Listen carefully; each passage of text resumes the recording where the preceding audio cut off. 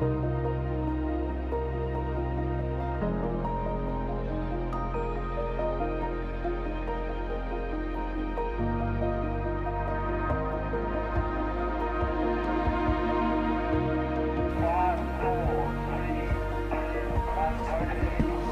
welcome here to Killarney International Raceway for our live stream audience and everybody out there in Killarney International Raceway as well. Fantastic to be down here for round one of the Extreme Festival, this time out powered by the city of Cape Town. And as you can see just over my shoulder here, a little surprise for you there, Alderman James Voss. The city of Cape Town's been given the incredible bridge over Killarney's main straightaway, so that's always a nice thing to have. I'm sure that you're pretty excited to be here today as a representative of the MMC for economic growth. It's always an important aspect of the city to control, and I'm sure you're pretty excited about what things are happening here at Killarney and on an international basis after yesterday. Indeed, I think it's really great that the city of Cape Town is involved with motor racing and also with Killarney's long and very proud track record for international and local racing. And now that the city of Cape Town is really powering up this Killarney and being a proud partner, makes me proud as a Cape Townian, because this club has really done some amazing work over a 75-year period, and now we are going into a new era for racing and for events. I think COVID was really a kick in the teeth, but we are building back stronger than before. We're seeing those numbers arriving through our airport. We see the exciting lineup of events, motor racing, sports, you name it. We are filling up our stadiums, our convention centers, and really the numbers are looking good, and I'm really excited about the prospect of what it means for the economy, and specifically motor racing and what Killarney has achieved over so many years. It's great for the economy and it's great for our city because it builds those global connections as we connect Cape Town to the rest of the world and as we attract investors and visitors to Cape Town. It's exciting times as well to have spectators back in the audience as part of the marketing strategy for the circuit, but it must be a bit of a marketing strategy from your side too. Absolutely. Look at the backdrop. You've got Table Mountain, one of the 7 wonders of the world. I mean, look at the location of Killarney, what it means for Cape Townians, and also just to show that we are an economy of care and confidence as we build back better than before, and making sure that we take people with us. And I think that also demonstrates the city of Cape Town's deep desire to get the basics right and to make sure that Cape Townians have confidence in their city, and the way that we connect with people and with organizations on the ground, and having spectators come out here to be part of this event and the many others that will happen here at Killarney makes me proud and excited about the future. Kaz, you got a couple of questions as well you want to ask the Alderman? Yeah, talking about the whole financial impact of it, destination marketing for Cape Town as a whole, does this type of thing have a major impact on how we go out there worldwide to draw people to Cape Town as a destination for tourism? I'm so happy you're asking me that question, because I'm also responsible for tourism and economic growth in the city, and this Killarney has contributed more than 350 million rand per year to the Cape Town economy. So it's great for destination marketing. It gives us that global eyeballs as we position Cape Town as the go-to city in Africa and globally to attract more trade, to attract more tourism. And if you just look at the backdrop again, I mean, you can't imagine anything better than that. It really positions Cape Town as that city that's serious about its motor racing and the economic contribution over so many years. It's a money spinner. So I would say it's a no-brainer that this Killarney has really positioned itself as a serious contender. It's a strategic asset for the city. And of course, as you've said, for tourism and hospitality, because when people come here, they stay longer, they spend more time and money in our city. And if you look behind me, look at all the linked industries, the repairs, the maintenance, the provision of services and goods. So it's good for tourism, it's good for hospitality, but overall, it's good for business. It's great to have people coming from all around the country, but also we've got international guests here at Killarney on occasions. Hopefully, both Gary and I are hoping that our friends from World Rallycross are going to be back here. But of course, you've also got big initiatives that were kicked off yesterday with Formula E. So things are looking really exciting for the city. And of course, with the partnership here with the circuit, you can't ask for better. Absolutely. Cape Town is a trend setter. We're not only following trends, we're also, in our own right, doing things differently, making sure that we can be much more competitive. so that we can attract those events to Cape Town, like the Formula E and many others. The Cape Town Convention Centre, it's fully booked until 2023. At Cape Town International Airport, we've got more than 240 flights landing per day, and we've got more than 24,000 passengers coming through our airport gates per day. So it's really about building those global connections so that we can look at those new trends worldwide, because the economy is going to look much different. So you need to look at events as a strategic catalyst, because there's so many other linked industries and sectors that benefit. And as you've said, these are international visitors that's coming down. They then become investors. So my job is to make sure that we grow our city by looking at new industries all the time, because you can't be doing the same thing over and over and hope for the same or a better outcome. You need to be a trendsetter. And if you look at the exciting lineup for Cape Town in terms of events, sports, new industries, technology, you name it, those are the things that's giving Cape Town its competitive edge, so that we can grow our economy and get our people back to work. Well, Killarney's also been listening to what the City of Cape Town has been saying, and one of the calls was for road safety initiative. And as you know, Killarney has stepped up to the plate, and we've really gone out of our way to try and take the street races off the circuit on a regular basis, Wednesdays and Friday nights here at Killarney. And I think that's a nice way of Killarney saying thank you to the City of Cape Town for coming on board and helping us to make this one of the major tourist destinations in the Western Cape area.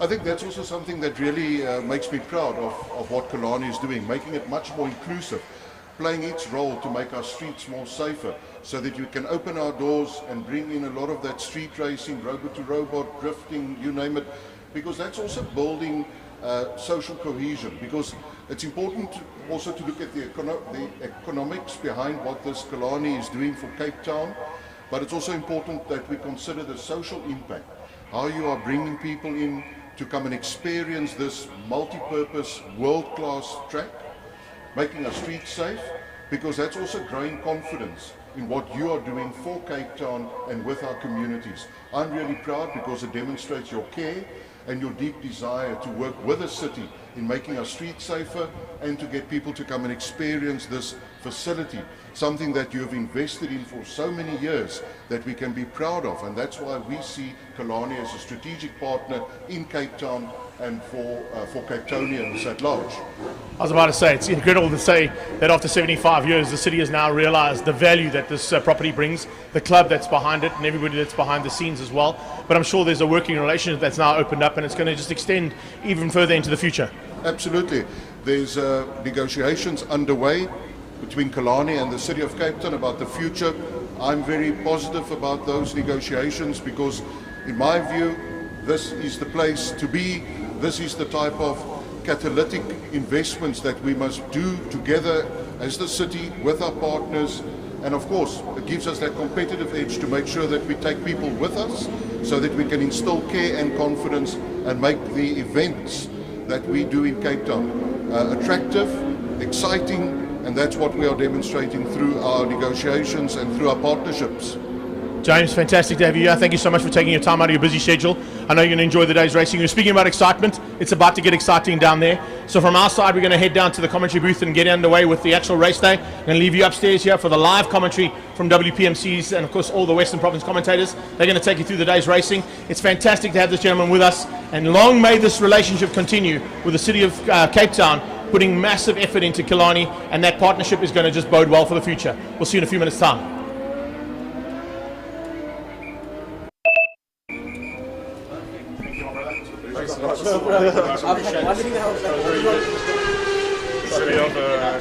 Yeah. I hit the brakes the other way. You know that. You know how many times I said it?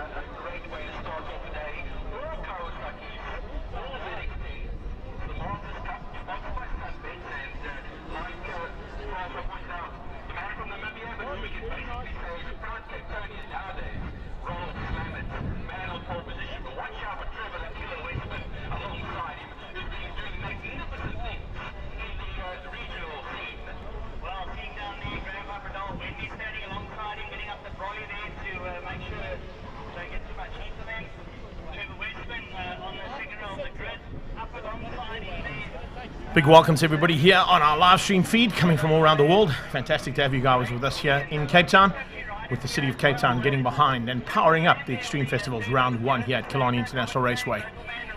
Voice of Choice going to take you through all the action today. We have got big action expected all through the day, starting with the Sunbet ZX10R Masters Cup powered by Red Square.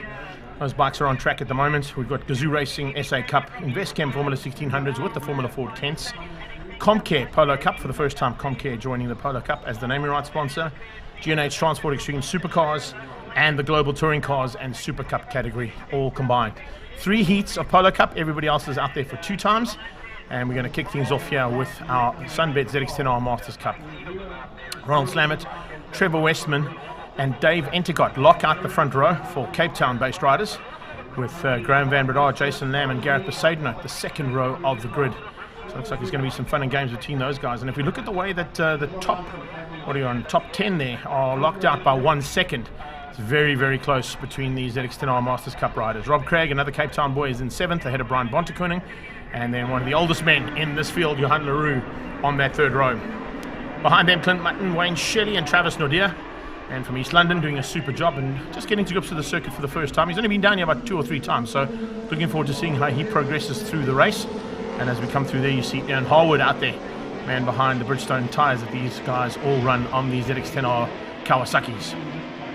Byron Rothwell joins the ZX10 Masters for the first time on the Magic bike.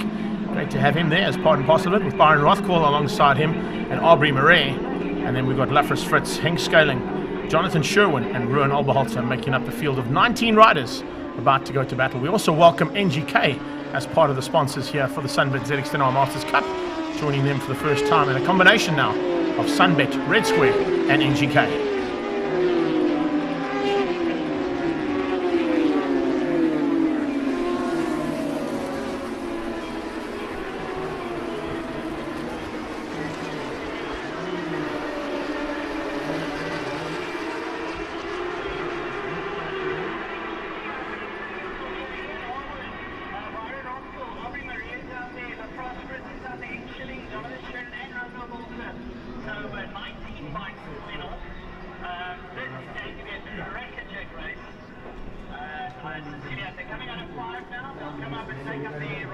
So riders making their way now out of the kink from turn number 5. And fantastic to have all these riders here today. One of the biggest fields of superbike in the country.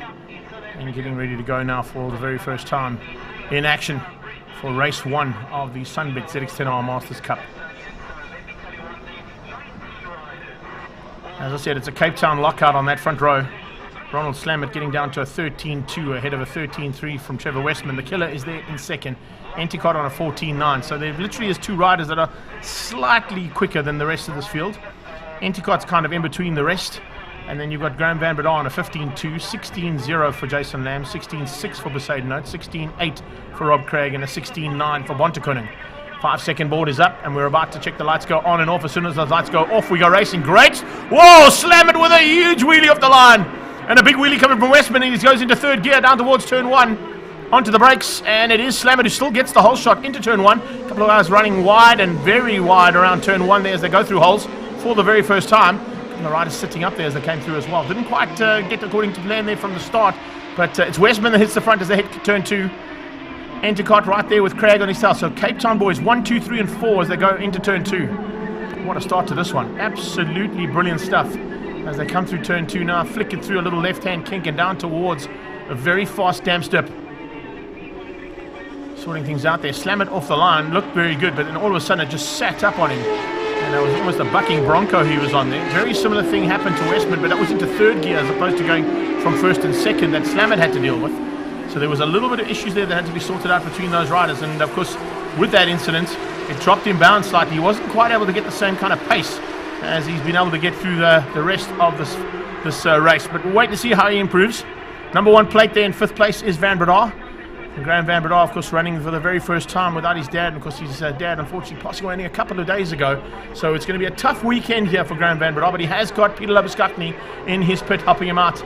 Long time and long-standing relationship between those two. And now, oh, look at Van Breda on the brakes, foot out, trying to stabilize that bike under braking as they go down into turn 1. Fantastic start here to this day's proceedings here for the ZX10R Masters Cup. Let's see if we're going to see any changes here as they go into turn 2 again. Craig taking a slightly different line through there. Let's see if there's any changes as well. Just behind that, all problems is that Oberholzer by the looks of things. Yeah, 34, Ruin Oberholzer just unfortunately out of shape there, down in turn 1. And he was able to get back up again, but very lucky that he didn't go down. That's normally a place that causes big issues for motorcycle riders if you make a crash or have an incident through there. Van Breda starting to close onto the back end of Rob Craig. A little bit of a tighter gap between the two of them as they go through. They come flying down that back straightaway now on a ZX10R Masters Kawasaki ZX10. These guys are going to be close to the 280 km/h mark before they climb on the anchors and drop them down into turn 5, Cape Town corner. Van Breda is now closed onto the back end of Craig. On a few occasions, Rob Craig and Van Breda have gone in it not only in the ZX10 Cup but also in other forms of motorcycle racing in their careers. Definitely knowing what to do with a motorcycle of these two riders, there's no doubt about it. Pushing hard as Van Breda trying to close things down and find a way through.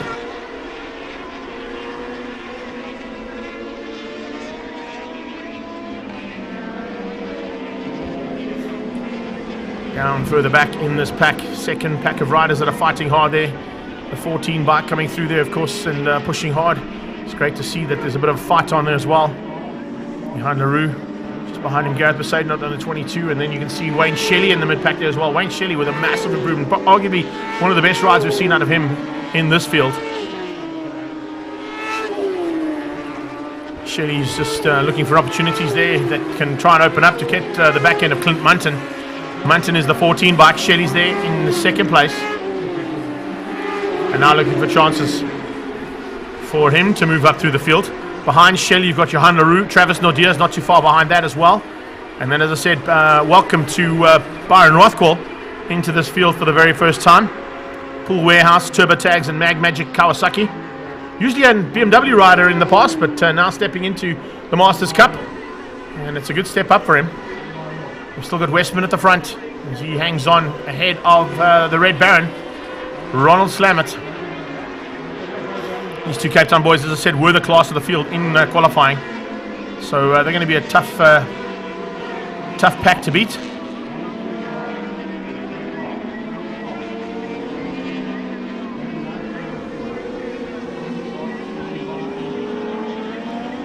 Come flying through there, you can see the pressure now being put onto the back end of Westman. Westman looking for a chance to try and stay at the front if he can. Not always an easy thing to do when you've got a very talented pack behind you. And here's a nice little bite as well. Further down in the pack, that's Henk Scaling going at it. Scaling there with Aubrey Murray and Lafras Fritz in the mix too. Now just behind Jonathan Sherwin on the 67 bike. So a four-way battle, that's down in 15th place. And just as exciting as what's happening there for 1 and 2 up the road from them. Just ahead of them you can see there Harwood and Byron Rothquell. They've had a couple of chances to fight it out. It's fantastic to see that these guys are not holding anything back here. And they're definitely going to be putting on a show here for the crowd and for us here on the live stream. Hard on the brakes is Harwood. Hardwood on the brakes. Harder than anybody else on the brakes into Cape Town corner, Postron. And as he comes out, he stays ahead of Byron Rothquell as they come flying through. Back to this battle with Clint Munton and Shelley. Munton now on the Sunscan Kawasaki on the outside and forcing Wayne Shelley wide. Shop 74 Kawasaki right on his tail. And looks like Shelley looks like he means business, looking for a way through here. Let's see if we can find an opportunity, looking for a slightly different line through turn 2. Not always the easiest line to find through in turn 2. But needless to say, still going to have some fun and games and pushing it to the limit now as they go up towards turn 3. Turn 3 of course is Interceptor Corner now, new sponsor down at turn 3. Fantastic to see the city of Cape Town getting behind this event, but of course new sponsors getting behind Killarney as well, which is always exciting.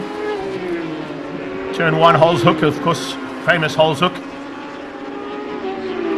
They head up now towards turn 5, that's the Malmesbury sweep, and turn 5 of course at the bottom end of the straight is Fostron Corner, but they're already down into holes, are the two leaders again, and Westman still hanging on, but only just. Slamet is right there to the tune of 0.38, so 38 hundredths of a second between those top two.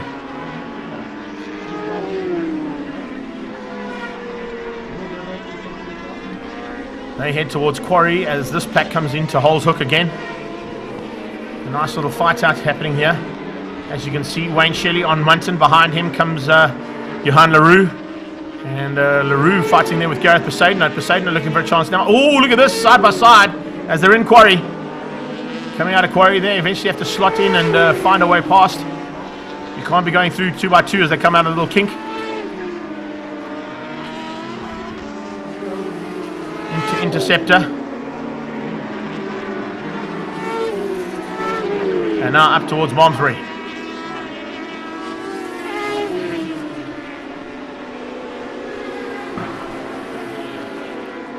It's a super start here for ZX10R Masters Cup. First time out for them today.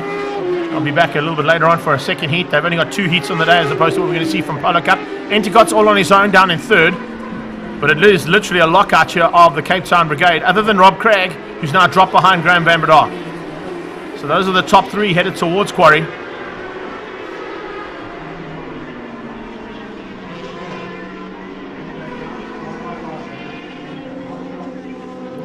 Under the City of Cape Town Bridge and into Holes comes the second pack of hard fighters here. And it looks like Wayne Shelley's lost out now to Johan Leroux. Munton still maintains, and that 8th spot is still his, but there's now a fight on, 3-way battle between Johan Leroux, Gareth Poseidon and Wayne Shelley. Shelley with a slightly different riding style there. You can see him leaning over the bike with the helmet looking to the other side of the motorcycle, so not quite working in conjunction with the way he's leaning the bike, but it's working for him. Set one of his fastest laps here yesterday in the practice sessions. You can see he's loving life on that motorcycle here this weekend. Coming through Malmesbury. Sweeping double right-hander onto the back straightaway. And then it's everything she's got. You've got to bang through the gears as fast as possible. See Jason Lamb just in the mix there, just ahead of this bunch. But before they climb on the anchors, top guy's probably going to be doing 260-ish, 270-ish. These guys will probably be 250 to 260-ish on the top end speed. Here come the 2 leaders now, starting to come in amongst some back markers. This could possibly help out the Baron. The Red Baron, Ronald Slamet, now trying to close down on Trevor the Killer Westman. And Westman now also looking for chances to try and stay at the front end. We've got 3 laps to go in this one, so they're going to coming around to start the penultimate one. And brilliant stuff as they come up onto the back markers now. Back marker being caught there by the looks of things is Ruan Oberholzer. Oberholzer about to be caught and passed down that back straightaway by the 2 Cape Town boys. It's always a fun thing to happen when you've got local riders who've got a slight advantage at the circuit, as we can see, come flying past you and split the difference between you. Change up for the lead. Slamet hits the front into braking for Fostron. Absolutely brilliant from these guys as they come down there. And you can see that there's no holds barred here. Cape Town's 2 finest are at it and looking for a chance now to take the honours of the fastest Cape Townian and the fastest Sunbet ZX10R Masters Cup rider for round 1 and race 1.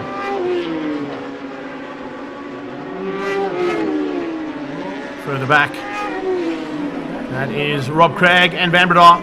Van Breda now still ahead. Can he find a way through? Possibly to close down there on Enticott. I don't think there's enough time for Van Breda to do that. He'll be happy to settle for some good points here between himself and Craig. Enticott and Westman, as I understand, are the only other 2 riders who will possibly be doing the entire series. Slamet here, possibly for this round and for the next round in Cape Town in September. But I'm not quite sure if he's going to make it to all the other rounds of the ZX10R Masters Championship this season. So Slamet looking for home track advantage and home track honours here this weekend, and trying to find a way to be the top man at the end of race number 1. So far, it's going according to plan. Heading down, that is the back marker about to be caught. Ruan Oberholzer. Oh, Craig around the outside, high side into turn 5, Fostron corner. And he comes out of that one. Van Breda just saw him coming and shut the door. Look at how Van Breda's batting to keep that front end down. Our leaders are on the final lap, last lap. And it's Westman who's at the front. So Westman has found a way back ahead of Ronald Slamet. Slamet's going to try and find another way past him as they come to 2. He's not close enough. into Quarry Corner. He's got some work to do now to find a way past. Watch out for a possible overtaking maneuver down into Fastron Corner. He'll set things up here to get the slipstream through Malmesbury. And if he can get that slipstream, that's where he made the pass last time. Westman will be wary of that. He's not going to let him get away with it on a second occasion, I'm sure. Ronald Slammett is right where he needs to be. He's got to try and get up close and personal and right up the exhaust pipe there of that ZX-10 ahead of him. Watch Westman, going to be sweeping to the left and right, trying to avoid the slipstream effect coming from Slammett. Not much you can do about it as the lead rider, but he can be good on the brakes to stay into Fastron Corner in the lead. And that is exactly what he's done. Now can he hang on for the squirt to the line? Slammett, oh, a big moment there for Slammett out the saddle. He was trying hard to say there with Westman, they're going to come to the line. There's going to be absolutely nothing in it between the two of them. What a run to the line. Westman takes it. Slammett comes into second, 6/100ths of a second behind.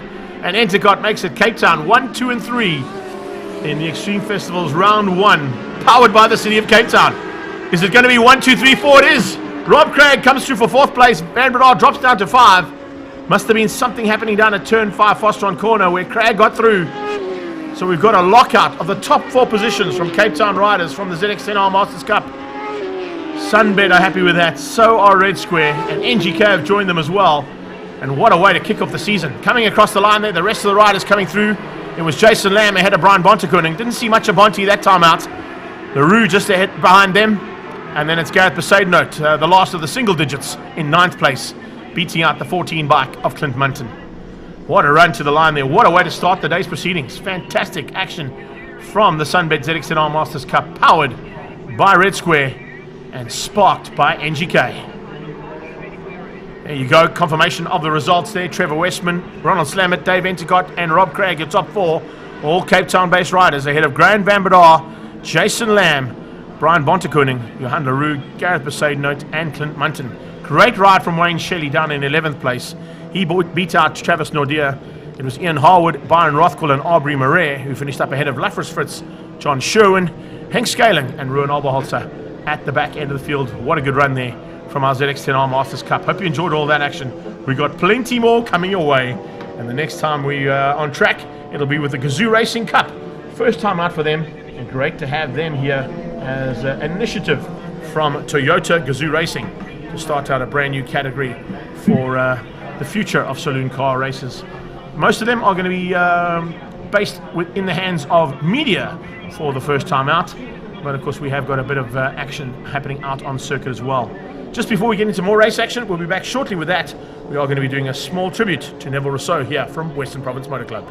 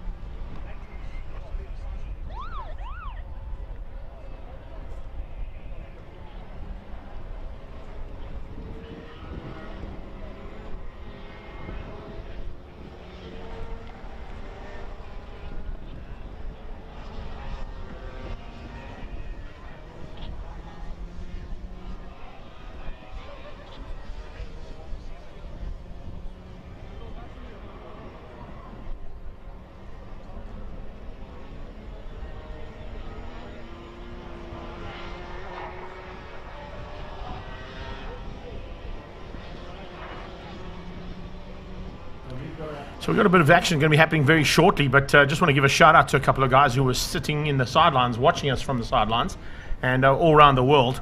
One of them being one of the ZX10R Masters Cup riders themselves, and congratulations from our TV crew to the Sinden family on the birth of what I want to call Hunter Gregory Sinden, but he's actually named Hunter McLean Sinden.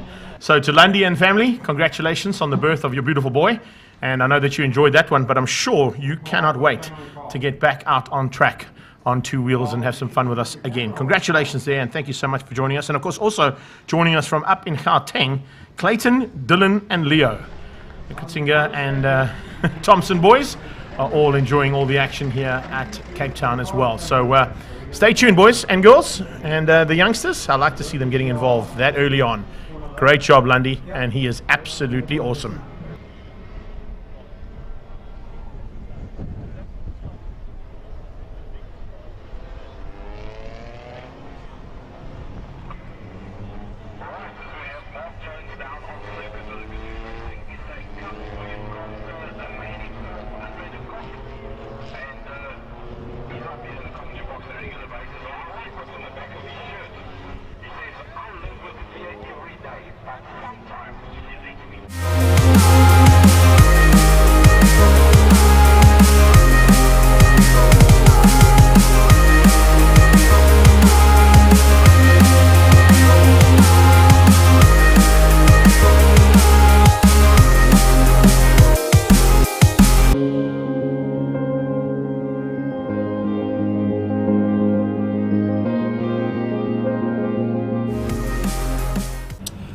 Well, here's something really special. It's the GR Cup, driven by Netstar.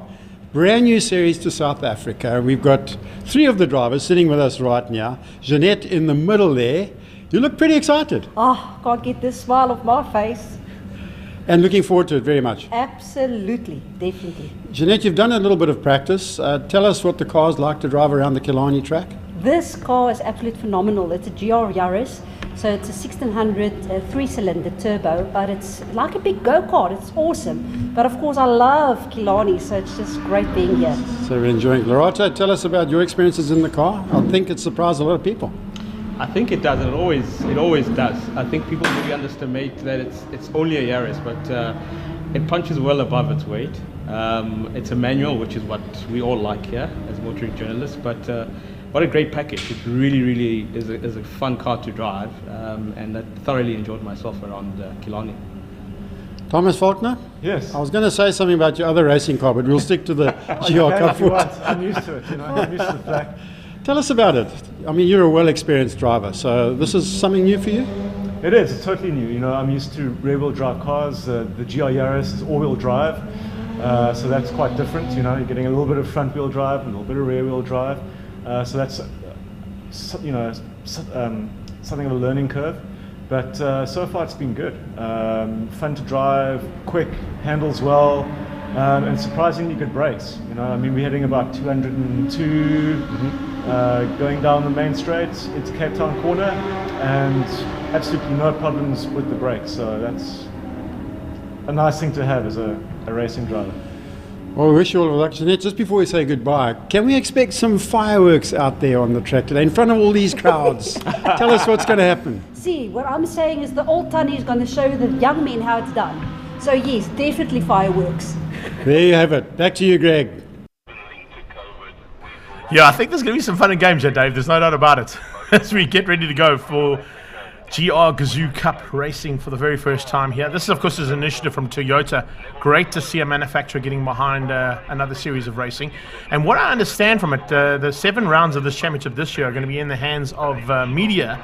But, of course, that will then open up opportunities for youngsters to get behind these cars in 2023 and possibly a stepping stone into what is currently Polo Cup, or to run in conjunction with them as well, side by side with a slightly different format of racing. But great to see that the Toyota brand is back on track and going to be pushing as hard as possible to get many of the youngsters coming through karting into saloon cars and into their future for their careers, like we've seen, and the success of Polo Cup into its 26th anniversary. Absolutely brilliant.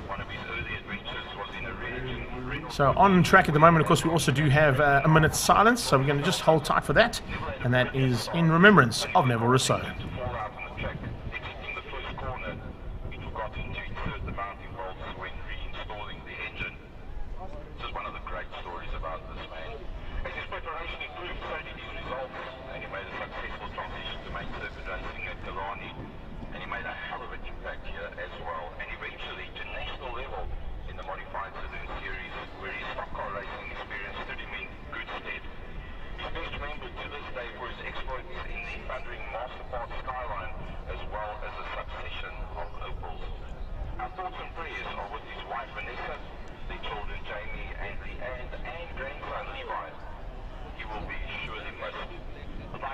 stand around Killarney International Raceway as a sign of respect to one of the greats of motorsport in the Western Cape and South Africa, the late Neville Rousseau.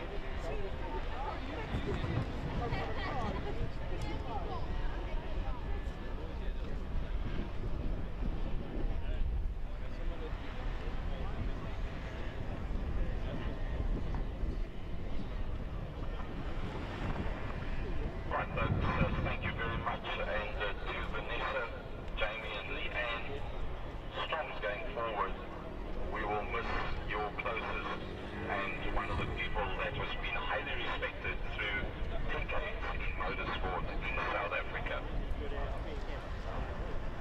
So on a slightly lighter note, Kazoo Racing is a Cup, a new initiative for Francois for 2022. Kazoo Racing going international, Jerry, I tell you what, it's something special to see them having their own cup for the journalists, and it should be a lot of fun. Dion Dubé, I mean, come on, really. What kind of a journalist? He's a pickup test driver. Well, he's doing the right thing to make sure that he gets back out there on circuit against Welcome back to track action now from Team Kazoo Racing, the SA Cup. And interesting to see how this is going to pan out there, as we've just seen from Jeanette, Kokritzinger, Lerato Matabetsi, and good to see Thomas Faulkner going to be pushing hard and flying the flag high there. But Ashley Oldfield was the quickest out there in their practice session, and head down towards their warm-up lap now. It's Oldfield and Dion Joubert who are on the front row. Now, Dion Joubert, as you know, and if you've been listening to any commentary from Cape Town over the last 40 years, synonymous with the circuit, an ex-production car champion, an ex-saloon car champion, modified saloon car champion. Definitely knows his way around this track. On a few occasions he's been up and down the circuit here at Killarney. And he, of course, will be trying to get the first win in the bag for Kazoo Racing Cup. Interesting little cars, as you heard from the interview there.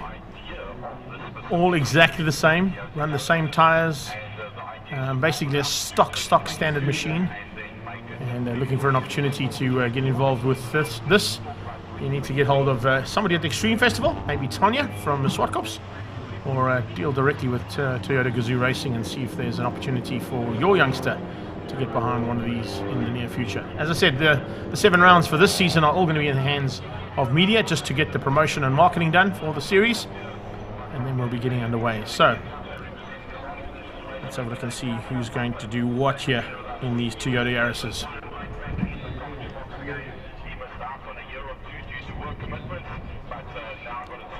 Ashley Oldfield, Dion Joubert, the front row. Second row is Thomas Faulkner and Mark Jones. That should be a bit of a fight as well. Jonesy's certainly looking to try and run with Thomas Faulkner. Faulkner probably got the most amount of experience when it comes to racing, as he is part and parcel of what is happening up at Red Star Raceway this weekend, as the Inland and Historic Championship are there, and Lotus Challenge, the TLR Lotus Challenge, are up there. 2 drivers missing from that race today will be Thomas Faulkner being one of them. The other one, Jeff Kruger, who's involved with the GDC Super Cup. One thing that we've got to take into account here is it's going to be very difficult to spot who's who, because there's no real differentiating factors on these cars other than the livery on the bonnet. So if you're cars.co.za, that is, of course, Ashley Oldfield, Dion Joubert alongside there with some livery on the front end of his bonnet. The Citizen is Mark Jones. Times Live will be Thomas Faulkner, and as they head down towards turn 1, this is absolutely side by side, 6 cars, 2 by 2 into turn 1, and looks like losing out there ever so slightly was Mark Jones. Mark Jones didn't quite get the line into turn 1. Faulkner's right up there and tucks in behind Joubert. Is that Oldfield leading things out? Yes, Oldfield leads out as they go into turn 2 up to Quarry for the first time, but Jabir already putting the pressure onto him as he comes up the inside. Look at that. Hazard lights go on as the ABS system kicks in that car on the brakes. Here comes Thomas Faulkner trying to squeeze through. He's got a good line coming out of the kink towards Interceptor corner. And down into Damps Interceptor. It is a very close maneuver there from the Times Live man. And Faulkner looking for a chance now to possibly find his way to the front end. He has bridged the gap there onto the second place car of Jabir, but it's Oldfield starting to open up a small margin. It's about 2 car lengths now as they head through Malmesbury. Yaris is being put to the test here this weekend for these 6 cars. I believe there's about 10 of these cars available, so we may see a couple more by round 2, 3 and 4. Onto the brakes. Jonesy was late on the brakes as well there. Closes onto the back end of Faulkner. Faulkner trying to find a way to keep Mark Jones out, but still trying to find a way to fight to the front. Not always easy to do when you've got to go defensive. The attack mode then takes a slight disadvantage. But as they cross the line for the first time, welcome to South African Racing, Kazoo Racing SA Cup. Cars.co.za. SN on the back, on the bonnet there of Jabir. And now you can see the Netstar combination with Team Kazoo Racing. In the background, it's Jeanette Koch-Kritzinger and Lerato Matabesi having a little fight on their own. Great to see that too. Absolutely amazing stuff. And we heard, she said that Tony was going to give these guys a run. Looks like Jeanette's going to have to eat her words a little bit unless she can find some late race pace. But doing a super job as she heads down into Interceptor corner. Netstar Kazoo Racing. Toyota Yaris is in full flight here, all 6 of them. Bit of a demonstration here of what the capability of these cars are, and it will be pretty much the same all through the country as we travel the country with the Extreme Festival, and they are now part of the Extreme Festival as a whole. And as I said, great to have the Toyota brand not only behind our 2 Kazoo Racing Toyota Corollas in GDC and the other 2 Toyota Corollas, of course, down at WCT's camp, but not only looking after the off-road truck side of things and the Dakar aspect, now looking to develop motorsport in the country on a similar vein to what Polo Cup has done for the last 26 years. And this is definitely a right move and a move in the right direction, of course, from a youngster's point of view looking to get into motorsport. If this is the way to go, this could potentially be, as I said, a stepping stone before they go into Polo Cup. Jabir in second, looking to close that gap down. Hasn't quite got there, but Faulkner's gone with him. Jonesy's lost out some ground though, ever so slightly, dropping into the clutches there of Koch-Kritzinger. And then it's Matabesi there in the 6th spot. Interesting to see the lap times. First 3 cars on even Steven type laps. 26 1s and 26 3s from the top 2 and 3rd place Thomas Faulkner. And then we go to 27 7, 27 8 and a 28 3 from Lerato at the back. So not too far the split there, about 2 seconds splitting the whole field. And as I said, speaking from a driving and race experience, certainly the first 4 have got a little bit more experience than maybe 5 and 6 in Jeanette Koch-Kritzinger and Lerato Matabesi. Times Live car very lively into turn 5, Fostron corner. A little understeer from that car, and it actually shot him up the banking. He had to catch it before it went wide. So Faulkner is pushing hard. He wants that 2nd place from Jabir. Dion Jabir is going to have to be wary about that. Onto the brakes and down into turn 1. Holds hook again. Past the Porsche Boma. And then along the Jabir straight towards Quarry corner. Nice to see some of the old names of the circuit coming back. And nice to see new sponsors getting behind some of the old corners here as we head to Interceptor.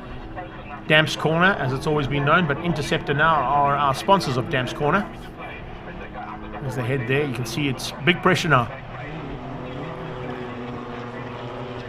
Thomas Faulkner definitely pushing a little harder now. And now you can see the body language in the car and how the roll of that car comes out of Interceptor Damps and up towards Malmesbury. His tyres are going to start to feel the effects of almost half race distance now. Coming up to the halfway stage on this pass. Ashley Oldfield, Cars.co today, hangs on for the lead. Second place still in the hands of Dion Jabeur. And behind Jabeur, Falconer, kind of equidistant between those top three. Bit of a gap opening up there as well for 5 and 6. 5 and 6 place. Looks like Lerato Matabese has dropped back way away from Jeanette Cock-Ritzinger. But Cock-Ritzinger has definitely closed on Mark Jones.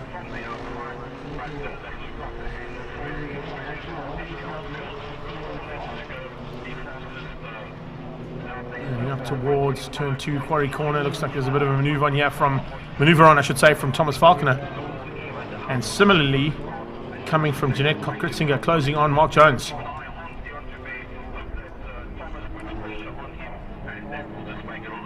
Nice to see these guys and girls going at it and giving these little Yaris's a run for their money. Showing what the potential is here.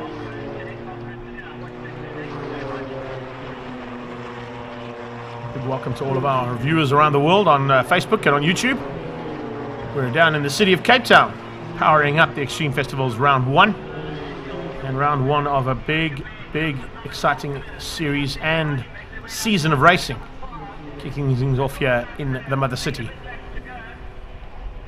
In the ZX10R Masters Cup art track, and now we've got Gazoo Racing Cup on circuit for the first time ever in South Africa. And showing that there's potential for some new things in the world of South African motorsports.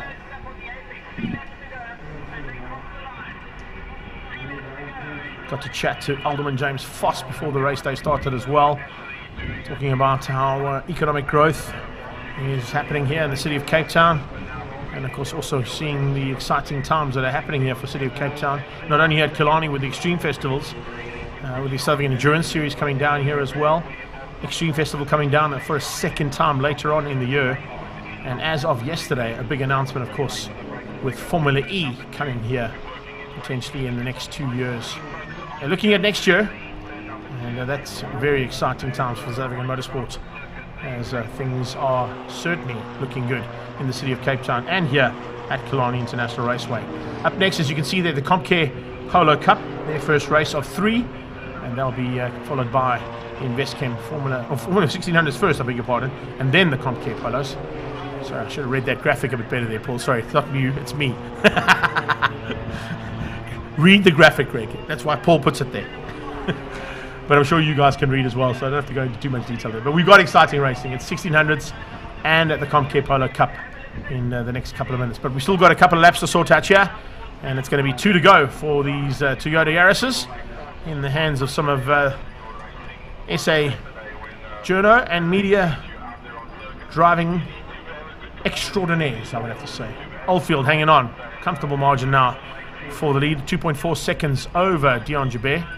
Jabeur just trying to stay ahead of the hard-charging Thomas Falconer, and he's done a good job of it so far. So let's see whether or not we're going to see a change up there between these two. 111 is Falconer.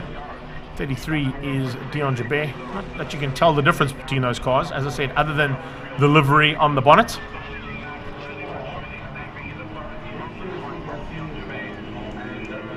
I don't know if Falconer's going to have enough time here to get ahead of Dion Jabeur, unless Jabeur makes a mistake. That's highly unlikely, but we'll wait and see if there are any changes in the way things stand so far today for this Gazoo Racing Cup.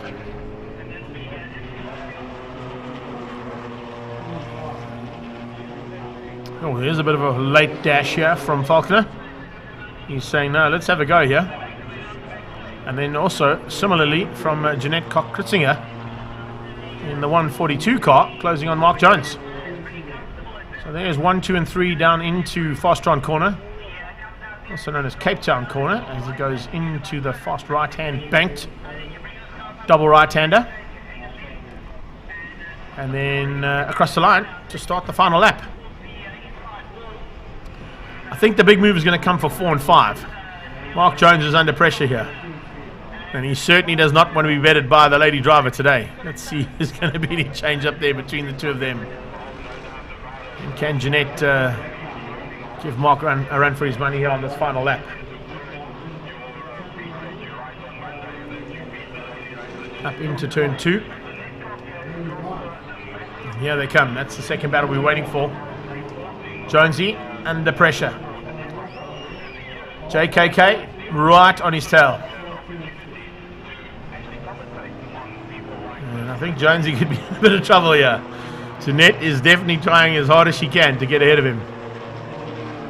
Dion Joubert out of Interceptor up towards Malmesbury.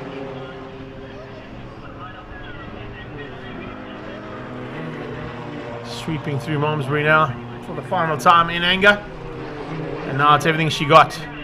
And I would say probably in these little cars, what are we going to be doing? About 180?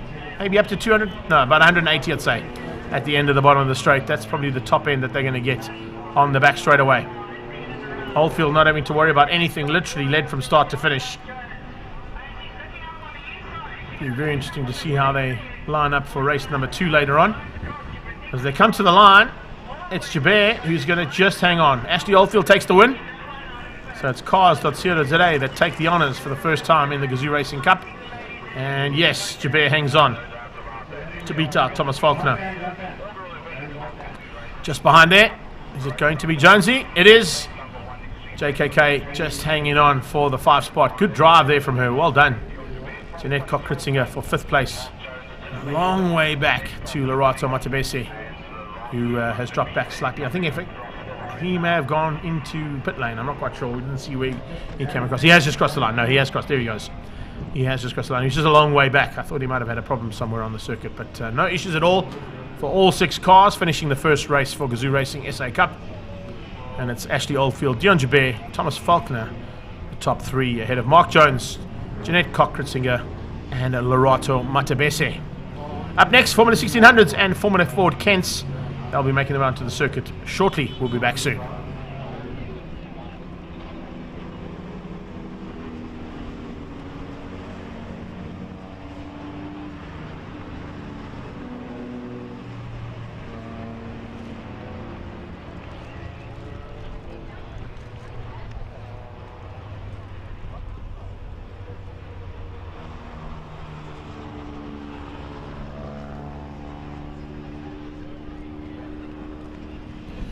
So the city of Cape Town is powering the Extreme Festival, and there you can see the one of the 7 wonders of the world, Cape Town's very own Table Mountain. So everybody around the world can calm down.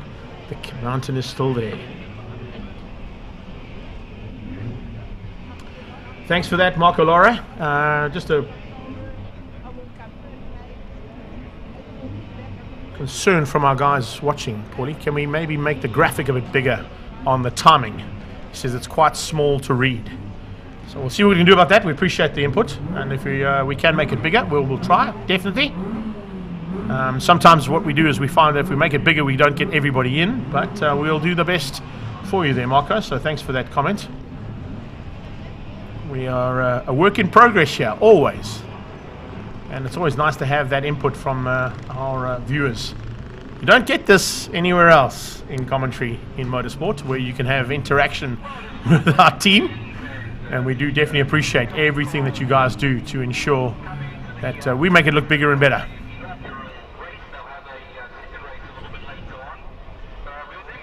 Right, so we've got Formula 1600s lining up and Formula Ford Kents. Let's catch up with a couple of the drivers in the pre-race press conference before race action kicks off.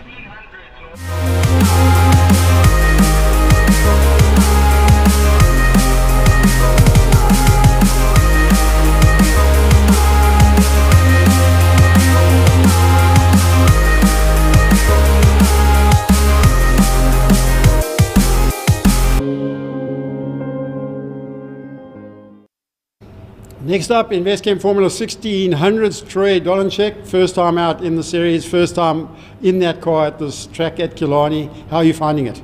Yeah, I'm obviously very excited to race tomorrow. That's obviously the main thing to get into racing. So I'm very excited for that. Also, we've been obviously testing for the last year, more or less, in an older car, in the Z-Tech. So a bit different, but learning to get used to and getting to the grips of the car. So obviously very excited to race tomorrow, and learning the balance and the new things and new characteristics of the new car. And hopefully we can do the whole season, because that's obviously the main goal, to learn all the new tracks and finish the season. So yeah, that's the main goal, and take it one race at a time. Moving on to Sia, you obviously know you're going to be smooth around this track. You have done it before. Tell us about this weekend so far. This weekend so far, we've only been through a few practices around here. This year, it was only Friday that we could practice. So I'm from not racing for 2 years, so it's all a shock at first. My hair is all over the place in the first few sessions. But yeah, I'm looking really forward to getting back into it and seeing how we do this year. And finally, predictions from the man in the middle. Oh, I mean, I can't say much. Obviously, it's now a new thing for me. Coming from Polo Cup, obviously, haven't done a full season of Polo Cup, but coming from karting, I mean, it's such a solid car to drive. Especially the downforce and everything, carrying so much more speed and everything. I think it will be good. I've tested at a few tracks, which it's gone well, so I think it will be very close. I think Jared and Josh is definitely the pace setters, but yeah, I think us three could bring them the challenge to them, so we'll see. Well, we wish you all of the very best, guys. Live audience, go out there and show them. Thank you very much. Over to you, Greg. A live audience indeed, Dave. It's fantastic to see the crowds back at Killarney International Raceway, and also to see that they're enjoying it from the side of the circuit as opposed to just via our live stream, which has been the case for the last 18 months or so. And it is super to see that they're actually littered all the way around the track as opposed to just on the main grandstands, and definitely boding well for the future, and hopefully with all of the changes and people obeying the rules for lockdown and the likes thereof, we can get more and more people out here to enjoy up close and personal race action like you can get here at the Killarney International Raceway. We spoke about it earlier on with Alderman James Foss, the fact that World Rallycross still owe us 2 events. Formula E already showing interest here in Cape Town. I wonder how many other international events are going to be looking to come down here to the mother city to take up the hospitality that's being offered by Killarney International Raceway and the city of Cape Town. Also great to see how much effort's being put in behind the scenes here, working in conjunction with the Extreme Festival, the Western Province Motor Club, and entertaining the crowds not only on track but off track as well with the extreme parks that are around the circuit. There's a snake demonstration, there's areas for the kids to play, there's go-karts going on in the background. You can see in the top right of your shot there, hire karts for people to go and have experienced themselves what it's like to be behind the wheel of a race car, or as close as what you can get to that, and that's in the cockpit of a little go-kart, which of course is all part and parcel of this Extreme Festival day here today. And that's of course with Tanya and the team from Extreme Festival working hard with Des Eason and Mariska Redane to ensure that all of that can happen. We've got some entertainment that's going to be coming away as well with the grid walk, so I believe there's some live music. So yeah, it really is looking good for the way things have changed up for South African sport. And of course this is how the world is going, due to the fact that everybody is sticking to the rules and doing the necessaries to ensure we can go back to almost normal conditions again. 10 laps of Investcam Formula 1600s, incorporating the Investcam Formula Ford Kents as well, which are the Formula Fords just in the background. The wings and slicks at the front are the Formula 1600s, and interesting to see Gerard Gelderhuys for the very first time on pole position. Josh LaRue alongside him. Antoine Gelderhuys, his brother, in third, with Jared Ruberski alongside that. Jason Kutsia, who just chatted to there in the press conference interview, down in 5th place, just ahead of Nicholas Van Wheelie.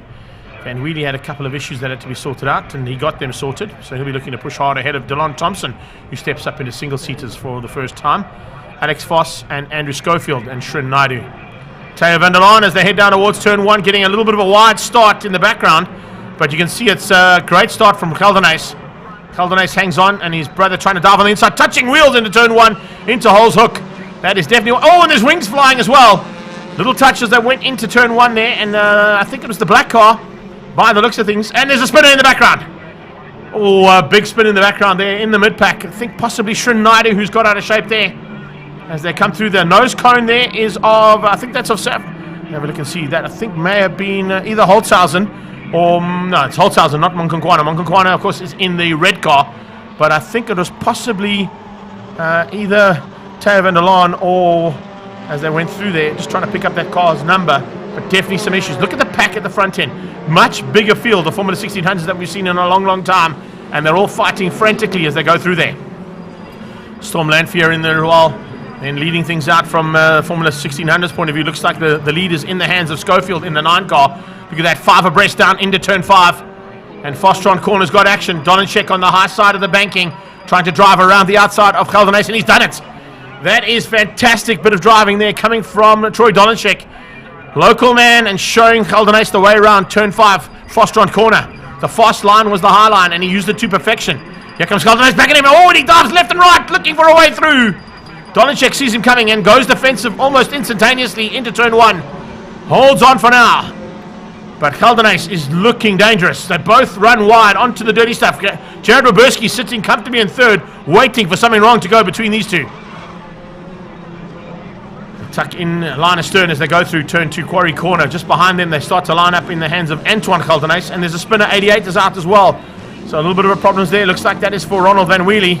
Yeah, Big Ron unfortunately getting out of shape down in turn 1, and he goes off track but gets back on it very quickly.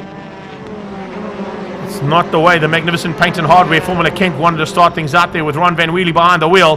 His son Nick is in about 5th place there as they come flying through Malmesbury. Just trying to pick up on that black car. I think it's possibly Jason Coetzee, or is it Ewan Holtzhausen? I think it's Holtzhausen that had the wing brake in turn 1, and it's going to affect him ever so slightly. Not a massive amount of effect, but it definitely will be a bit of a hindrance because he hasn't got full downforce on the front end with that nose cone and a little bit of a damaged nose cone. They fly through and complete another lap of the 10. That's 8 to go, 2 completed. And side by side there, you can see defensive driving coming from Geldenhuys, and attacking driving come from Anton. Touch between Anton Geldenhuys and the DAW car of Woberski. Front right, back left. Don't want to lock up wheels in single seaters. We've seen it go horribly wrong here, particularly at this track. There's a dive on the inside as well, just behind that coming from Jason Coetzee. Coetzee looking to try and get through there on Van Wheelie. Van Wheelie saw him coming and shut the door.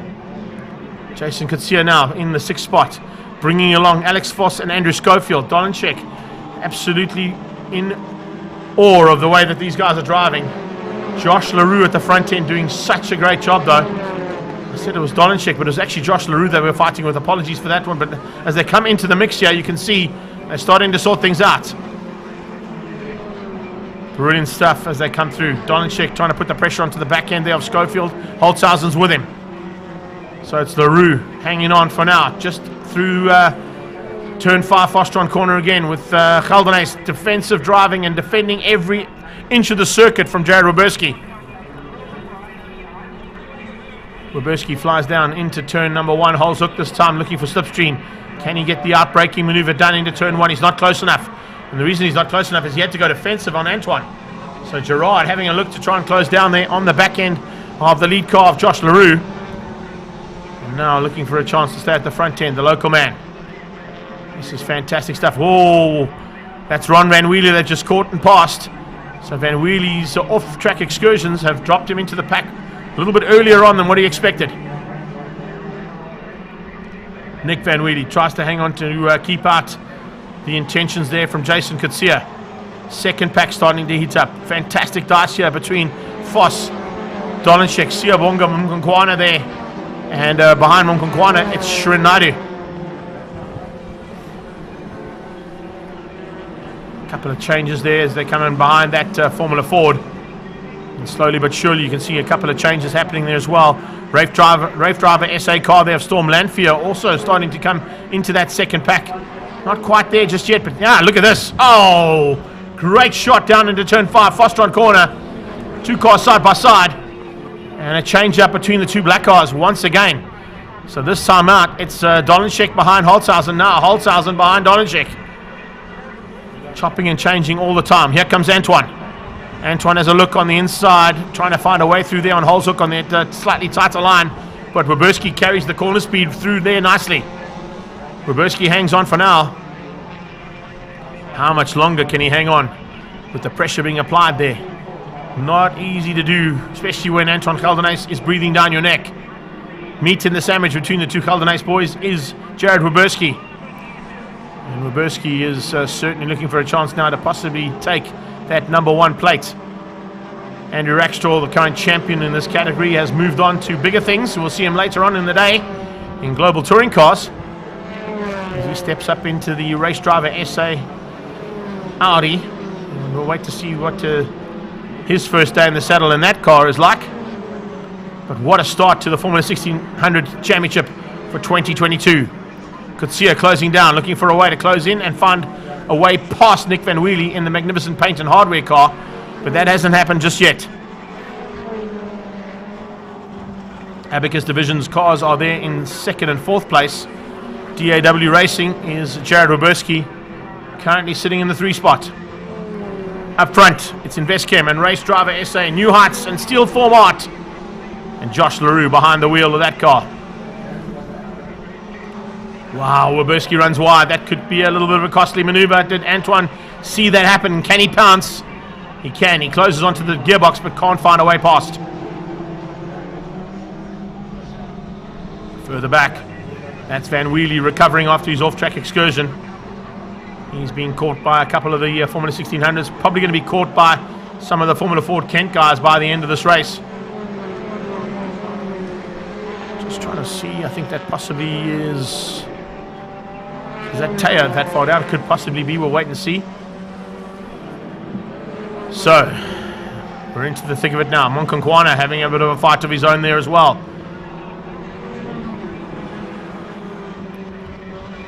This is what it's all about in Formula 1600s now. They're coming to complete another lap. LaRue leads out. Werberski has moved through to 2nd.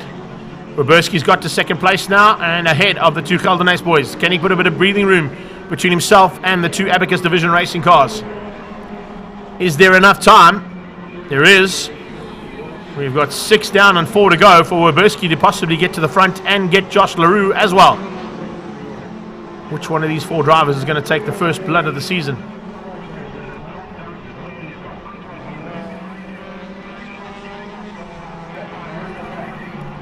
Heading out of Holzhoek and now into Quarry. Out of Quarry through the little left-hand flick. Down towards Interceptor Corner. 13 car on track. Having a bit of a tough time there, Storm Lanphier. Baptism of fire here. Not always easy to step up into this big category. Very competitive class. That is Ron Van Wheelie recovering. In the background, trying to pick up on the lead car from the Formula Ford Kents. There it is. It's Schofield. That was the shot you just had heading towards Quarry there, Dave. That's the one. It's the red and black car of Schofield that leads things out. There he is. And just behind him, by the looks of things, a little bit of a gap down to Teo van der Laan. Yeah, Teo van der Laan there, and Rick Morris in the mix there. Rick Morris making a welcome return to South Africa. Hasn't been able to get out of the UK for a long, long time, but great to have him back here. New colours for Morris as well, the purple and black, but still running under Investchem sponsorship there with Alan Mayer, LT, there in 3rd place. Of course, Rick Morris's claim to fame, remember, is the fact that in his Formula Ford career at one point, he beat the late, great Ayrton Senna on a few occasions. Yeah, they come. This is the battle for 4th place. Alan Mayer and Graham Hepburn having their own little fight. 3 and 4 on the circuit. Schofield, Morris, and then it's Mayer versus Hepburn. Siyabonga Monkonkwana fighting here with Shrin Naidu. Shrin Naidu just in the wings at the moment. Can't find a way through. Speaking of finding a way through, we've got a new leader. Jared Werberski's hit the front. Werberski hits the front, and he's going to be coming to start his penultimate lap. So this could be good timing here from the DAW man. LaRue is 2nd, and Geldenhuys down to 3rd.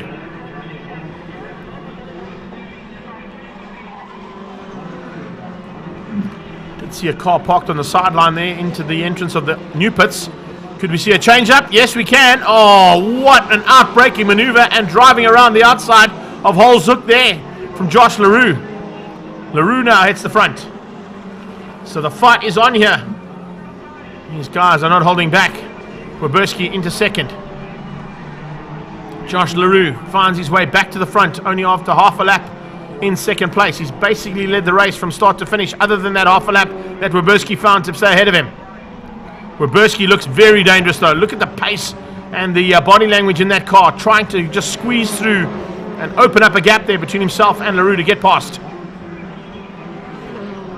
Tight line from LaRue through Malmesbury onto the back straight away now. Slipstream City coming. Let's see who's going to have what it takes now on the brakes. Coming out of the slipstream comes Werberski. He's got the drive now. Has he got what it takes on the brakes down into turn 5 Fostron? He's going to take the high side of the banking. Oh, there's a big touch. LaRue and Werberski. Great little tap there and great shot to get it as well. Just front left, back right. And Werberski is buried. He is buried in the kiddie litter. It's Killarney 1 and 2 as they cross the line now. Van Wheelie's third. Can you believe that? Josh LaRue going for an overtaking maneuver. Who was on the high side of the banking. Werberski was there as well. The two of them tagged. And LaRue's dropped back right into the clutches of the Sapphire car there of Andrew Schofield. So we got Killarney 1 and 2. Carrot from Antoine. Behind that, we're going to see Nicholas Van Wheelie. Here's a quick replay. Let's have a look at it one more time. Werberski's on the high side. He cuts back on the inside and just clips the back. His back right hits the front left of Josh LaRue. He maybe turned in a little bit too early to try and find a way past on LaRue. LaRue was already in there. The two of them were side by side.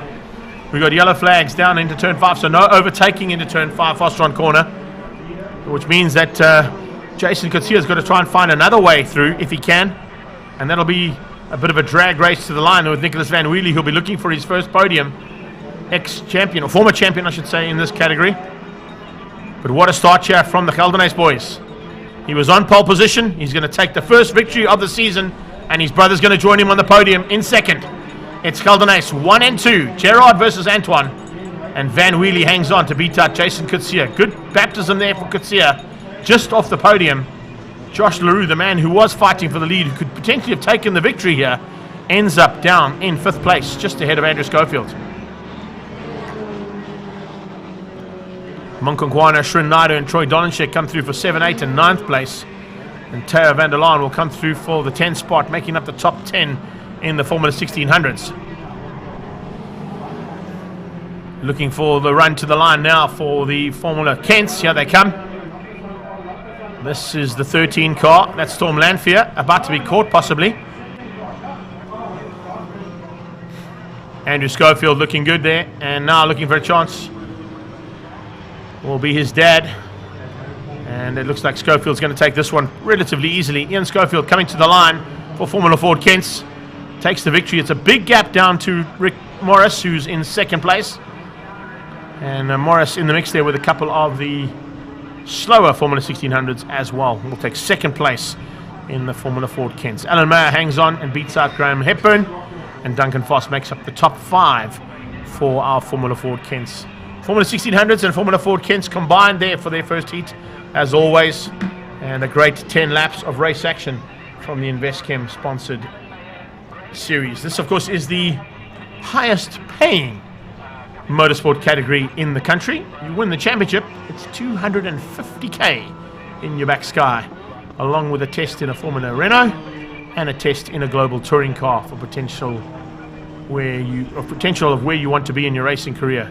You can either go the single-seater route and stay with the single-seaters, or you could move on to bigger and better things in saloon car racing, if that's the route you want to take, like we saw from last year's champion, Andrew Rackstraw, who we'll see in action a bit later on today in the global touring cars. Top right of your picture there, just on the left of the greenery, is the reason for the yellow flags down into turn 5 Fostron corner, and that was the exit point for Jared Werberski, who had a potential of taking the victory. But the high side of him, turning in a bit early there on Josh LaRue, cost him dearly. Up next, we're going to be heading, of course, into action from the CompCare Formula, and that, of course, is Polo Cup. in its 26th anniversary of racing here in South Africa. Werberski doesn't seem to be too happy about that, but of course when he looks at the footage, it was kind of 50-50 between the two of them, and I think Werberski may have just called the turn-in point a little bit too early and maybe try to put too much pressure onto Leroux, and it turned out to be the wrong maneuver there for the youngster. But he will be back, and he'll be fighting hard for our next race of the Formula 1600s and Kents, and that's approximately 3:45 this afternoon if you're coming back just for the single seaters. I hope you've enjoyed all the action so far. This is the Extreme Festival at the Killarney International Raceway, powered by the City of Cape Town, and you've just seen action from the Investchem Formula 1600s and Formula Ford Kents. Up next, Comcare Polo Cup.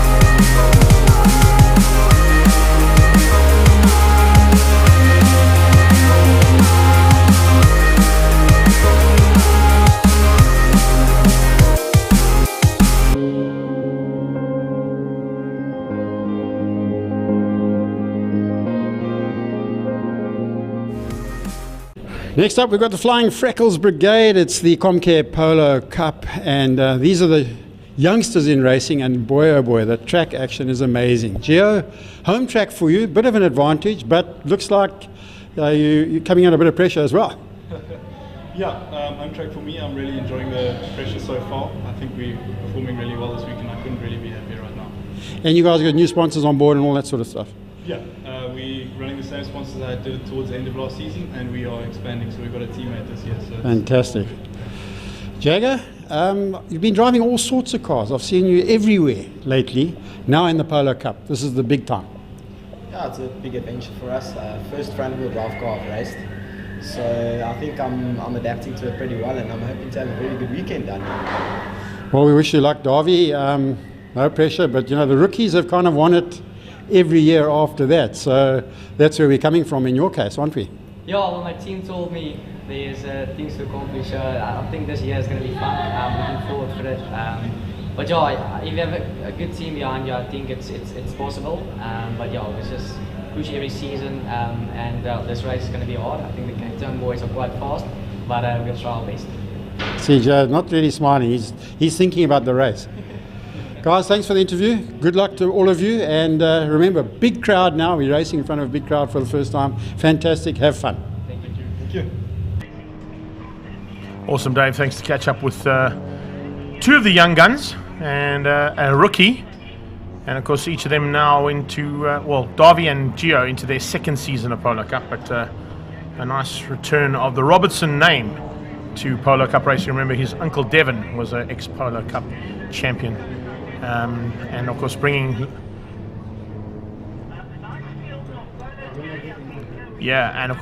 with Devon Robertson's championship, he's been looking after Jagger's career. He went on to go and win the NX Legends World Championship, and then Jagger took over the reins as SA's finest NX Legend champion. Then went on to the BMW M Performance Racing Series, where he also went for a championship in Class B, and now decided, you know what, front wheel drive might be a nice challenge for me, and definitely wants to be part of Team Red Racing's outfit this season, as he partners up with Davy van der Merwe, who we chatted to as well. Charles Visser and Ethan Coutinho also makes his way into Team Red Racing for the first time as a rookie in Polo Cup. Coming to take up their positions on the grid. Now let's have a look at that grid as we get into race 1 of 3 today for the ComCare Medical Aid Scheme Polo Cup. Volkswagen now with a slightly facelifted version of the Polo GTI. You'll see some new bumpers and some new rear ends of these cars, just to stay in line with what the actual road-going car looks like as well. So what wins on Saturday will sell on Monday is the theory behind motorsport, of course. Tate Bishop and Giordano Lupini were, of course, the front end of qualifying, but then after qualifying, we had to get into the way things go for the grid positions, and that's how they'll be lining up, with a bit of a mix-up there in the front end of the field, with Giordano Lupini, of course, getting that amazing 2,500 Rand from Dunlop for his pole position.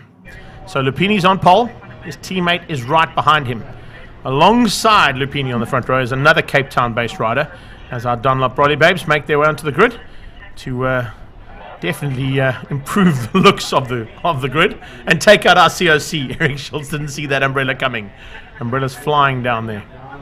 So it's Giordano Lupini for Billion IT alongside the Angry Racing Academy and Gap Polo GTI of Tate Bishop. Yuri Swart, new man to the Billion IT team. He's got the number 2 on his car. He's looking for 2-to-1 odds for 2022, as he wants to make that number 2 the number 1 car of the 2022 season. Davy van der Merwe will be looking, of course, the pressure on him is the fact that he won the Rookie of the Year last year for Team Red Racing, and if he takes into account that the last 2 Rookies of the Year, that's the previous year in 2020 and the one in 2019, were both out of Team Red Racing, and they went on to win championships, Dario Bussi and Leighton Ferree. Leighton Ferree, of course, has now moved on to the Super Cup class. We'll see him in action later on, also still with Universal Motorsport and Team Red Racing, but of course now in a Polo Super Cup GTI. Third row of the grid is Natim Samanga for the amazing Volkswagen Squadra Course team. He'll be alongside Charles Visser, second of the Universal Motorsport and Team Red Racing Brigade, and another Cape Town-based driver who's had lots of success at the circuit. Bright yellow wing mirrors there on that Team Red Racing car will show you. Ex-Team Red Racing, and now for Davidson, and with the Stu Davidson and Sons colours is Clinton Besaidnote. Almost Big McDonald's colours there, but we saw him at Burger King last night, and hopefully that is going to bode well for him in terms of his nutritional requirements for the day.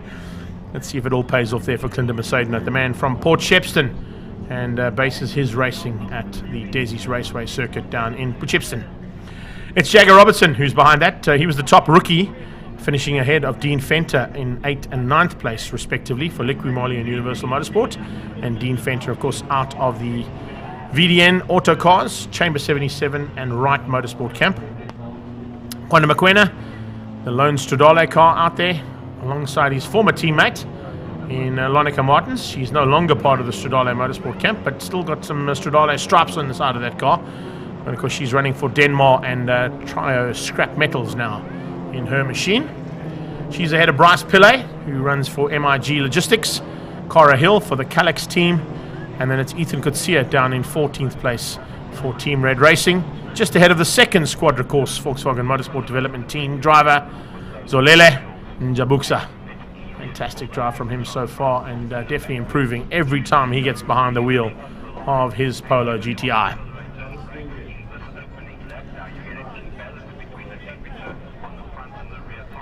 So this is how things come down towards Cape Town and Fostron Corner. Dunlop tyres now brand spankers as of qualifying yesterday. I can see some support already being shown there from Joanne Minard, shouting out for Lonica Martins and looking for a chance now for her to improve on her grid position down in 11th. Just outside of the top 10 there for Lonica. I did have a chat to her just after qualifying, in between the sort of qualifying and Super Bowl. She said she wasn't quite happy with the setup, but they were going to work overnight to ensure they could get a slightly better setup on that car. Let's see if that is actually the case here. Remember, they're also going to be fighting here in race number 1 for the fastest lap of race 1, which will determine their grid positions for race number 2. Grid position for race number 3 later on are already determined, and that's due to the second fastest laps from qualifying yesterday. And if I look at those lap times, it's basically going to be a similar looking grid with 1 or 2 changes, and in fact it's a lockout of the Bullion IT team for race 3. They'll be on the front row, both of them, for race number 3. Eric Schultz makes his way off the circuit, says we're all good to go. We're looking for a green flag at the back. We've got that. The Lollipop Man says 5 seconds to go and makes his way off the circuit. Lights on, and we're about to go to race action for the first time in 2022 for the 26th anniversary of Polo Cup in South Africa. It's a good start from Giordano Lupini, but it's a much better start from Tate Bishop, using the outside line and of course the cleaner race line to get off the line a lot quicker than Gio was able to do. And Gio's teammate looks like he's also outgunned him into turn 1 with Yuri Swart moving up into second place. Bit of a chop and change there between Ethan Kutsia and Jambuka at the back, but it's a fantastic start from the angry man out the front end of this field. Davy van der Merwe keeping out Natium Samanga, Charles Visser around the outside, Besaid Notes on the inside. So once again we see rivals and ex-teammates going at it. Besaid Note just slots up just ahead of Charles Visser. Visser's got problems of his own with his teammate, new teammate there in the Liqui Team Red Racing Machine with Jagger Robertson.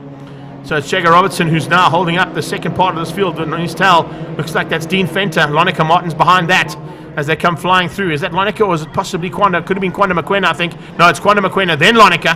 Lonica side by side with Bryce Pillay as they came out of Malmesbury. Superstar cheer from these Polo Cup GTIs as they head down towards turn 5 Fostron corner for the first time in anger. You can see the sun glistening off those windscreens, PG shatterproof windscreens on those cars. And part and parcel, of course, the sponsorship deals they've got here as they come flying down into Fostron. It's Bullion IT, second and third. The Cape Town boys now leading things out and commanding the front end of Polo Cup, like we almost see every single season in Polo Cup. We saw it last year with Yuri Swart dominating the first 3 races of the season. It looked like it was going to be a good start, but eventually, remember, he would end up with about 3-point difference between himself and Leighton Free in this championship. He's not going to let that happen for 2022.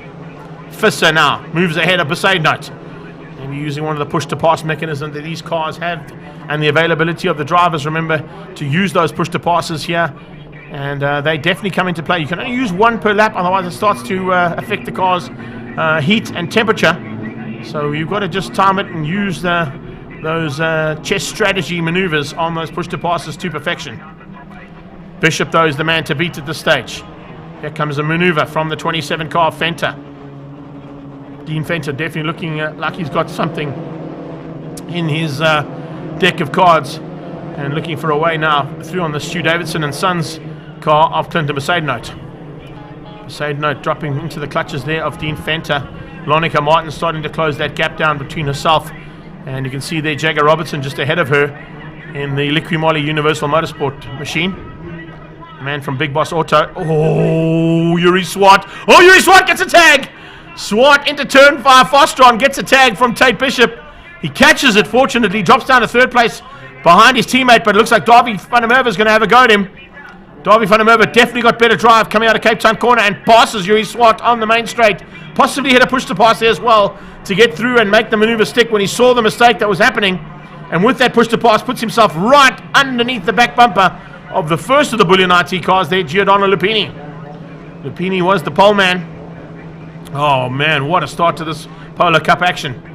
Fantastic one. Let's have a look at the replay there as they went into turn 5 Fostron. You can see he's on the high side there. Tate hangs onto that inside line.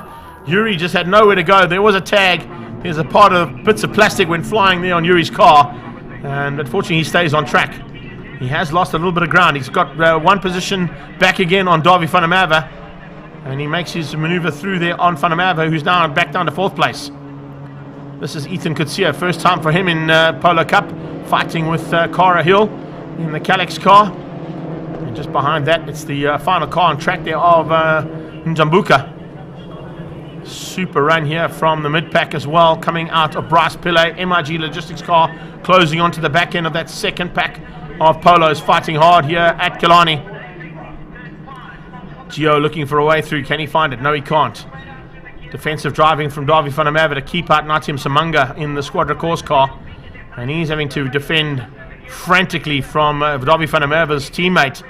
And that, of course, is Charles Visser. Visser was looking dangerous and also looking for a chance to be slightly higher up from where he qualified.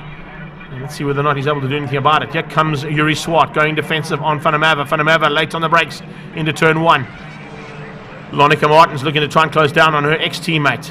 Finds a way to keep out Bryce Pillay and now goes on the attack to get through there on the Shadale into Africa Mining car of Kwanda Mokoena. Kwanda Mokoena, remember, last year had a massive crash here in the opening round. And it shook him up quite badly, but it looks like he's coming back nicely here to get back into the thick of it. And he was saying to me before racing started today, he was very keen to get into the mix here with this very, very tight and highly competitive Polo Cup field. See just how difficult it is here. You make one mistake, it can drop you 3 or 4 positions. The lap times are so similar. If we look at the top 10 cars, they're almost all on identical lap times. And I think the split between the qualifying was only 1.7 seconds between 14 cars on this grid. So you can see there's nothing in it. 0.2 of a second between each of the cars if you do the calculations. That's how tight it is in Polo Cup. And of course, the reason behind one of the big sponsors getting behind here and joining long-standing sponsors like Ferodo and Dunlop and CompCare Medical Aid Scheme joining us. Oh, and there goes Pillay. Pillay out of shape, just too hot into Vostron. Too fast into Vostron, I'd say. And has he buried it? Oh, he has. Bryce Pillay making a crucial mistake there, not keeping the momentum through the kitty litter. It's very soft sand on the exit point there to slow the cars and bikes down if you do go off at Vostron. And Bryce Pillay is stuck in the kitty. Marshals are probably going to give him a hand to just push him out, but he has definitely buried it deep there in the MIG logistics car. He's got Jack on the side of that car. He needs a Jack right now. He's just trying everything he can. Left, put it in reverse, put it in first. It's not happening. One of the marshals is going to have to help him push it out and hopefully get it in time before this pack comes back down there to Cape Town Corner. Maybe still under double yellows into Cape Town Corner. That might affect what Natim Samanga is trying to set up here on Davy van der Merwe. If he sets it all up and gets down there, the Squadra Course man will be looking to do an outbraking maneuver from the slipstream he's going to get from Davy van der Merwe now onto that back straightaway. Is that going to be the case? We'll wait and see. Here they come, back down the main straightaway and down towards us. Yellow flags waving, so no overtaking. Let's keep an eye on it in case anybody has a go here. They're not going to realize that Bryce Pillay put it out of shape unless you were in front or behind. Oh, there's a maneuver. Natim Samanga under yellow, overtaking. He's going to have to give that position back. I think he realizes it. Yes, that's good driving from Nati. Overtaking under yellow, he gives the position back, so he won't be penalized for that. He realizes it. In fact, I think it might be a safety car. Safety car has been deployed. That's why he also rolled out. I didn't see the safety car board there down in turn 5, but it definitely has been deployed because you can see everybody has slowed up dramatically. And we've got 10 laps of action, or 8 laps, I beg your pardon, in this one. So at the halfway stage, we have to roll the safety car. And I don't know if that safety car is going to get this pack as they go through there. You can see he's stuck in pit lane at the moment, hasn't rolled out just yet. But let's have a quick replay of Bryce Pillay getting it out of shape there into turn 5. He just came in so hot and just rolled backwards into the soft stuff. He should have probably maybe shoved it into reverse and carried on the reverse momentum he had. But he tried to stop it and get going again. And as soon as he hit the front and first gear, it just buried down and he had nowhere to go.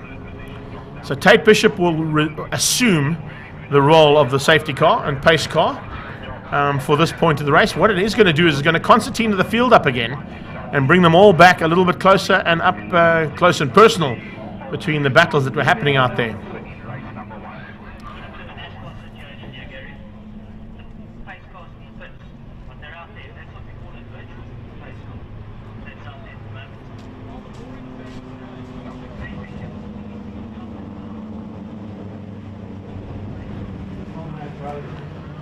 So there we go with the yellow flags waving and the safety car board out. It is Tate Bishop who has assumed the position of that safety car. This is the reason for the safety car.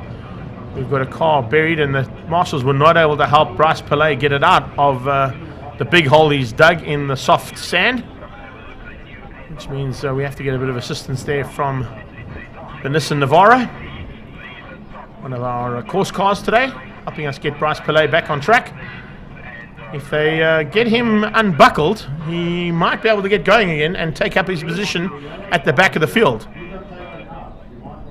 Drive right MI Logistics car of Bryce Pillay. If he does get going again, he will probably have to slot in. There is the safety car, but it is a long way ahead of this pack of Polos.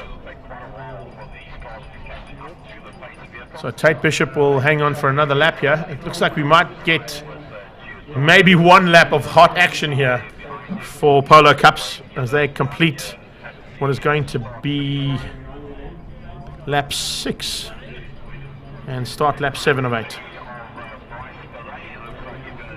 2 to go for Tate Bishop, yeah.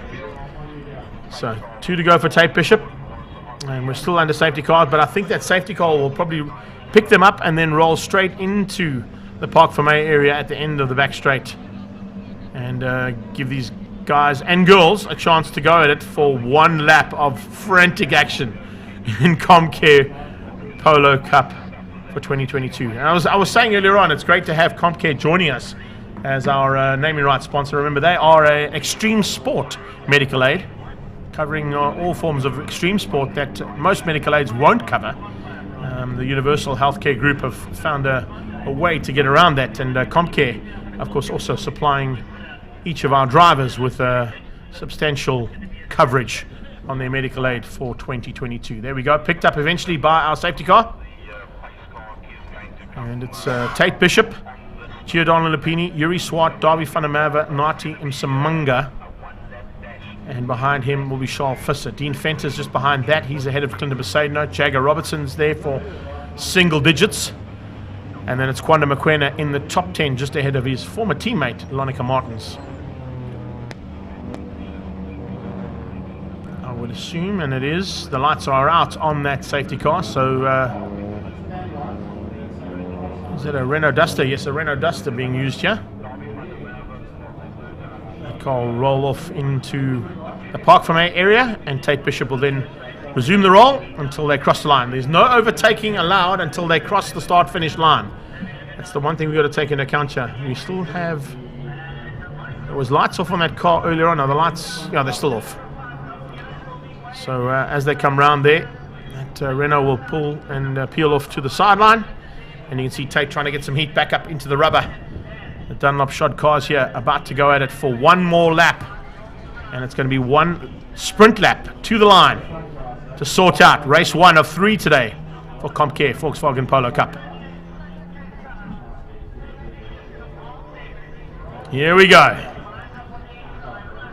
Concertina effect in full effect. That is the way we do it. 14 cars now, all back in action. Here we go for one lap and one more lap of Polo Cup as they head towards turn 1. Tate Bishop goes defensive, holds onto the inside line. Giordano Lupini right on his tail. Yuri Swart trying to find a different way through. Holzhoek. Here comes Darby van der Merwe. He goes defensive to keep out both Besaidnote and Nati Msimanga. Besaidnote's on the side, on the high line, and as they come through there, it'll be the inside line for turn 2 into Quarry. Can he use that advantage and possibly get through on Nati Msimanga? Darby van der Merwe will hang on for 4th place. The top 3, no changes between them. Yuri Swart now with Darby van der Merwe right up the exhaust pipe, looking for a way to drive through that Bullion IT car of Yuri Swart. Can he find a way past? Watch in the background, Charles Visser now putting the pressure onto Nati Msimanga as well. And looking for a way through, he's got it. He heads into Interceptor and he intercepts to perfection to get through there on the Squadra Courseman. Forces Nati a little bit off the circuit, and wow, great defensive driving from Jagger Robertson, nearly going into the back end of Nati Msimanga. Msimanga's driven a little bit wide. He goes off track. Nati Msimanga's completely off circuit there. Has he been able to hang on to it? Looks like a big moment there for Nati Msimanga, but he looks like he was able to keep it all together. He's lost the drive though, and Jagger Robertson has gone through. Dean Fenter looking for a way to get past him as well now. Looks like as they go down into Cape Town corner. Fostron is where all the actions happen so far today. And do we see a change up here between Gio and Yuri? No team orders in that other than possibly taking each other out. But Giordano Lupini looking to get the 2nd place ahead of his teammate Yuri Swart.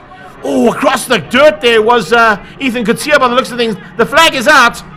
Bishop has taken it. He takes the first win of the season ahead of Yuri Swart and Cora Hill off track somewhere on circuit. She gets going and gets a bit of grip onto those Dunlops. I think that's up at Cape Town corner. Fostron again. Yes, it is. There's the banking to confirm it. The Calyx car of Cara Hill taken out unceremoniously there in the last part of the circuit. I'm not quite sure what happened there. We didn't get the action on the cameras, but what a great race. Tate Bishop winning things out over Yuri Swart and Giordano Lupini. Darby van der Merwe finishes up in the 4th spot ahead of Clinton Besaidnout, who just squeezed through. I think that's the reason for the Cara Hill damage.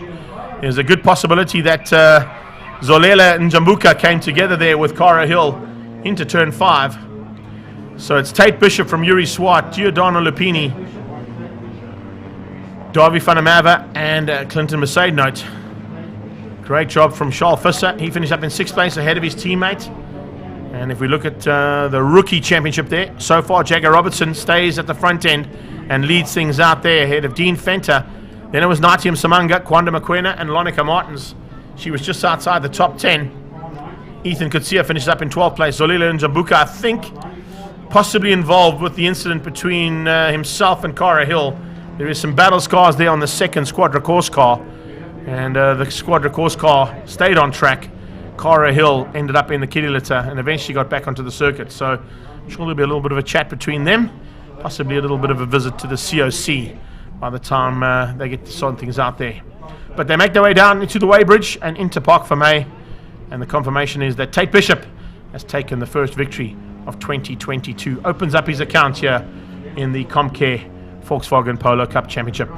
Up next, we're heading into G&H Transport Extreme Supercars. We'll be back shortly with action on track.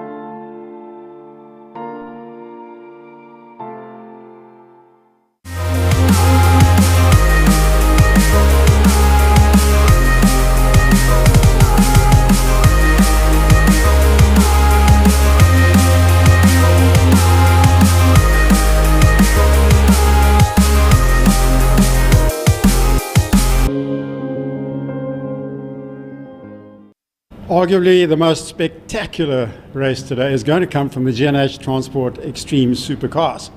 Jonathan Dutoy, different car at Killarney this time around. Tell us a wee bit about it. Yeah, look, it's fantastic. It'll be the second time out in the Lamborghini Huracan GD3. Drove it at Swartkorps. We've done a bit of testing, hopefully made it a bit quicker. It's really a fantastic car. Just around the corners it is unbelievably quick. Really good to be down here in Cape Town again. We always love racing in Cape Town. And yeah, look forward to a good day tomorrow. Hopefully we can be up there near the front. Fantastic. Mr. Kieswetter, tell us about your aspirations here today. Yeah, well, I'm out in a Porsche GD3 Cup 991, and look, it's something. I love my Porsche. Always just raced Porsches, and it's very nice to be out with the Extreme Festival guys. We don't get to race with them often, but with them being down in Cape Town, it's very good, and letting us join them. So I'm excited to do this racing with him. Well, I wish you luck. Franco Scribanti, obviously a big return of your big car. Expecting great things here today. Yeah, we're just like a solid finish and getting home in one piece for a change. It's been a year since we've been here. This is where our last big upset happened, so it's a totally new car. It's actually a totally new balanced car, so it's going to take some work to iron it out, but we're very happy to be back. Just a last question. What sort of top speed down the back there? Today, I haven't looked the session. I would imagine about 278, 280, somewhere around there, yeah. Unbelievable. Guys, good luck. Hopefully have a great day today, and in front of a live audience. Can't get better than this. Great. Thank you, Dave. Thanks, man. That's it. Thanks, Dave. Yeah, catching up with some stalwarts in this series, and of course some local interest too. Great to see the front end of this field starting to hot up properly, with the likes of Jonathan du Toit stepping into his GT3 Lamborghini Huracan officially for the first time in 2022. We did see him earlier on in the year, just piloting that car around Swartkops at the Passion for Speed Festival. But now into the thick of the season and fighting with the big guns, because when I talk about big guns, you don't get much bigger than Franco Scribanti and his ability behind that Porsche 997. He has got a very, very fast car, and of course is a big contender in this category. He forms, of course, the front and lead car of Class A plus, and second on the grid. Then you've got Marcel Angel and Charles Arangis, who are alongside each other for the second row of the grid. Arangis now also GT3 based and running in the Nissan GTR R35, so completely different machinery there for him too. So lots of changes have happened over the off-season. 80 car in shot is Marius Jackson. First time we're going to see him in that car, as opposed to what we'd normally see in the R8 GT4 spec machine that he ran. So there's a couple of classes to look at. We've got GT3, A+, Class A, B and C and D, all part and parcel of the second time out for 2022 for G&H Transport Extreme Supercars. As you said, there are a couple of local contingents that have joined us here, and great to have them as part of that. There you can see that Nismo Nissan GT R35 of Charles Arangis. And Arangis there with Marcel Angel. If I look at the way that they've lined up, that's contrary to what I've got on my start list.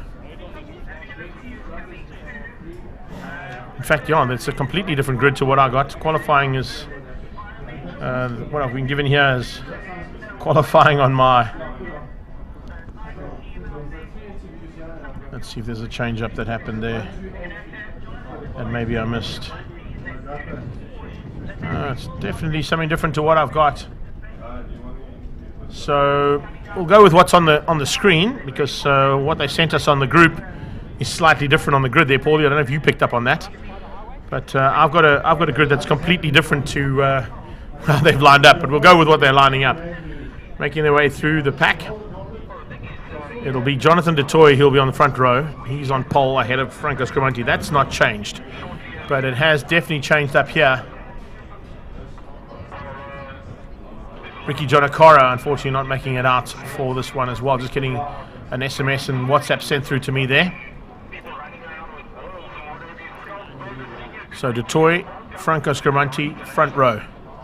Charles Arangis and Jason Emmertson, the second of the Autohaus Angel Ferraris, is 3 and 4. Greg Parton and Damien Hammond are side by side, both of them in Lamborghini Huracans as well. And then it's Gary Kieswetter, first of the Porsche brigade. He's down in 7th place alongside Marius Jackson in the MJR Audi R8. Jono's there. I don't see Franco Scribanti though. He has not made it onto the track. Something must have gone wrong overnight. I'm not quite sure what's gone wrong with that car. And you can see also Jonathan du Toit not really taking up his official grid position. But it is a rolling start. Franco Scribanti also not going to make race 1, coming through on the WhatsApp group set up for these cars. So we have one car missing already. 2 of them if I take Ricky Jonakara into account. Kisweta, Marius Jackson. Jackson just ahead of Martin Prince. The 72 Porsche there. And side by side with Nicky Dix in the third Porsche of the field. Gianni Giannicaro also running some new livery ahead of Dane Angel. And I don't think Dane Angel's made it out either. If I heard correctly, Angel blew an engine this morning down the back straightaway in a very big maneuver. And it looks like, unfortunately for him, the GT Club Sport boys of Devon Lismore and his team have not been able to get the all-conquering Dane Angel Porsche back onto the circuit. So Angel out. Blunden is there. Andre Brinker's there. Ulisana is there. Razzie Harris is there. Mansour Parker and Jimmy Giannicaro as well. We'll be looking for a chance now to finish things up here for the first heat of round 2 of this championship. It's round 1 of the Extreme Festival, remember, here this weekend, but round 1 of the GNH Transport Extreme Supercars happened at the Passion for Speed Festival at Swartkops at the end of January. 21st birthday for that awesome series. 511, Jimbo Giannicaro. Scribanti not starting, had a bit of an oil pressure problem. Thanks for that, Gary van der Spey. Angel, looks like Angel will be starting in Marcel's car from the back of the grid. So that's the reason why Marcel Angel's car is so far back. Dane Angel has climbed into the Ferrari and will be starting from the back of that field. So let's keep an eye on the progress of the 488 Ferrari. It's not right at the back, it's just at the back of sort of the more competitive cars. Back of the GT3 class, yeah. Right, as they go down towards turn 1, it's a good start coming out of Jonathan Dutoy. He shouldn't be troubled too hectically, other than maybe from Charles Arungi's. But to remember that GT3 Nismo GT R35 is going to have a couple of teething problems to be sorted out, although it didn't really put a wheel wrong yesterday for Arungi's. Ibbetson's up to third as he gets out the chances of a maneuver there from Greg Parton. Parton in the Dryset Environmental Hurricane. Behind him, it's Hammond. Hammond with Kisweta, Jackson, and Dane Angel already onto the back end of Marius Jackson. Trying to find a way through from the word go. BMW Brigade come flying through there just behind the 77 car. And 77 this weekend, but piloted by Ant Blunden. He's not in his usual white Porsche. He's in the Val Fluid Systems Porsche. But of course, it's part of his stable and the Stradale Motorsport team all sorting him out.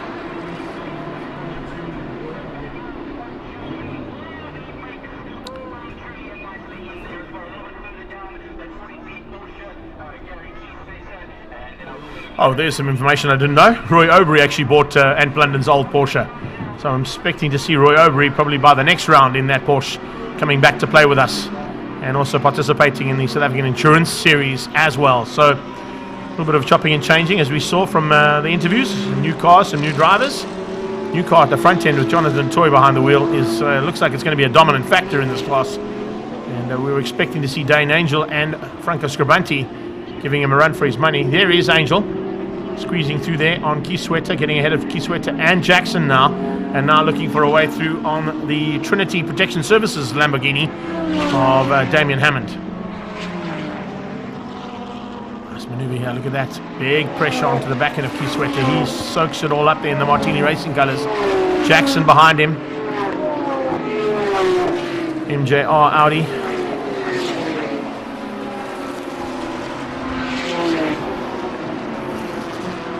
Back straight away, we heard from Franco Scribanti. It's going to be about 280 k's an hour for the top competitors. Blue flags waving. I would be a little bit concerned about that. That was for position, it wasn't for a slower car coming through. So Marshall getting that a little bit wrong. But it's early stages of this race, and the competitive nature of these guys is that they're not going to hold anything back right from the word go. There is confirmation of the standings. The toy from Arungi's. Kisweta might change things up here. Doesn't quite get there though. Ibbetson is third. Parton and Angel. Hammond in sixth. Kisweta's fighting for seventh. And he's looking for a way through there on Damien Hammond to possibly get up into sixth place. And he's bringing Jackson along for the ride. So it's Lambo versus the Porsche versus the Audi. MJR Audi of Marius Jackson. Action Jackson flying hard in a new car. it's a car that they piloted actually at the Killarney 9 hour. He teamed up with a few drivers and did a superb effort to finish up that race. And now we'll be piloting that car in the Extreme Supercars as well as in the GT3 category, I'm sure, throughout the season for Sactra. Ibbetson's on his own. Here comes Dane Angel looking for a way through now. Can he get the Ferrari on the inside of Barton? No, Barton shuts the door. Tries it, environmental colours of Greg Parton and Autohaus Angel. GT Club Sport car side by side coming onto the main straightaway. The 488 might just have the legs on the Lambo though, in terms of top end. Parton's going to make him work hard for it. He's going to be late on the brakes, and he is exceptionally late on the brakes. Great driving there from Greg Parton, making Dane Angel work hard for that manoeuvre to get himself up into 4th place. Now looking to close down on his teammate. The 488 closing on the 458. And behind that is the battle between the Lambo, Porsche and Audi. Marius Jackson looking for a way through. Can he do that? No, not just yet. Kisweta keeps him out in the Martini Racing Porsche. Boys down at Porsche Club at turn 1 at Holzhoek must be enjoying the fact that there's a bit of a fight on here between this 997, the R8, and of course just ahead of that it's the Lamborghini Trofeo of Damien Hammond.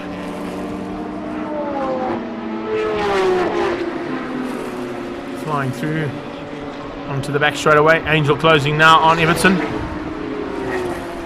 Jason Ibbetson under pressure from his teammate. Probably won't give it up too easily. Definitely have to work hard for honours here, that's for sure.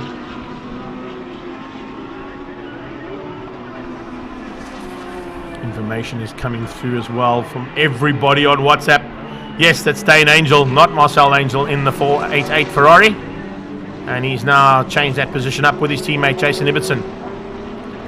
Orange and white Lamborghini Huracan of Jonathan Dutoy, controlling things from the front ahead of Charles Oranges. So it's Trans-Africa Racing's Jonathan Dutoy ahead of Oranges in the Sudale Into Africa Mining Nismo GT3 R35. Down the back straight away coming up on Jimbo Janakara now. Late on the brakes is the toy, and he's able to use this car's ability. It is an exceptionally good car with the downforce and electronics that are available to the driver. Chatting to guys who've driven cars like that in the past, and particularly in endurance racing side of things, literally you can not do a lot wrong in that car as a driver. The driver aids are there to make the car go fast as possible. And the 1:10s coming out of Jonathan Toy shows you the kind of pace you can get. This is a fight between the BMW boys, Ulis Sana fighting there with Mansour Parker, local contingent, versus a man who has spent a lot of time behind the wheel of an extreme supercar in that GLH Transport Z4. Kisweta going defensive. Is Jackson going to be able to get past him? He does.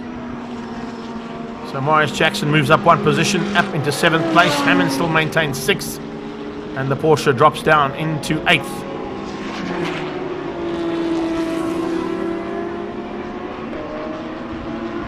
For Ferrari 488, coming through Interceptor corner and up towards Malmesbury.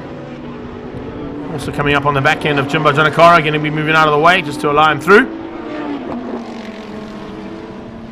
Easily done in the end. Jason Ibbetson will be the next car to catch that GNH Transport BMW.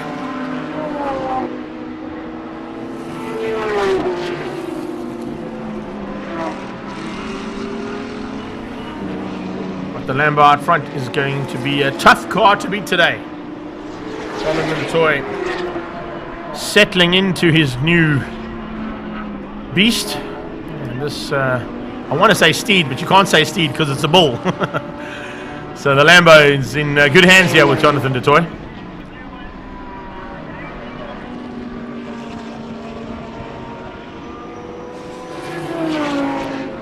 Into Malmesbury. Let's go back to the battle in the mid-pack. Of course, is a fight on here, big time. The 48 Porsche is Andre Brink, Rasley Harris there, and Ant Blunden in the 77 Valve Fluid Systems Porsche. At 996, also sponsored, of course, by Sajco. That's the normal sponsor that and London would have on the side of his car. But of course his car is now in the hands of Roy Aubrey, who hopefully will be joining us shortly. Come and participate and have some fun with the Extreme Supercars. He'll be running, of course, Haval and the GWM Edenvale colours. BMW. Looks like there's a bit of a fight on here between these two Porsches and the BM.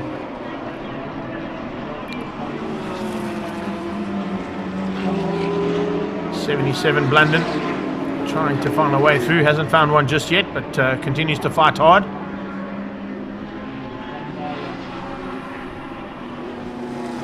As they go through there. Mom's rig one more time for them.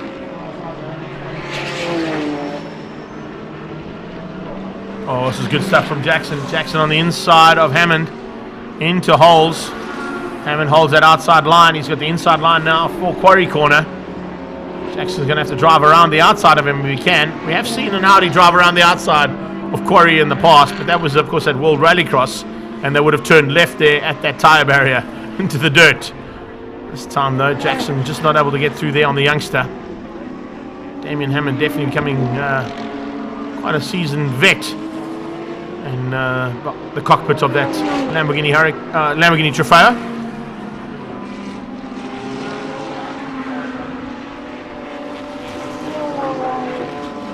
Jackson now in full flight down the back straight. Could he get into the slipstream here? He does pull out a little early. Well, blue flag. I also would be saying, hang on a second, pal. This is for position. It's not for a blue flag moment. Jackson goes high onto the banking. Watch him cut back now to try and get through there on the Lamborghini on the drive to the line. Slightly different lines coming out of Hammond and from Jackson. Which one's going to prove to be the better?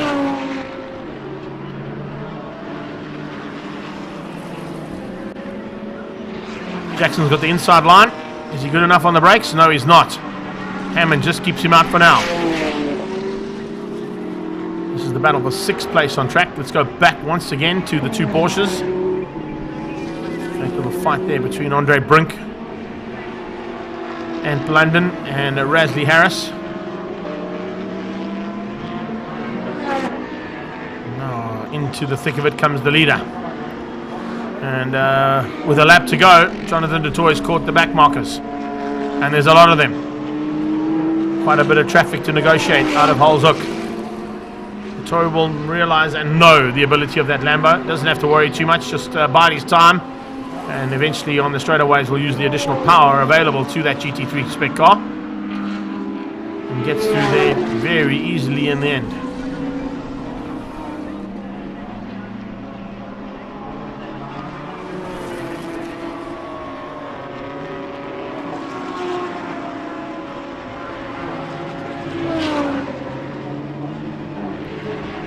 Kiswet is starting to slow there, dramatically actually. The Martini Racing Porsche 997 seems to have a bit of a problem in the last lap.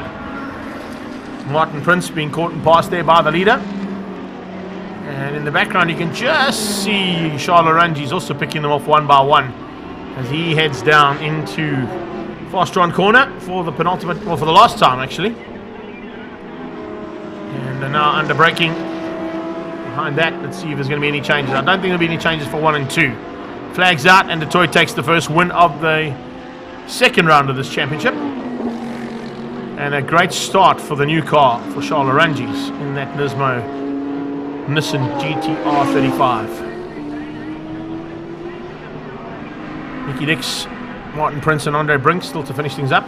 Dane Angel comes from the back of the field to get up to 3rd place. So nice recovery there from him to jump into Dad's car. Fortunately, he had that opportunity and the ability to do that. Marcel's sacrificing the seat to give Dane a chance to fight for the championship. And he finishes in 3rd place ahead of Jason Ibbotson. Ibbotson wins out over Greg Parton and Damien Hammond. So if you look at how things go overall, it is du Toit, Orangi's and Angel, top 3, and also the top 3 in GT3. Damien Hammond will take the Class A honours. Class C goes to Marius Jackson. And Class B going to Martin Prince, who finishes down in 10th place overall for the first heat of 3 in the G&H Transport Extreme Supercars. So we've got G&H Transport Extreme Supercars up again later in the day. Not too far, in fact, into the distance. We'll see them back on track and they've got their second heat to contend with in about an hour and a half's time from now. Running through one more time, and the third heat, of course, is the final race of the day. So fortunately, they've all got lights on, so if we do get into the dark, which is highly unlikely here at this time of the season for Cape Town, it usually stays bright lights up until about 8 o'clock in the evening here in the mother city. They power the Extreme Festival, the city of Cape Town, this weekend, and great to see the Extreme Supercars from G&H Transport in full flight. We'll see a couple more cars hopefully back on track, including Franco Scabranti, who's working frantically on an oil pressure problem to get him back onto the circuit, and hopefully Ricky Gianacaro will join us as well. But we're going into Global Touring Cars and the Super Cup, and we've also of course got a chance now for our fan walks to happen as well, as GDC and Super Cup will be on the main straight away. Polo Cup and the Extreme Supercars will make their way down to the Tygerberg Straight. So these cars will not roll into pit lane. They're going to go straight across to the Tygerberg Straight to go and catch up with all of the fans and friends who've come along for the ride. And it's a big welcome to all of our crowds back into the Killarney International Raceway for race action live here from the Extreme Festival. And looking forward to, of course, Global Touring Cars and the Super Cup will be up next after the lunch break and our grid walks.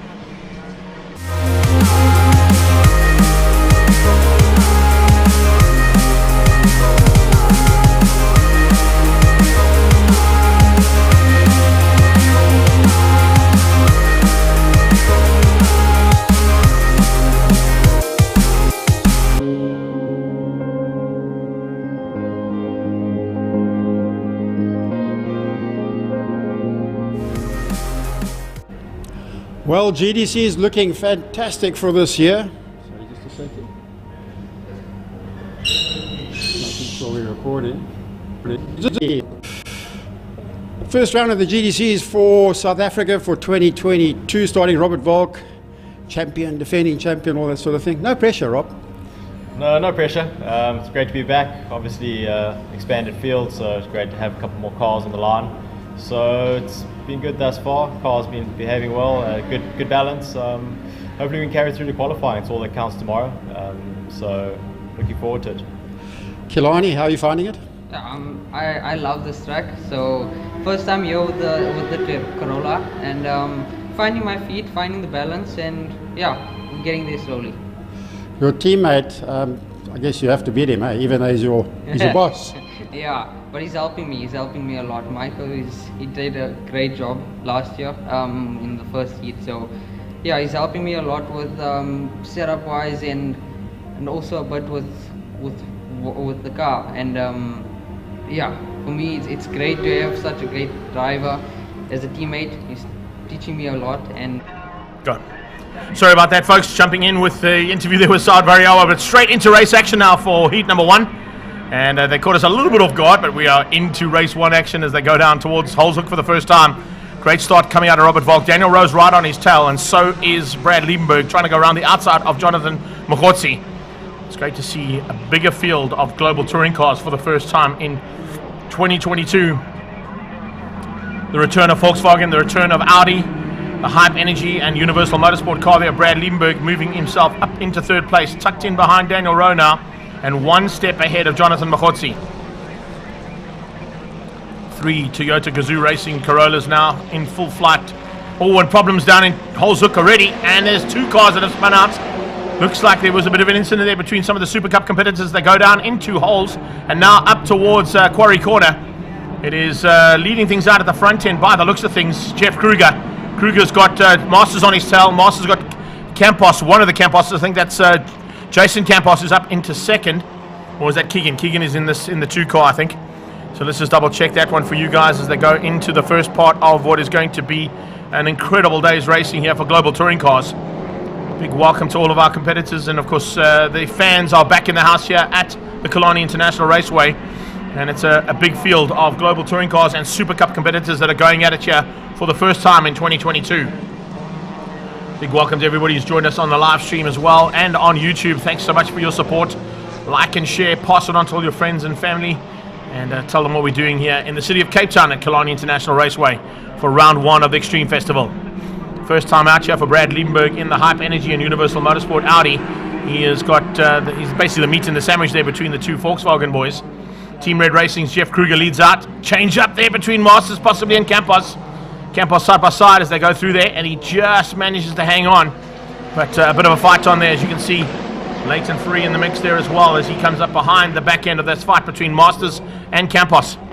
First time out for him in Global Touring Cars. That is the Polo Cup champion from last year.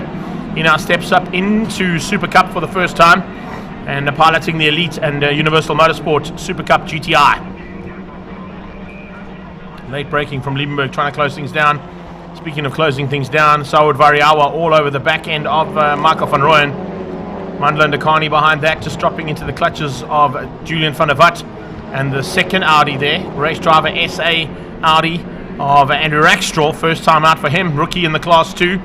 And remember, he is the outgoing champion from last year for Formula 1600s. So from single-seaters to a big global touring car is a massive step to make. And it looks like he's looking like he's not too shabby off the pace there. Here's Andrew Rackstraw. And with the assistance that's been given there by WCT and of course by Piazza Musso at Race Driver SA, he's just going to improve every time he gets behind the wheel of this car. Volk leads out though, the number 1 car and the champion from last year, looking for a chance to maintain and retain that number 1 plate. Keegan Masters all over the back of Jeff Kruger. What a battle at the front end. Leighton Free already into the mix and in amongst the usual contenders. You can see just how hard he's having to push there to stay ahead. And he's got Jason Campos behind him. Keegan Campos is the first of the Campos cars there in 3rd place. Then just in there in the mix, and a good start coming out of JP van der Walt, as well as from Dani van Niekerk. Killarney-based driver sitting currently in what is 6th place on the track there for the Super Cup class. And then Paul Lutzi, international driver there, finish line UK limited car, ahead of Sam Hammond and Calvin Diaz. So that's how the Super Cup class head up towards Malmesbury. And this, of course, is a 12-lap race. And we've got 2 laps completed now. JP van der Walt slowly but surely closing onto the back end of that pack of cars ahead of him. He's got some work to do, has JP, if he wants to stay there with him. Oh, is that Andre Besaidnout? Andre Besaidnout in the dust there by the looks of things, yes. The Team Perfect Circle Super Cup Polo has unfortunately looped it out somewhere on circuit, probably down at Cape Town corner or maybe at Malmesbury. We'll keep an eye on that. But fighting for, red flag. Red flag. We got a big incident somewhere on track, and I think it's where Besaidnout is. So looks like a possibility of a car that is, big problems there. I hear in the background there could be a possibility of a car upside down. It is. It's one of the Hammond cars. One of the Hammond cars there as that's Andre Besaidnout moving away. And where is that? That's coming through the kink. That's actually on the S bend in the World Rallycross Championship circuit. So there must have been a touch between the 2 cars there. It looks like it's the Hammond car. Yes, it is. There he is, running across the track. He got out of harm's way pretty rapidly. But Hammond and Besaidnout possibly coming together there. And a big moment there for Sam Hammond. Or was it Nathan Hammond? I think it might have been Nathan Hammond who had the problem there. So red flag will bring all these cars back for a restart. 2 laps completed. Maybe we only have to have a 10-lap race still to complete here for the restart of race 1.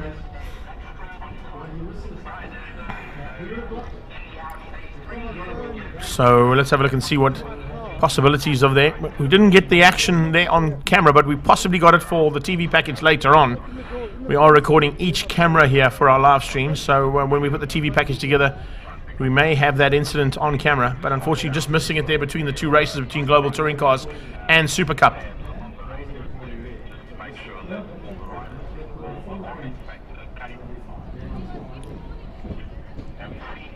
Rolling to the line now to come take the positions once again on the grid. It'll probably be a full restart here for these guys. And maybe just a slightly diminished amount of laps to be completed. Kruger assumes pole position for now.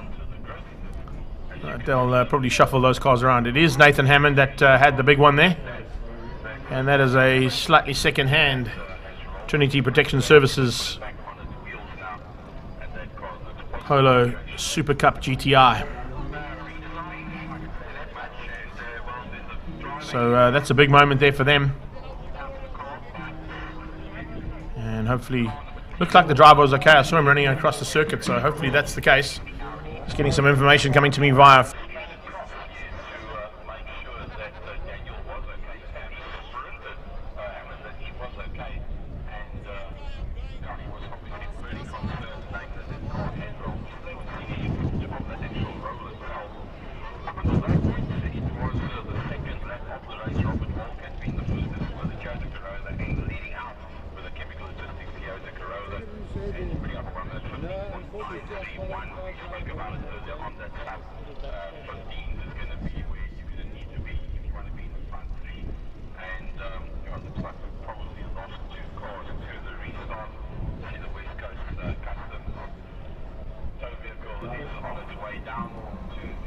So it looks like, as I said, Hammond and Besaidnout possibly coming together there down in the kink between turn 2 and 3. Quarry Corner and Interceptor Damps. Looks like there possibly be 2 cars involved in that. I did see Andre Besaidnout running away from the car. There it is. There is the second car. Besaidnout's Team Perfect Circle. And of course, debuting a new sponsor with them as well. Armca have joined the car. Possibly even 3 cars by the sounds of it as well. Looks like both the Hammond cars might be involved there. Just looking at, yeah, it is. That's Sam Hammond's car. It's Nathan Hammond's car and Andre Besaidnout. 10, 11 and 22. So both the Trinity Protection Services Polos, Super Cup GTIs and the Team Perfect Circle car. And as I was saying, Andre Besaidnout debuting a new sponsor on that car this weekend with the Armca team joining us. And the team, of course, just based outside of Swartkops. One of their brands being the Playboy deodorant. That's now joined that team. It's not sweet smelling right now, though, for that team with Besaidnout on the sideline. So it's Besaidnout, Hammond and Hammond involved in a big one through the kink between turn 2 and 3. Looks like all three drivers okay. I think actually it might have been Sam running across the circuit to see if Nathan was okay, because his car was on the outside of the circuit. If you're going through the kink, he was on the left-hand side. So I think it was actually Sam running across to make sure that Nathan was okay once he'd seen that the track was clear, just to make sure that his son was okay. Big moment though, and definitely not the way we wanted to start Global Touring Cars 2022. We're just talking about the fact that it's a big field of cars, and with a big field of cars, of course, more traffic means more possibilities of incidents, and that's exactly what we've just seen here in race 1 start. They did complete 2 laps, so I'm going to assume that there's a possibility that they'll be down to a 10-lap race, but that's up to the clerk of the course to make that call. Information coming through there. Yeah, sorry, Wimpy, red flag in the polo race. There wasn't a red flag in the polo race. Basically, we had to go to safety cars for the polo race. Where's Tasman Pepper? Tasman Pepper's on the sideline. The Pops asking that question. Remember that Tasman Pepper is now expecting, so will not be behind the wheel of a car for the foreseeable future. However, the father of the child is definitely out there. And that's, of course, sitting currently, what is he, 3rd or 4th at the moment. In fact, he was 2nd. And the Global Touring Car Super Cup class. That's Keegan Campos. So while we got some time, let's go and have a quick squiz. Remember, we got 2 drivers that will be getting some money from Dunlop, the official tyre supplier, and ATS. Robert Volk, 2,500 Rand, courtesy of his pole position. And Keegan Masters also getting the 2,500 Rand, courtesy of Dunlop. And that's always a nice incentive to have for the drivers. The hard work that's done for qualifying is rewarded with that pole position, getting a little bit of extra money in the back sky. Well, while we've got a little bit of a break, let's catch up with one of our sponsors for the day, the City of Cape Town.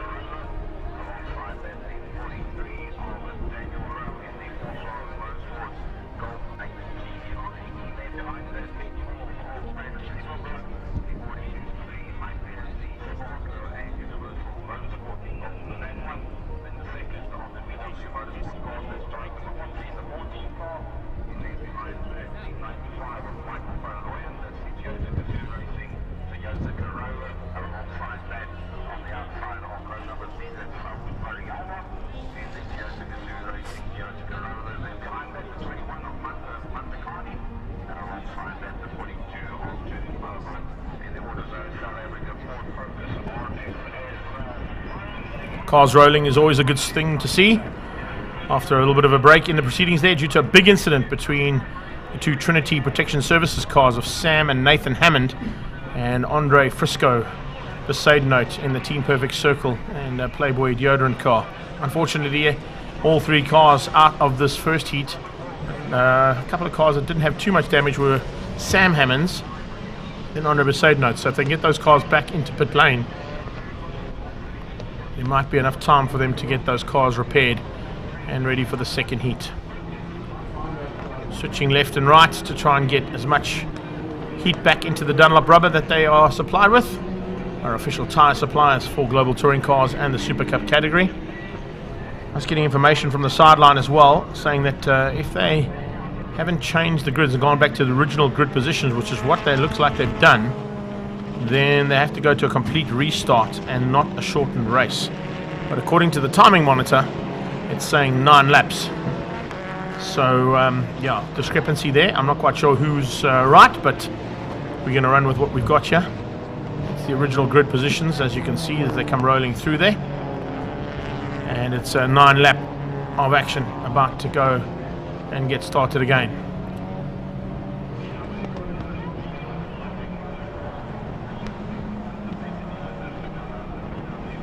Polo GTI pace car. Robert Volk and Daniel Rowe, front row. Second row, it's Jonathan Lehotzi and Brad Liebenberg. Hype Energy and Team Red Racing Universal Audi. Seeing the welcome return of 2 Audis back into global touring cars. 3 Gazoo Racing Corollas. And it looks like they're going to have to get the hurry up on there, because both Van Rooyen and Ndikani are not up with the back end of that field of GDCs, which means that it's going to be costly for both Rackstraw and Van der Walt. But they've eventually got up there and slot into positions. Masters and Kruger will lead things out on the front row for Super Cup. And on their tail will be Leighton Fourie and Keegan Campos. Let's see if that Super Cup class gets a better start this time out, as GDC heads down towards turn 1 on the restart. Starting lap 1 of 9. And it's Julian Van der Walt, Robert Volk, the front end and back end of that field. Van der Walt at the back, Volk at the front. Rackstraw dives on the inside of Ndikani, finds a way through on him. So Mandla Ndikani loses out 1 position to that race driver, SA Audi. Oh, and onto the dirty stuff goes one of the cars. Looks like it might have been Sawad Variawa. Variawa just getting a little bit out of shape as he came out of turn number 2. Or the exit point of turn 1, I beg your pardon. It's heading towards turn 2. Onto the grass and onto the bumpy stuff. That's exactly where Diaz has gone, on a very similar line. So it's Masters from Kruger into turn 2, into Quarry. And now with a bit of pressure from Donnie van Niekerk diving onto the inside and getting ahead of Jason Campos as they came through Quarry corner. Campos just ahead of van Niekerk and just behind as well. Keegan leads out, Donnie, and then it's Jason behind him. It looks like that might be JP Van der Walt, who's now moved up just behind the battle between the 2 Campos cars. Leighton Fourie's up to 3rd place already, onto Jeff Kruger's tail, looking for a way through. Can he find a way to get up to the inside and get up onto the podium for the very first time of asking? Bit of a problem there for Davidson. He's rolled off out of the back end. And here they come down that back straightaway. It's Keegan Masters from Jeff Kruger. Late braking from Leighton Fourie keeps out Campos. Keegan Campos onto the back end of Leighton Fourie, resuming what was originally the Polo Cup Championship of probably about 2 seasons ago. As Leighton Fourie now came into Polo Cup, he of course won the Rookie of the Year and then went on to take the Rookie Championship and convert it into a national championship. He's now into Super Cup for the first time and challenging his teammate. Jeff Kruger under pressure there from Leighton Fourie in the Elite OMP and Universal Motorsport car. Running wide, Paul Lutzi out of turn number 1 and out of holes opens up the door and Diaz says, "I'll have that, thank you." So Jeff Kruger goes to the defensive, trying to keep out his teammate Leighton Fourie, who's doing the same thing there to Keegan Campos and Donnie van Niekerk. The Wingfield Motors car there on the back end of the Campos transport machine of Keegan Campos. It's Elite, Toilet Hire and OMP with the Universal Motorsport colours there of Leighton Fourie in 3rd. Under pressure from both of those cars of Campos and van Niekerk as they head up towards Malmesbury. Leading things out comfortably and making a welcome return into a front wheel drive after a long time out. It's Keegan Masters. He's flying the flag high there for Team Perfect Circle. His teammate on the sidelines after that incident. Not quite sure what went down there, as I said, but it was a big one, enough to bring out a red flag. Bit of debris on the track there, being just avoided by both Jeff and Leighton as they went down onto the braking point down. Oh, and a bit of a problem there. Smoke coming out of the back end of Leighton's car, locking up that back left as they came out of Cape Town fast run corner. Now, as they come across the line, completing first lap of, or second lap I should say, of the 9. And leading things out of the front end is Masters. Masters from Kruger. Kruger from Fourie. Leighton Fourie trying to find a way through there on Jeff Kruger. Isn't going to make it easy for his teammate. And has literally jumped into this category and like a hot knife through butter is definitely loving life in this Super Polo. Keegan Campos wants to make his life a bit more difficult as they head down towards Damstip Interceptor corner.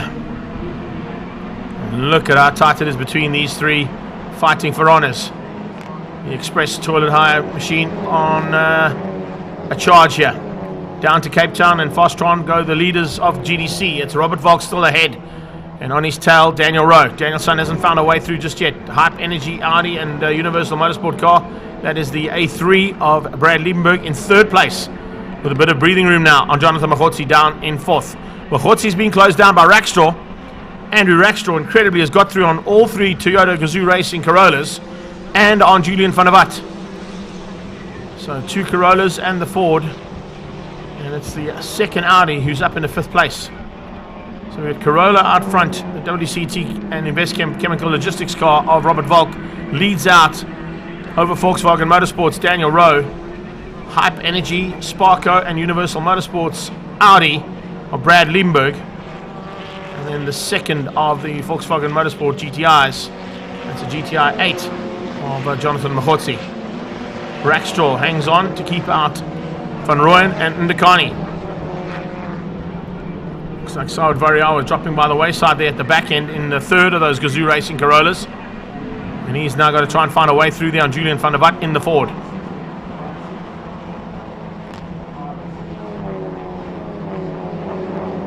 Lock up there from Van Rooyen as he got on the brakes into Cape Town Fastron corner. Oh, good drive though coming from him.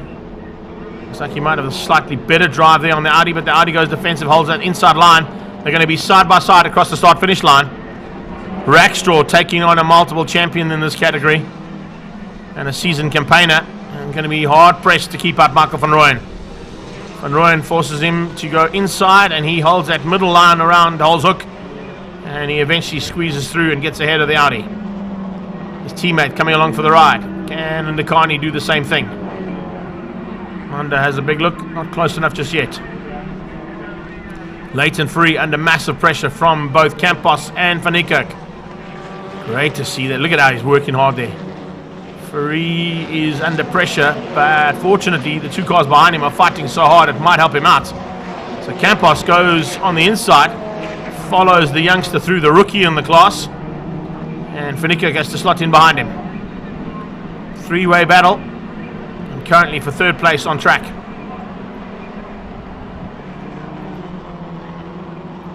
Fourie, Campos, then it's Van Niekerk and Campos, and Jason Campos is not too far off the back end of that battle. We've got 4.5 to go as they come back down onto the back straightaway now, pushing those cars to the limit.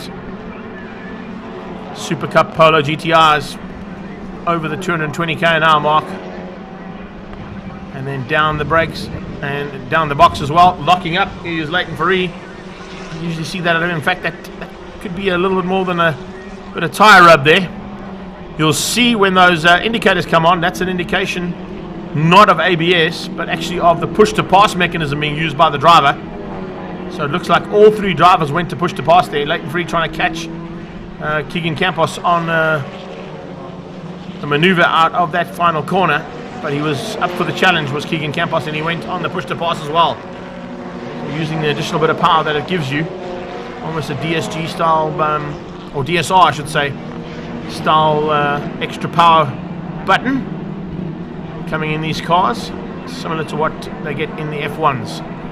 1 and 2 now pulling away from 3rd place Brad Liebenberg, and looks like a change up. Yeah, Mahotsi losing out there to the Rustenburg Rocket. Michael Van Rooyen is through. moves himself up now. Ahead of Machotsi into the top 4. Machotsi into 5. And Ndakani is 6. Behind Ndakani is Julian van der Walt. And then you've got Saud Variawa.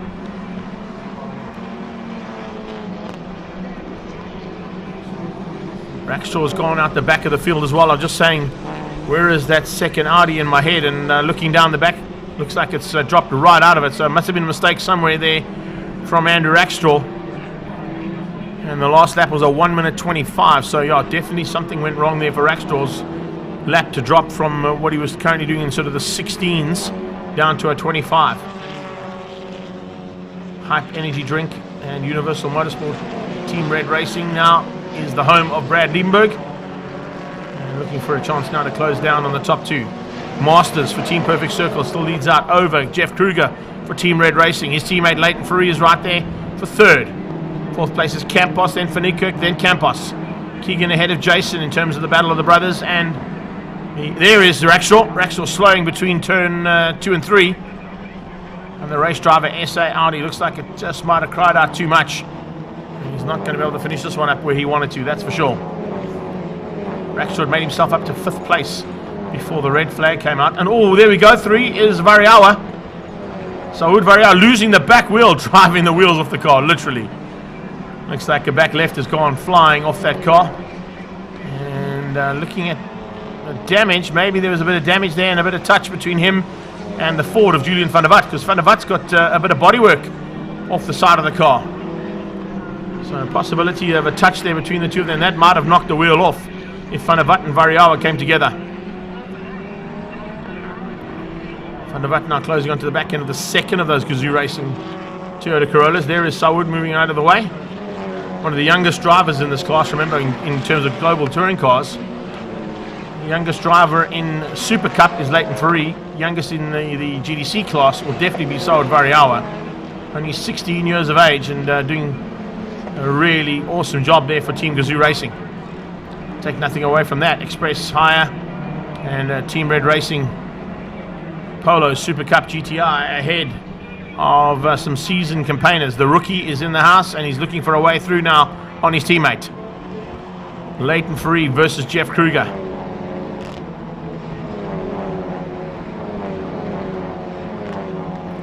Kruger are on the final lap and looking for the checkered flag, Dave. Stand by for that checkered flag, possibly if the timing monitor is right. We should be looking for the global touring cars. We got, safety car. Or was it double yellows? Just double yellows. Just double yellows down into turn 5. So our GDC class are on their final lap and catching some of the back markers there as well by the looks of things. A couple of the Super Cup competitors have been caught and passed now by Robert Volk, who leads things out comfortably over Daniel Rowe. Liebenberg is still in 3rd place.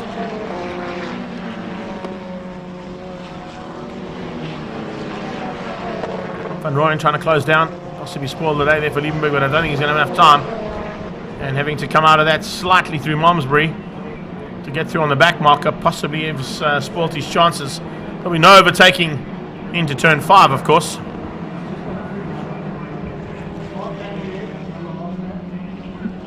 So heading into the final corner for the last time is GDC, and to the line comes Robert Volk for the first victory.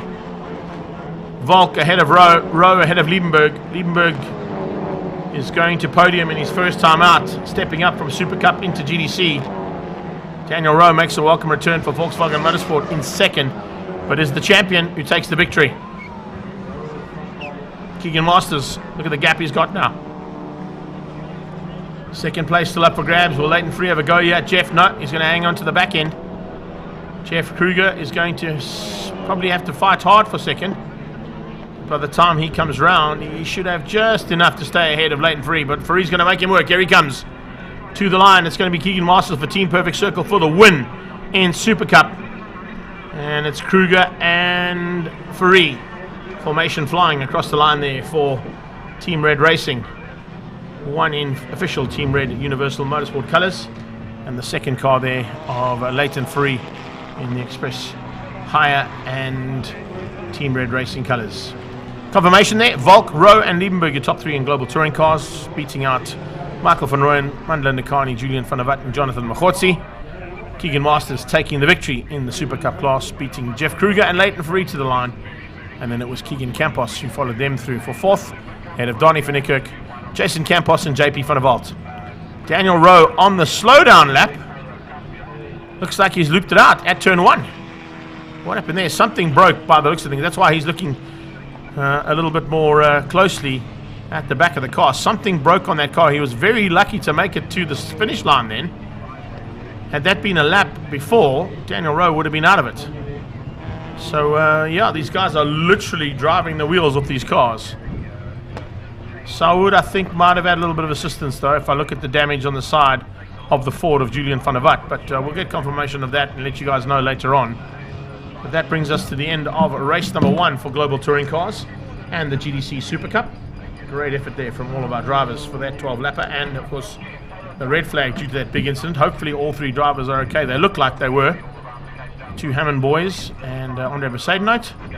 Up next, we're going into Comcare Polo Cup, race number 2.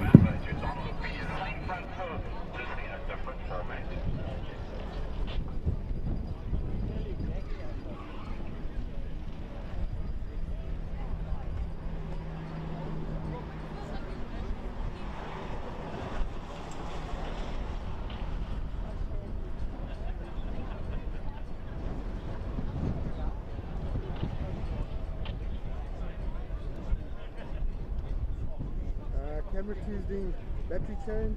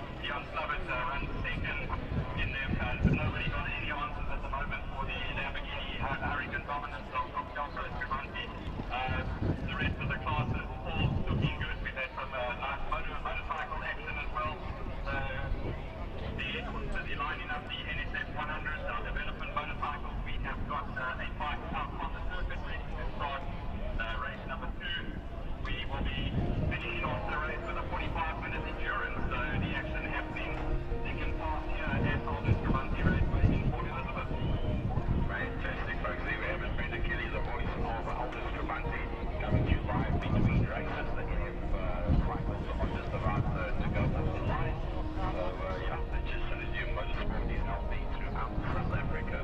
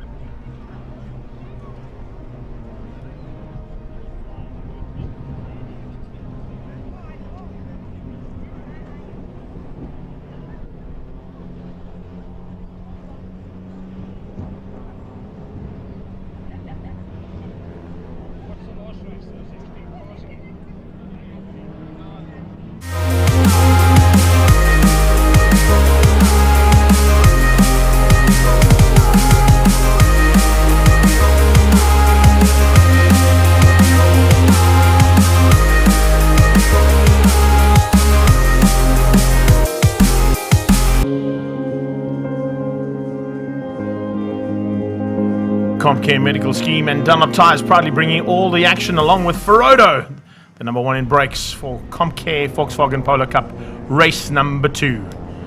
And we're expecting some more of the action that we saw in race number 1 with a slightly change up on the grid. Remember what happens for race number 2. It's fastest laps from race 1 that will decide where you line up for race number 2. So Clint Besayno, it's going to be slightly higher up as he makes his way out onto the circuit there on the left-hand side of your screen. Still recovering the Variawa Team Toyota Gazoo Racing Corolla after the back left wheel was knocked off. Not quite sure if it was with Julian van der Walt or not. We didn't quite get to see all that action, but definitely a bit of an issue there for Variawa. One of the youngest drivers, in fact the youngest driver in global touring cars at 16 years of age. Bit of a baptism of fire there for him, but he's one of 3 Gazoo Racing Corollas, and I don't think there's too much damage to the car, so he'll probably be back for race 2 later on. They have let the Polos roll out despite this car still being recovered, but I think it's almost recovered. That's why they wanted to get the Polo Cup competitors onto the grid. And as they get their way onto the grid, we'll also get to give you an indication as to how they're going to line up with the allocation of fastest laps from race number 1. That's how it's all going to pan out here. Yuri Swart, I think, is on pole position. He was the man who set the fastest lap in the Bullion IT car. His teammate Giordano Lupini will be down in 4th place, and he takes up his position in 4th place. Tate Bishop will be alongside Yuri, race 1 winner, and on the clean line again. So remember, in the first race, Tate was on that clean line, which is on the even numbered side of the grid, 2, 4, 6, 8 side of the grid, as opposed to the more, well, not that much more dirty, but a little bit dirtier line on the odd numbered side of the grid on 1, 3, 5 and 7. 3rd place is Davy van der Merwe. He was 3rd quickest in race 1, which promotes him up the grid compared to where he was in race 1 and 4th place. So Davy's got some work to do in amongst those Cape Town boys, looking to possibly steal his first victory at national championship level. He's won in the Volkswagen Challenge for Team Red Racing. And he's now looking to do it in his second year of asking. Remember, the Rookie of the Year champion in 2021. He's now looking to go and do what his teammates have done in the past, Leighton Free and Dario Busi, in trying to win the overall championship after securing the Rookie Championship. Dean Venter was slightly quicker than Charles Visser, as you can see, and Venter will move up into the 5th spot ahead of Charles Visser in the second of the Team Red Racing polos there. Venter, of course, running out of VDN Autocars and Chamber 77, with Wright Motorsport prepping that car. Then it's the first of the Squadra Course cars. That one being Natyam Samanga. Didn't quite have it all his own way in the closing stages. A couple of bumps and some off-track excursions that dropped him down the wayside, possibly spoilt his chances of some fast laps. The Polo GTI pace car makes its way to the front, as they've now managed to get Variawa's car out of harm's way, and it'll make its way into the Park Fermé area and probably get that car back to the pit box to be sorted out. Don't have a lot of time to get that car sorted out, but he should have enough time to get it back into race trim with a spare wheel put on the back somewhere. So, behind Natyam Samanga was Clinton Mercedes. I did say that he did have an improvement, but he's down in 8th place ahead of Jagger Robertson, first of the rookies of this class. And once again, the Liqui Moly, Big Boss Auto and Team Red Racing machine of Jagger Robertson in single digits in 9th place ahead of Kwanda Mokoena. Mokoena with a slightly better start now in race number 2. He'll be happier with that. He's ahead of his former teammate, Lonica Martins. She leads up the ladies' side of things, ahead of Bryce Pillay in the MIG Logistics car. And of course, MIG Logistics car of Bryce Pillay was the reason for the safety car at the end of the first heat of Polo Cup. So it looks like it's going to be some work there for Pillay to fight hard with Mokoena and Martins. Ethan Kutsia still going well, down in 13th, lucky for some. Hopefully it'll turn his luck around now in that 13th place on the grid ahead of Olela Njambuka and Cara Hill, who also had a late off-track excursion in race number 1. Race 2 of 3 about to roll. Just waiting for that pace car to go, and it'll dictate the pace. You can see the COC saying, let's go. You can move that Polo GTI and send it on its way.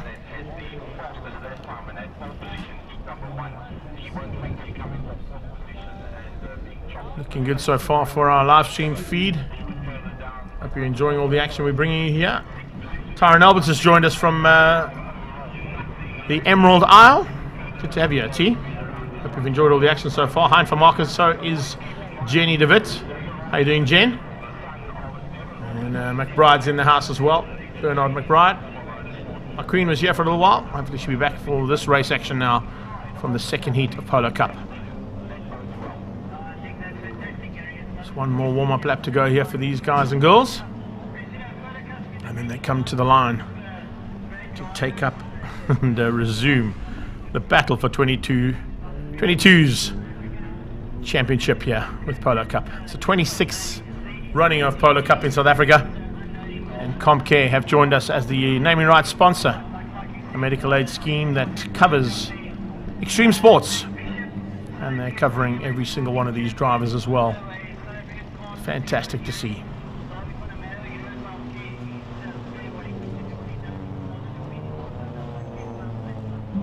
I know Josh is upstairs here above our commentary tower.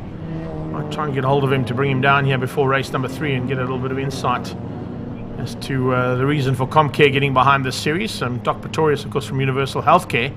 It's one of the brands that falls under the Universal Healthcare mother company. And Doc Pretorius, of course, is the man behind the Universal Motorsport Team Red Racing cars out there too. We've got 2 Bullion IT cars now in the field, with Giordano partnering up with Yuri Swart, second place in the championship last year. As I said, going for 2-to-1 honours here. Wants to make that number 2 the number 1 car for 2022. But Tate Bishop seems to have other ideas, and has so far been the man to beat down here in Cape Town. Put it on pole position in qualifying. Didn't quite get it right for the Super Pole, but has taken the first victory. That's a little bit more important, I think, than the 1 extra point you get for qualifying. I'm also looking at the way Cars are moving side to side in the back. Looks like a little bit more anger in the body language out there for the mid-pack and the rear end of the field too. Particularly there from Ethan Coutinho. Looking to fight hard with Kwanda Mokoena, Lonica Martins, possibly even there with his teammate Jagger Robertson, as they now come to take out the positions officially for race start of race number 2. It's an 8-lapper. We've got 2 8-laps and a 10-lap race for the 3 events today. The Dunlop girls making their way across the city of Cape Town Bridge. I can't even tell you how many times I said city of Joburg in the 9 hours, so apologies for that. The city of Cape Town, of course, are powering the Extreme Festival here today, and Dunlop are providing the rubber that these cars are about to go to battle on.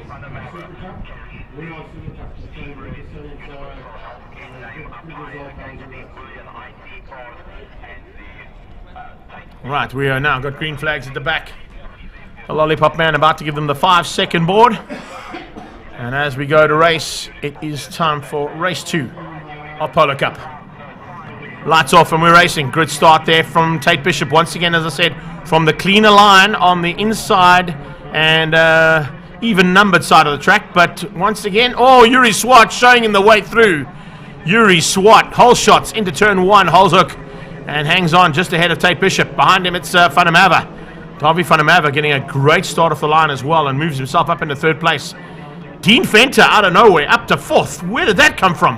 The Right Motorsport machine absolutely fired off the line and dives up into that 5 spot just ahead of the hard-charging Team Red Racing Charles Visser. On Visser's tail, you can see they're starting to line up there, and the first of them is Giordano Lupini, who was the biggest loser off the line there. Definitely not getting off the line like he wanted was Lupini, that's for sure. Side note now, side by side with Msamanga. And coming along for the ride is Lonica Martins ahead of Kwanda Mokoena. So outgunning her teammate down towards former teammate there, into turn 1. Oh, they are side by side and putting wheels on the dirt coming out of Malmesbury. You don't want to be doing that, guys. Not at that part of the track, at this stage of the circuit and at this stage of the race. Visser under pressure from Lupini. Diving on the inside of Fenter. Fenter opens up the door and Visser says, thanks, I'll take that. Lupini wants to go with him and he just squeezes in there, forcing Fenter high onto the banking and down 1 position. So Fenter losing out 2 places there in the space of the 2 double right-handers in Fostron corner. In the back of the pack though, look how they're lining up there. Bryce Pillay looking for a way through. Here comes the Angry Machine, the Angry Academy car there of Tate Bishop trying to close down on the leader, Yuri Swat. Swat hanging on for the lead at this stage. But let's see if we can see a change up now. Swat from Bishop. And looks like our timing monitor might be just slightly out on that because it's saying Bishop ahead of Davi Fanamava. They're missing the Yuri Swat car there. Jagger Robertson, mid-pack, still leading out the Rookies Challenge, and fastest rookie so far is the young man from Alberton. He has come a long way in his racing career as Jagger Robertson, spending time and following in the footsteps of his uncle Devon. Devon Robertson, a former champion in Polo Cup, remember? And now looking for a chance to do the same thing there. Looking possibly for the Rookie Championship first, and then to go on and win the National Championship as well will be Jagger Robertson, coming from NX Legends as a champion there, and a Class B champion in the BMW M Performance Club Racing Series as well. So rear-wheel drive specialist coming into front-wheel drive is going to take a little bit of time for Jagger Robertson to get used to a front-wheel drive Polo GTI. But it seems it's not too far off for him to be at the front end because he's in single digits at the moment. Across the line, another lap, completed 7 of the 8. And this is where we get into the thick of it now. Look in the background, Natim Samanga under a bit of pressure there. This time out from Lonica Martins. Lonica Martins also under a bit of pressure from Jagger Robertson. Jagger was late on the break into Hole's Hook, trying to force Lonica into a mistake. She just maintains her position into Holes. Not going to give that up without a fight. Nati maintains though, as Lonica gets through. Looks like a bit of a maneuver there from Lonica, and of course Ethan Coutinho now trying to find a way through there. Bryce Pillay just behind them. So some chopping and changing as Jagger Robertson tries to get back at Lonica Martins. So See, there's an opportunity for him to squeeze through there. Not just yet. He's, of course, got Liquimoli on the side there, one of his associate sponsors, along with Big Boss Auto, and part of the Team Red Racing stable this time out. One of our rookies, and a great rookie find there for that team. He will probably be looking to emulate the previous rookies of the last 3 seasons, taking championships for that team. Visser is on a flyer though. Charles Visser diving through and trying to force a mistake out of Tate Bishop. Bishop doing the same thing there to Davy van der Merwe. A little touch between the two of them coming out of Fostron. Davy now probably going to have to go to a push to pass if he can help it, because he didn't get good drive out of Fostron, and it's going to give Tate Bishop a chance to come around the outside of him and possibly steal the lead of that battle, not the lead of the race, and he's done that. He's moved himself up into second. Davy van der Merwe demoted down again, chopping and changing for the first and second places between those two team and arch rivals. Van der Merwe hasn't really had a go at these guys in the past. Remember, he hasn't had the karting background that most of these drivers have come through. We see some arch rivalries coming back into the forefront here of Polo Cup, with Tate Bishop taking on the likes of Charles Visser, and in the background, of course, Clinton Besaidnout and Kwanda Mokoena. But other drivers in that top 10 haven't had the karting background. So Giordano Lupini has come from saloon car racing and has just stepped up to a national class this time out. Yuri Swart was a karter. He, of course, knows what to do around this track in terms of saloon cars as well, participating not only in Polo Cup but also some of the regional categories here in the Power Series. Wingfield Motors staying with that Power Series sponsorship again. Great to have them on board here for Killarney International Raceway. Problems here by the looks of things. Look at the cutback. Oh, Davy saw that coming. Brilliant bit of driving there from Van der Merwe.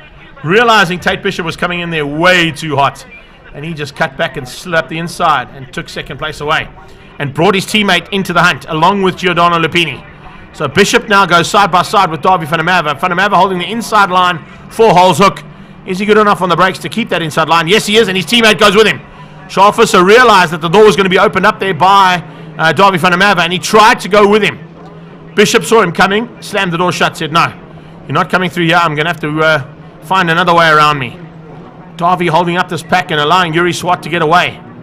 There is a move from Lupini now on the inside of Visser. So it's 3 Cape Town-based drivers taking on the man from Team Red Racing from high up on the Highveld.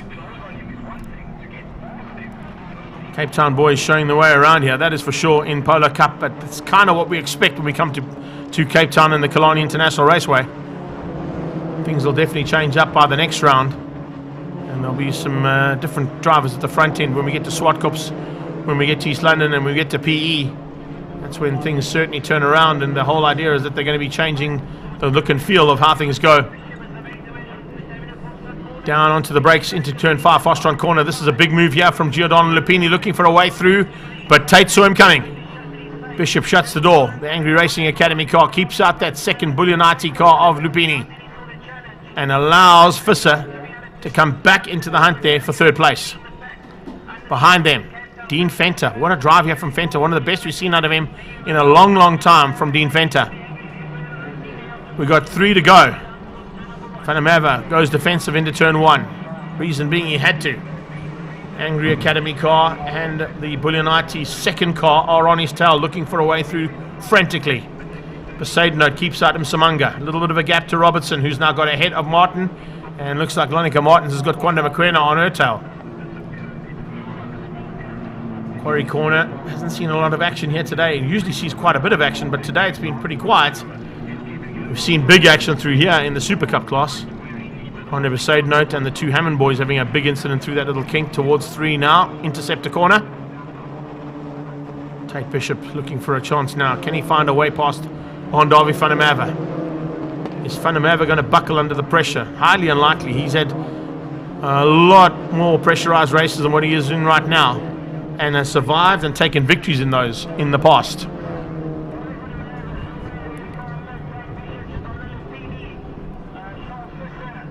Down onto the breaking point.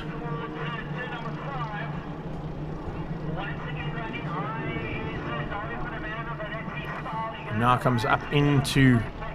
Oh, wheels on the dirt there for the angry car. Bishop pushing really hard. And now looking for a chance now. Oh, here comes Giordano Lupini. Lupini saw the mistake there from Tate Bishop, is going to try and capitalize on it. He did get slightly better drive. Where is that car going? The Squadra course car off the circuit completely there. Zolile getting it all wrong. Or Zodela, I should say. Olela getting it a little bit out of shape coming out of turn 5. Here we go. Up towards turn 2, Quarry Corner. And is it? Yes, it is. Lupini eventually secures that position after fighting really hard with Charles Visser and with Tate Bishop. So it's definitely on. Lupini moves up into 3rd place and now going to try and put the pressure onto Fanamava.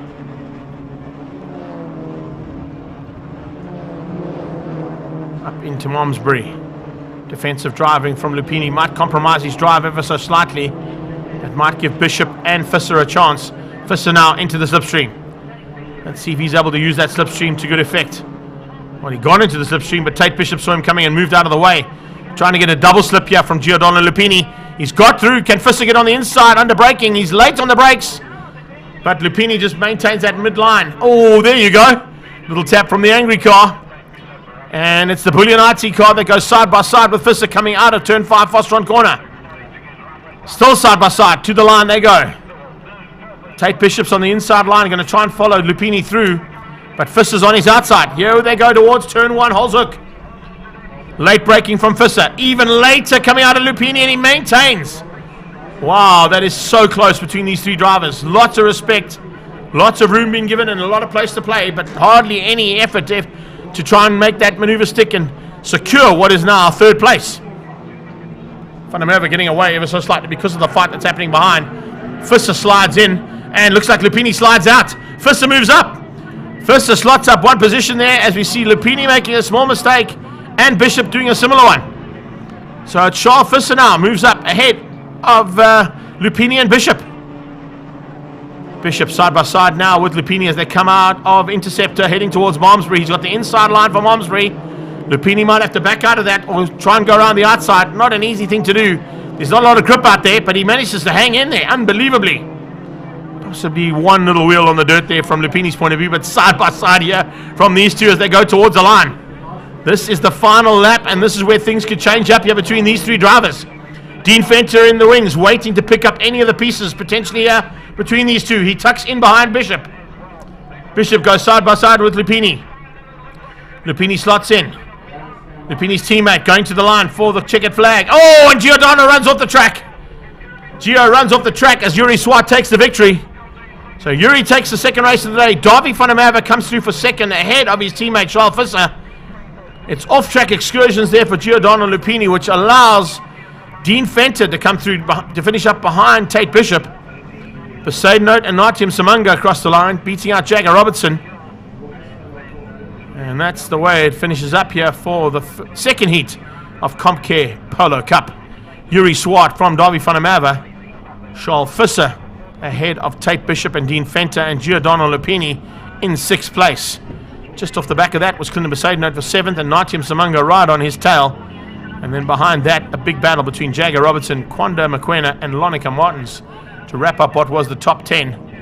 It was Bryce Pillay to finish up in 12th place ahead of Ethan Kutsia, Cara Hill and Ngolele Njabuka finishing up the back end of the field there for the 2nd heat of CompCare Polo Cup. There is your winner, Yuri Swart. So it's Cape Town 1 and 2. What has Darby Fanamava got for us in race number 3, the 10-lapper later on today for CompCare Polo Cup. Up next, we're heading into the 2nd heat of G&H Transport Extreme Supercars.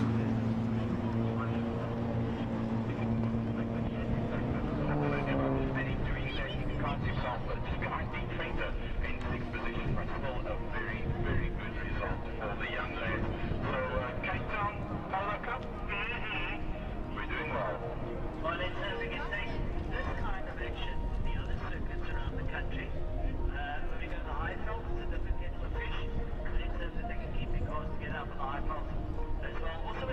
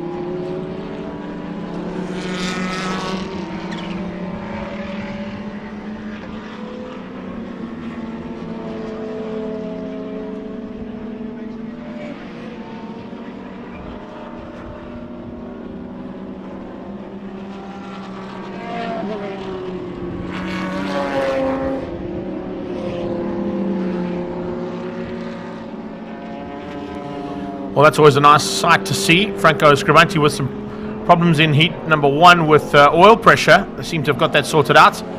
And the brand new aero package on that 997 Porsche is back on track for Franco Scrivanti. He will be slotting up into 4th place on the grid with the toy Angel Arangis ahead of him. So expect another big battle in the G&H Transport Extreme Supercars now with the return of one of the fastest cars out there. Also interesting to see, and one car we failed to mention in race number 1 is the McLaren 650S GT3 of Ben Morganhout, who unfortunately had a massive crash on a Thursday evening here at the circuit in turn 1. Looks like Ben unfortunately just put a wheel onto the dirt going into turn 1 under braking, and it unsettled the car so badly that he went slamming into the wall on the exit point of turn 1 and the end of the main straight. So we wish him all the very best for a speedy recovery, but I know that there was a lot of damage on that McLaren, and unfortunately he won't be out for a while until they can get those repairs done. So Jonathan du Toit should be the man on pole position, moving his way through to the front. It does say Dane Angel in second, but of course Dane Angel is in the Ferrari, so that's why he's probably a little bit further back in the proceedings than what he should be. Or is he? No, that's Ibbotson, sorry. That's Jason Ibbotson. Similar livery on those cars, but one's a 458 and one's a 488. And it is Dane Angel who is on the second row. And Jonathan du Toit will come through to take up his pole position again. Arangis in the Nismo GTR 35. They're in third place. So will Franco Scrivanti be able to give these boys at the front a run for their money? Dane Angel came from the back of the pack to finish up the first heat in the top 5, so a good run from him. He now starts from second, so should be able to give Jonathan du Toit a little bit more company at the front end. He literally had it all his own way there in race number 1. Audio Claudio coming all the way from Portugal. Bom dia. How you doing, brother? Oh man, the dude was here with us, and he's now moved on to Portugal as his chosen place of abode. I hope everything's going according to plan there for him. It is great to see that he's jumped in to see what's happening here at Killarney. You see the Dryzen Environmental Lamborghini Huracan. That's the blue car with the doors open. That is Greg Parton. And if you look across on the pit wall opposite the main pit straight there, it has environmental signage there too. The reason for that is that Greg Parton's company supplies all the oil and lubricant retardant that they use to pick up when cars do have some issues and drop fluids onto the ground. So Greg also supplying pretty much all the circuits around the country with those kind of rolling off for the rolling start. Problems there for the 44 car. Looks like a bit of an issue there for Jason Evertson to get off the line. If he's able to get going again, he'll be able to take up his position. Yes, he's got going. Just took him a while to roll off. Damien Hammond in the Trinity Protection Services Lamborghini.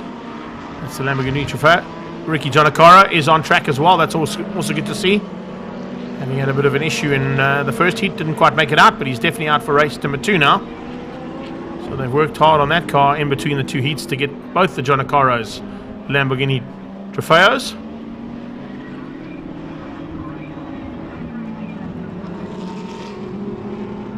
Coming through the rest of that pack, of course, is Ricardo Martin Prince in the 72 Porsche, Nicky Dix in his number 37 Porsche, Razli in the Cool Touch Racing.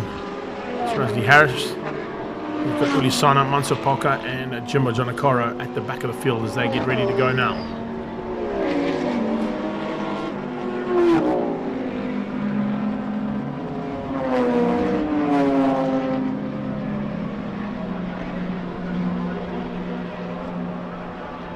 Starting to take up their positions as they would be on the grid. And behind that Polo GTI.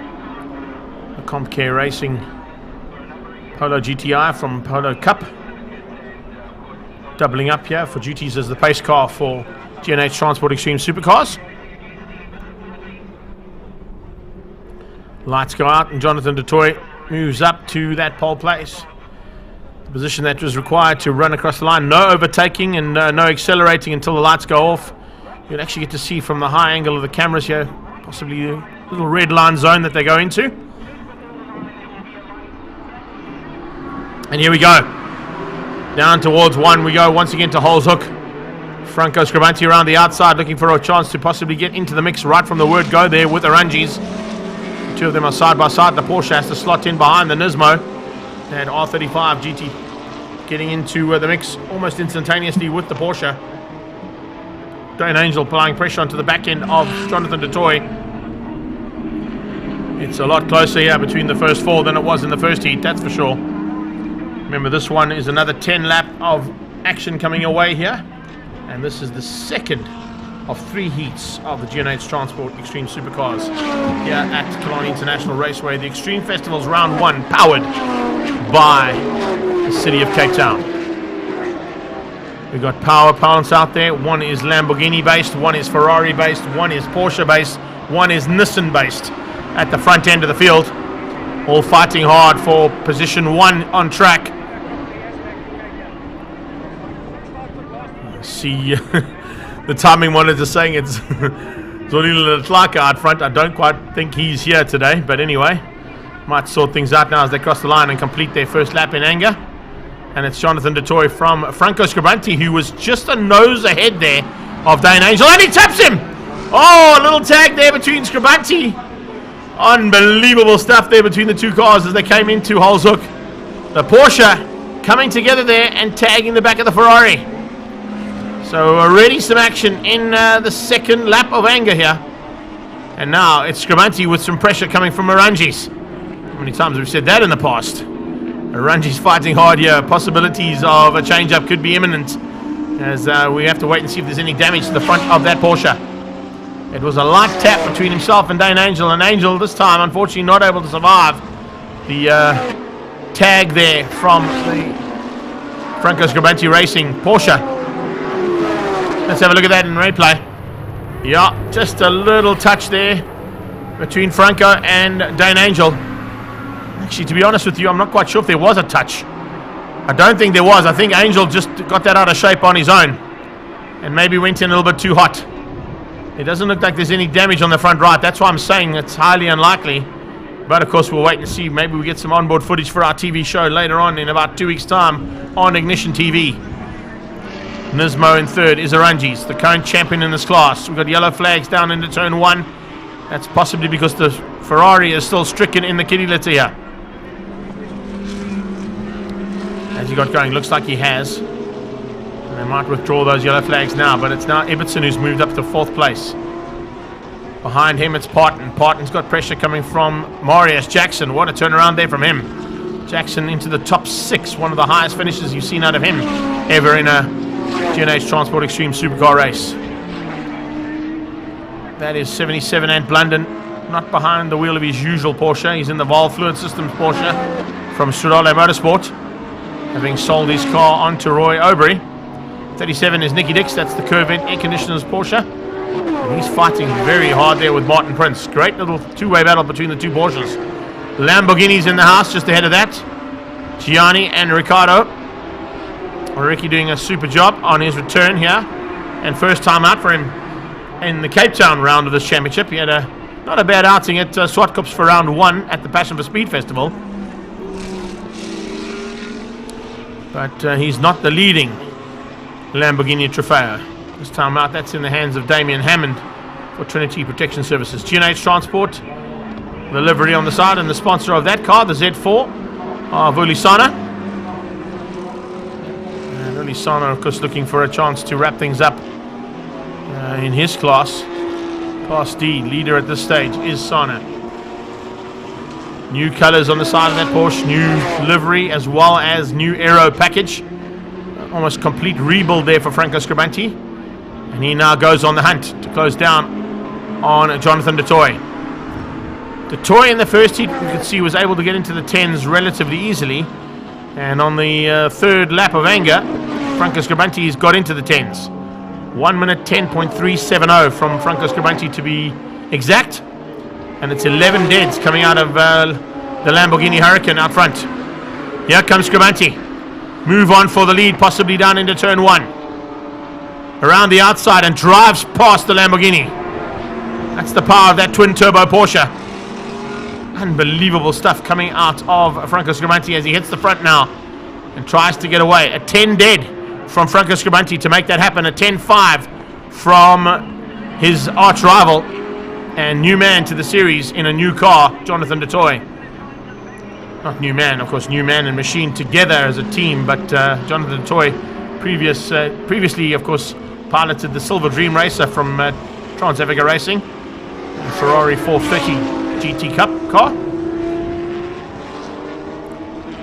Marius Jackson having a fantastic outing there, staying with that Lamborghini Huracan of Greg Parton. One of the best runs we've seen out of him. And putting pressure onto the back end now of the Natal-based driver, Greg Parton.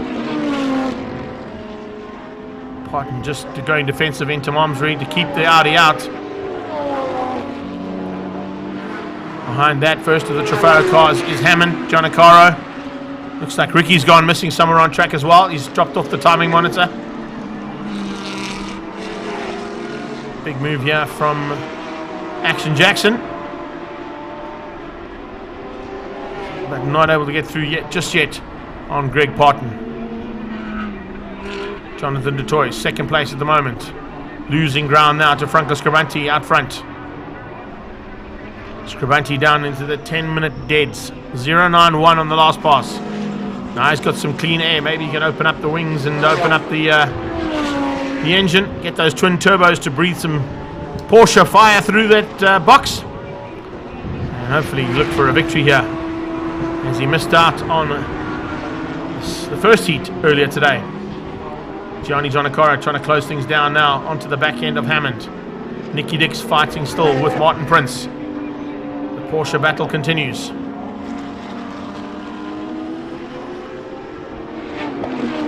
Lamborghinis fighting hard, two Porsches fighting hard. Could possibly be three, but Blunden's dropped off the back ever so slightly.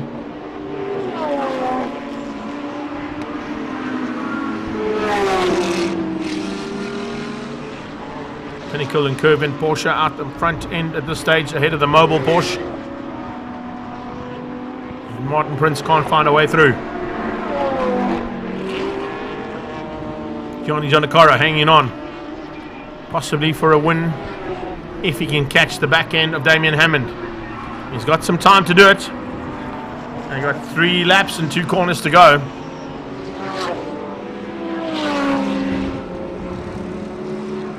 I'll say that. A little change up on the timing monitor. There's actually 4 laps to go. Apologies for that. But it's Scribanti from Detroit. And Scribanti's down into the 9s. First car to go under the 1 minute 10-second bracket now. Ooh, a loop out. Is that Ibbotson? It is. Jason Ibbotson looping out there. No, it's not 46. That's not Ibbotson. Yes, it is. It is Ibbotson. Beg your pardon. The 458. As I said, those 2 cars have got exactly the same livery. And that's a bit of a pity there to go and lose that Ferrari as it looped out. Here we go. Back to the Porsche battle.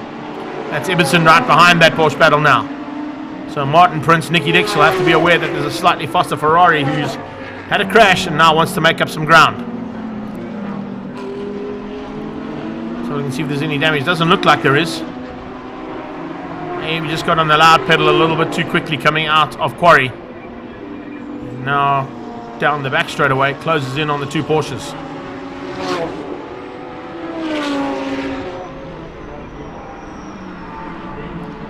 Lead cars are coming out of Malmesbury, heading down that back straightaway, not too far off the back end of that battle.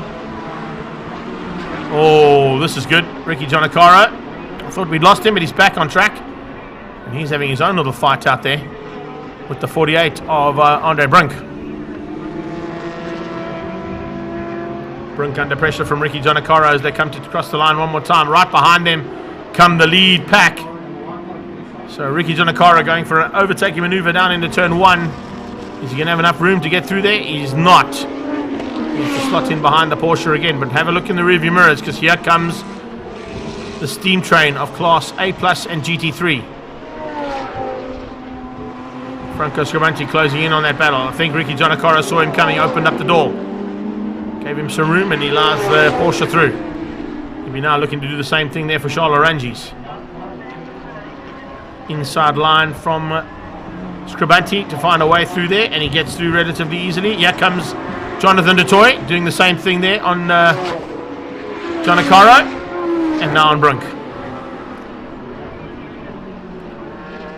Looks like Ant London's going to have to give way to these 2 as well. They're on the penultimate lap. They're about to start their final one on the next pass across the line.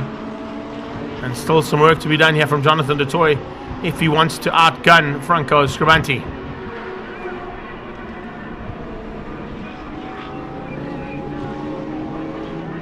Imagine what it feels like behind the wheel of that 997 twin turbo as it just lights up out of Cape Town corner Vostron and heads to the line to start the last lap. Final lap time now for Franco Scribanti. His new beast had a little bit of teething problems in race 1, didn't allow him to get on track. But now in race 2, they've sorted that out. And could that possibly be the turning point here for the day for Franco Scribanti? Jonathan Dutoy is taking the first victory of the day. Looks like Franco's going to get the second one. Jono will maintain the advantage in terms of overall, having a first and a second, as opposed to a first and a DNF. Down the back straight they come. On to that back straight away, the 2 Porsches still fighting hard. The Porsche is headed to the line, and Franco Scribanti now looking for the victory. Nice turnaround here for the team, and the hard work paid off. So still some work to do there for Martin Prince and Nicky Dix, but the Porsche behind them looks like it's taken the victory. And it was relatively easily done there by Franco. Took his time to get through the field. Eventually got through there on Jonathan Dutoy, who comes through for second. Beg your pardon. Porsche battle there. It's one out by the looks of things by Ant Blunden ahead of Brink. And then Ricky Janakara. Here comes Ulisana. Ulisana is going to be taking Class D honours. So let's have a look at those results for the second heat of G&H Transport Extreme Supercars. Franco Scamanti takes Class A Plus and the overall victory. Jonathan DeToy will come through for second place. Aranji's for third overall, but they'll be first and second ahead of Greg Parton for third in GT3. Class C goes to Marius Action Jackson, and it's Damien Hammond who comes through to win out Class A ahead of Jason Ibbotson and Gianni Giannicaro. Nicky Dix takes second place in Class A, and Martin Prince wins out the Class B battle as G&H Transport Extreme Supercars finish up their second heat. We've got a small break in proceedings now. We've got some passenger laps and a circuit cleanup just to get everything ready to go for the second heat and final heat of our two-wheelers today, the Sunbet ZX10R Masters Cup.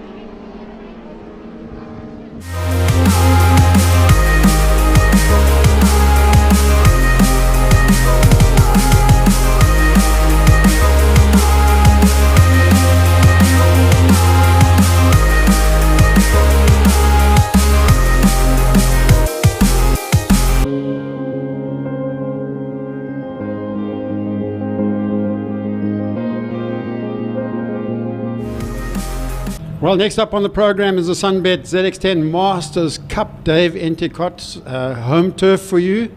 No pressure really, but I'm sure you are looking forward to this one. I definitely am, Dave. It's going to be a tough weekend. There's a lot of new faces in the paddock. They're definitely bringing their A game by the looks of the practice timetable today. Best of luck to all the riders. I'm glad we're here. And good luck to yourself as well. Lefraz Fritz, all the way from the Free State in Welkom. Welkom in the Free State, I should say. Looking forward to it? Yes, yeah, I'm looking forward to it. It's quite a challenging track for myself. But yeah, I'm getting there every year. It's a bit better. I'm on a new bike now. It's a 2017 RR. So we're sorting it out and we're trying it. Great to have you here. Really fantastic to see you all the way from the Free State. Now, Ronald Slamet, been off the bike for a little bit, and now you're back in the saddle, and I've got to say, looking good. Yeah, it's an exciting time for us. I think, like you said, we're back riding again, and it's an amazing championship to be a part of. So hopefully this home ground advantage will give us the advantage that we need to go up for the rest of the calendar up country. So yeah, looking forward to an exciting weekend and racing with the guys. Can I ask you one thing? Yes. Will you look after our GoPro, please? Tough job, but I'll do my best. Good luck, guys. Back to you, Greg. Thanks, Dave. Yeah, awesome stuff to catch up with our front row there, basically. Enticott and Slamet. The Killer Westman is in the middle of the two of them for that front row for race number 2. And also always great to catch up with Lafras, character of note there from Welkom. And looking forward to a big battle there with the likes of the back end of the field. Of course, Wayne Shelley, Travis Nordia, and Aubrey Maria, all the guys that he's been fighting with in the past. So it's Ronald Slamet, Trevor Westman, and Dave Enticott that are on the front row. And they've got Graham Van Bredar, Jason Lamb, and Gareth Besaidnout right behind them. Look at the crowds there on the Magoo grass banking. That is fantastic to see.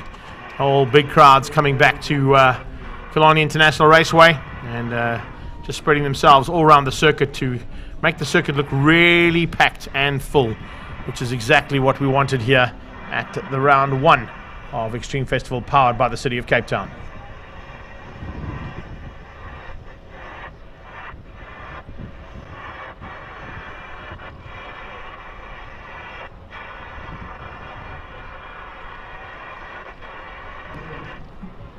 One winner board goes up. It's going to be Graham Van Bredar who'll be looking to push through this field of Cape Town-based riders. The front end of this field, basically, I think all 17 Cape Town-based riders are in the front 3.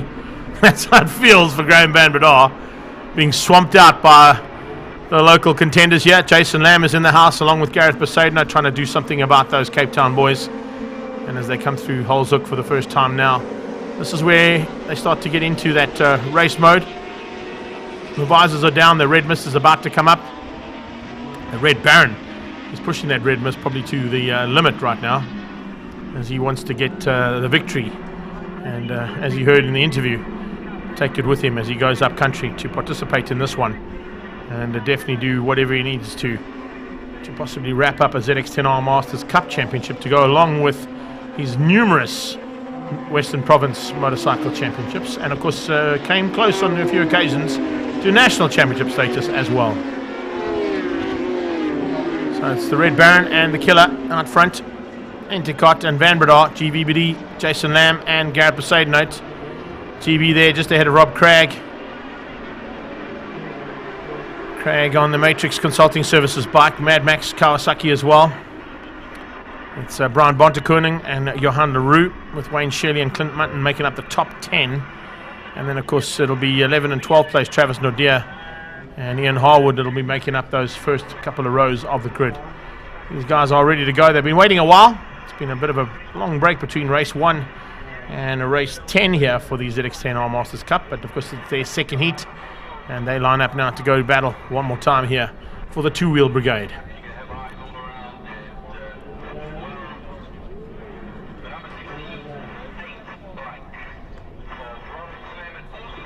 So as we head now into this form-up position for race number 1, or race number 2, I beg your pardon.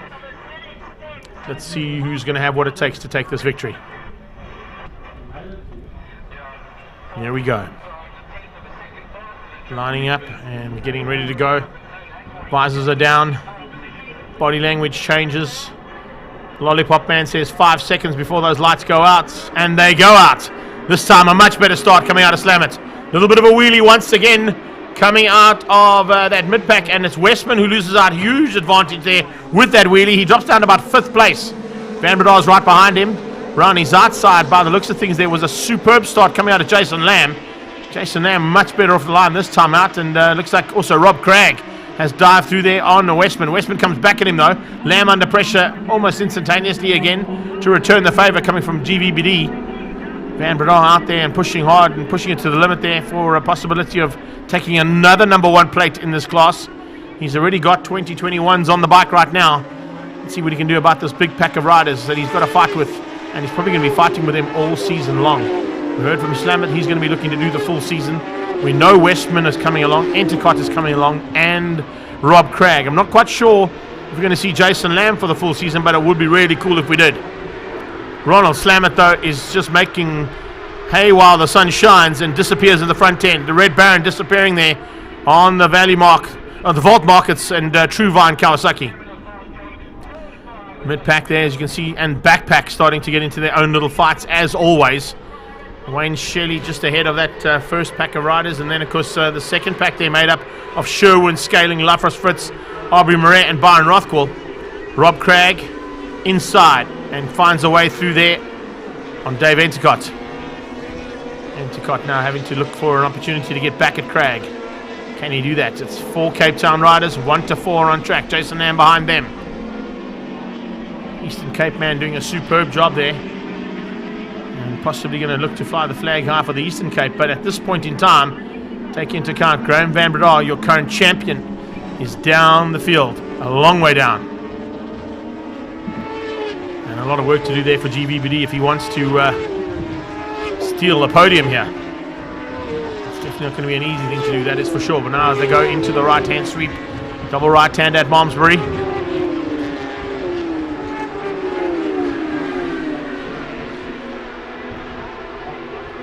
Van Breda trying to close down now on Lamb.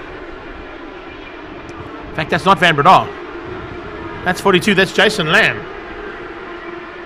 So where has GVBD gone?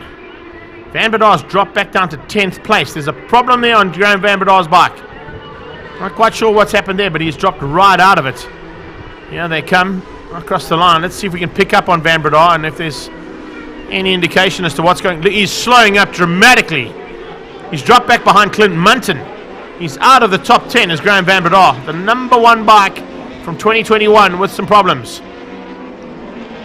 The Buco man going through there was Travis Nordia, but Graham Van Breda has got some serious problems there on the Stefanuti stocks and Motul sponsored Kawasaki. You can just see that there's a bit of a problem here for him, and I wonder if he's going to try and circulate to get as many points as possible. There's also another possibility that's happening out there for Graham Van Breda. I did mention it in race number 1. Remember, he's just lost his dad, Les, multiple South African motorcycle champion. And sadly, a week and a half ago, the Van Breda family lost Les. And it might just be the emotions of the day getting to Graham. If that's the case. And he played around with a few things in between the heats, so lots of factors to be taken into account, but let's see what happens now here as Travis Nordia goes at it, looking for a way to go around Wayne Shelley. Wayne Shelley's just behind there and pushing hard. He's got Johan LaRue just ahead of him. And LaRue is he's dictating the pace for this pack. Munton behind that, and then it's Van Breda.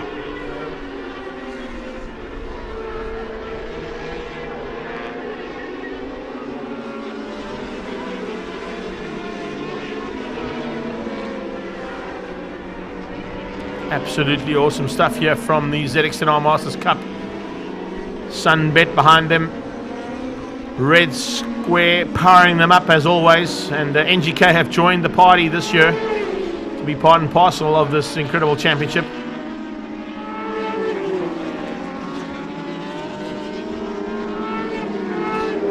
Flying through is the mid-pack battle there of LaRue, Shelley, Nordia and Munton.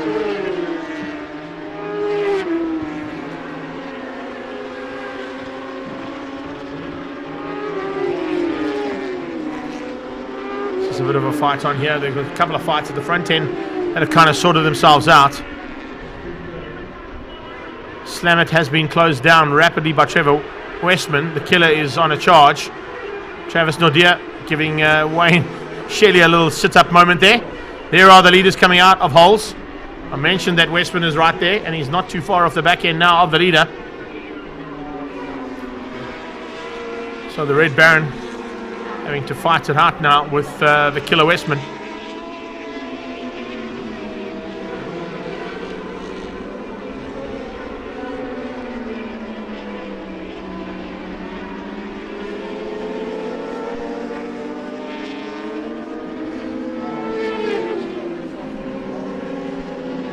Shelley around the outside of Quarry, trying to just get that little gap between himself and Johan LaRue down. LaRue, the oldest man on track at the moment, and leading his Class C. Class A and B, of course, fighting for honours at the front end. This is Class A. These two both in the Masters category. Class B is the Veterans. And then we've got Grand Masters in Class C. 35 and over, 45 and over, and 55 and over is how the ZX10R Masters Cup series works. Across the line, another lap completed, halfway stage. And it's Ronald Slamet and Trevor Westman going at it. Cape Town-based riders here, looking to do a full season with the ZX10R Masters Cup. And hopefully we'll get to see them at all the other tracks around the country as well. Landy Sinden has joined us once again. Johan Faree as well, having a look at what's happening with this category. Great little fight here. It's kind of the battle of the fours there. 44, 84, 14 and 74. Fighting for what is 8th place on track. You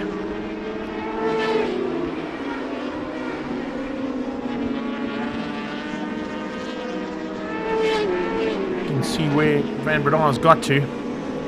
He's down in 12th place. GB battling a bit here this weekend. That's the 48 bike. Nice little fight here. Aubrey Murray just ahead of Byron Rothwell and Henk Scaling. Expecting a big wheelie at the end of this one from Henk Scaling if he finishes up where he is right now. Lafras Fritz. And behind them it's Jonathan Sherwin. Up next, of course, we've got InvestCam Formula 1600s. And then it'll be GDC and Super Cups Race 2. Getting into the second heats and third heats of all of the categories racing today. Extreme Festival at Killarney International Raceway, powered by the City of Cape Town. And these are Sunbet ZX10R Masters Cup Kawasaki's, powered by Red Square and NGK. Better run here from Ruan Oberholzer. He's now ahead of that 67 bike of Jonathan Sherwin and the 24 bike of Hardwood. Hardwood dropping to the back of the field. Must have been a bit of a change-up that they went on Ian Hardwood's bike, but it hasn't worked out for him here in the second heat. 48 just ahead there. Aubrey Murray fighting hard once again with Byron Rothwell and Henk Scaling. And if you just look up the road from these three bikes, you're going to see Graham Van Breda, unbelievably. The man who was king last year has not had it go his way here in the opening round of 2022.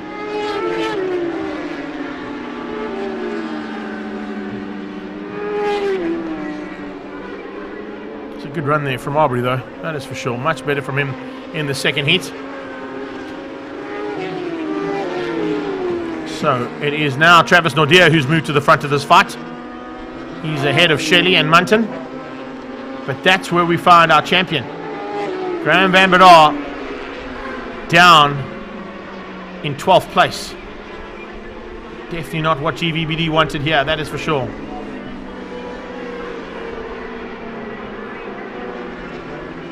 I'm not quite sure if that is a setup system that's gone wrong. Or maybe just maybe playing around with the rear shock slightly there. It hasn't quite worked out, but needless to say, he's still out there and circulating to try and get as many points as possible.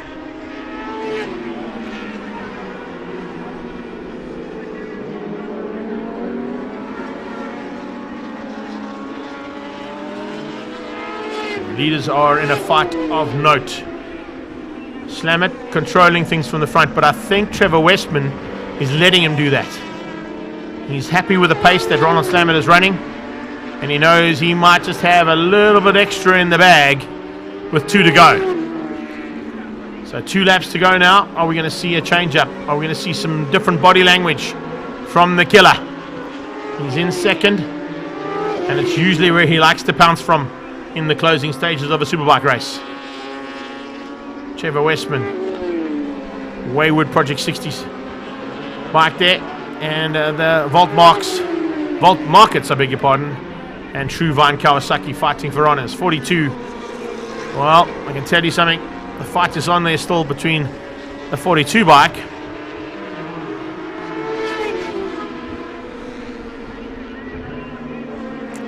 Jason Lamb having his own way there so far with that 4-2 bike ahead of Brian Bontekoning.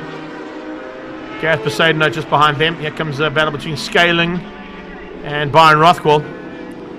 Rothwell into turn 1 behind Scaling. He was ahead of him on the last pass. So a bit of chopping and changing between the two of them as well for just outside the top 10. Trying to close things down there, of course, on Aubrey Murray. So not an easy thing to do, that is for sure. So as we head down the back straightaway, Jason Lamb now under a bit of pressure. Look at the way that we've seen a bit of a manoeuvre there from the 22 bike of Gareth Poseidon. He's certainly got some late race pace here. Can he find a way past on Bonte on the last lap? They're on the last lap, of course. And it's Slammett who has got about 5-10 bike lengths there now. I wonder if Westman's rolled out of it. Westman has not been able to run the pace of Slammett here on this last lap. Made a small mistake coming out of Quarry there, and it's cost him dearly. He's lost a lot of ground. Can he make it up under the slipstream? He's getting good corner speed through here, putting those Bridgestone tyres to the limit. And now looking to get into that slipstream of the Red Baron down the back straight. But we know how good Ronald Slammett is down that back straightaway. Onto the brakes. And onto the banking at Fostron.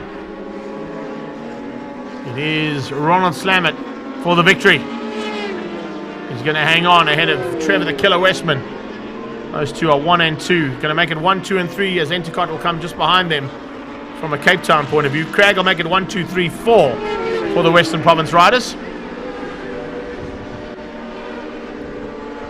Endicott happy with that. Remember his first outing last year at the circuit was a victory for him. Rob Craig in 4th, as I said, making it Cape Town riders 1, 2, 3 and 4.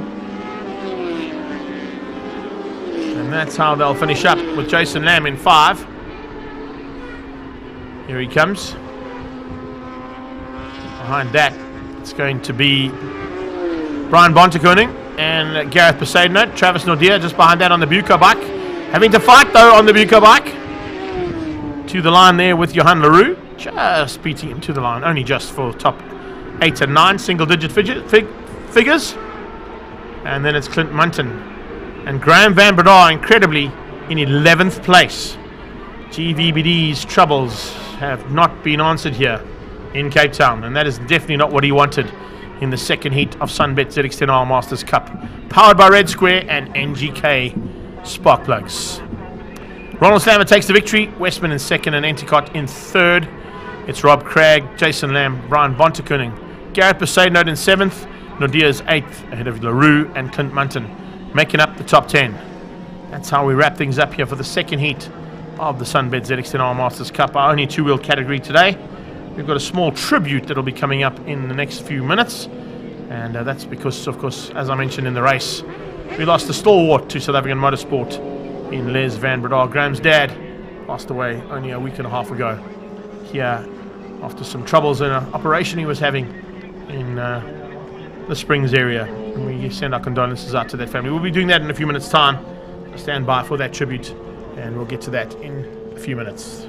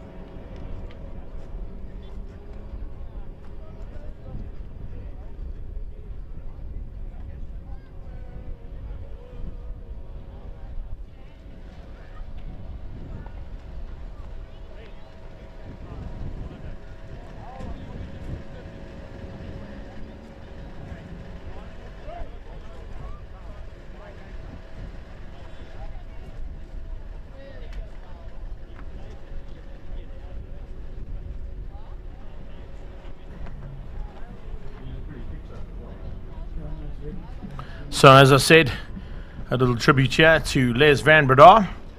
Emotional time there, I'm sure, for Graham Van Breda. And looks like a couple of t-shirts have been made there for all of the ZX10R Masters Cup to give a little bit of a tribute there to a man who has spent almost his entire life racing motorcycles. Multiple SA champion in his own right, winning 250, 350, 500 production bike categories in his day. Les Van Breda is surely going to be missed by everybody out there in the world of two wheels. And it is fantastic to see all the ZX10R Masters Cup riders coming together at the end, putting on the special t-shirt. We're going to get our cameraman down there to try and get a shot of one of those shirts. And just once again showing how the motorsport community comes together to pay tribute to riders, drivers, and people involved in the sport who have gone on. And unfortunately, due to some complications in an operation that he was having, we lost the very, very fast and really incredible man in Les Van Breda. To Graham and the family, and of course to Graham's young son, who's just started his racing career and was looking forward to showing his grandfather what he was able to do. Don't you have to worry about that, young man. There's definitely going to be a chance for Les to be watching from you up above as your guardian angel. So we've got a minute's silence that'll be going out there while they're putting those t-shirts on. We're also going to give a bit of a tribute there to Bruce Johnson. And Greg Mills, the WPMC president, says that Bruce Johnson sadly slipped away on the morning of the 3rd of March, and along with Howden Gandy, Vern Scarpin, and Brian Redmond was amongst the last standing of the Works BRM drivers that came out of the Western Province area. He stopped racing to get a life and make a career in his mid-20s, and he left an indelible impression on the sport, winning the Kyle Army 9 Hour in 1962 alongside David Piper in a Ferrari GTO. So a fantastic effort there to see not only Les Van Breda and Bruce Johnson getting a minute's silence here. And we thank you so much for all of the memories that you brought us there, Les. And we wish, as I said, both Bruce Johnson and the Van Breda family all our very best from our live stream team. And condolences to all his friends, fans, and families on both Bruce Johnson and Les Van Breda.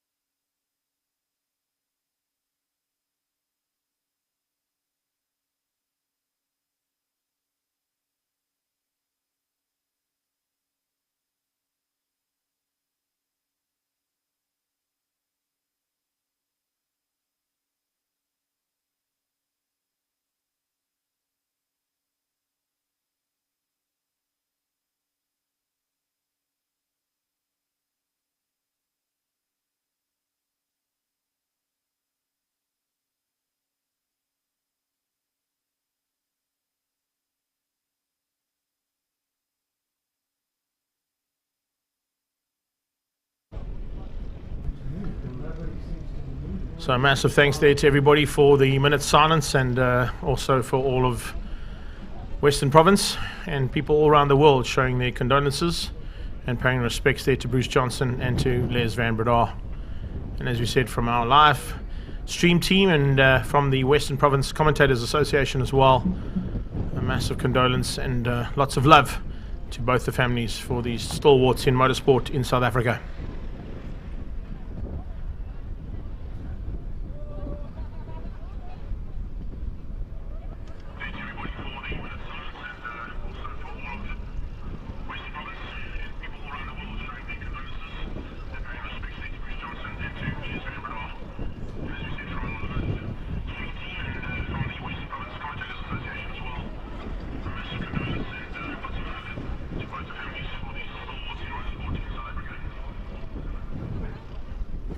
Kind of doing a little bit of a ventriloquism act there. Get myself in the background. Remember, coming up next, we've got Investchem Formula 1600s and the Formula Ford Kents. As soon as we clear the bikes from the grid, they'll be back on track for action there from our single-seaters.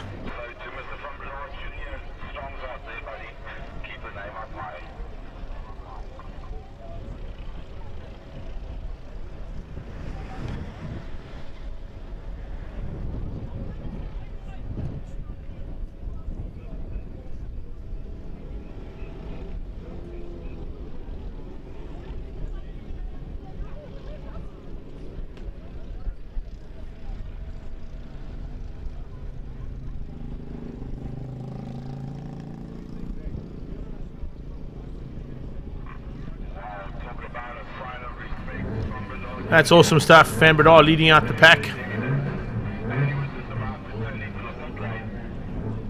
Emotional times there for the Van Breda family. Probably emotional times for a lot of these riders as well, because Les has helped out on numerous occasions on various motorcycles in this pack of ZX10R Masters Cup. There's a bit of a family feel, as we all know, with the ZX10s. And a lot of them get together to help each other out when times are hard and when parts are needed and when assistance is required. And Les Van Breda was surely one of the first men to step up to help out riders who were not having the day that they'd like. And GVBD will lead out this pack. #1 plate on that Stefanuti Stocks and Motul sponsored bike. And the rest of the pack behind him all running the Les Van Breda t-shirt. And that is a really awesome sight to see. Tough time there for this weekend, I'm sure, for Graham Van Breda. He would have definitely felt the presence missing of his dad. But we know that Uncle Peter Labuskachny is in the pit with him. And the two of them are going to try and salvage things there for a potential second back-to-back championship for Graham Van Breda.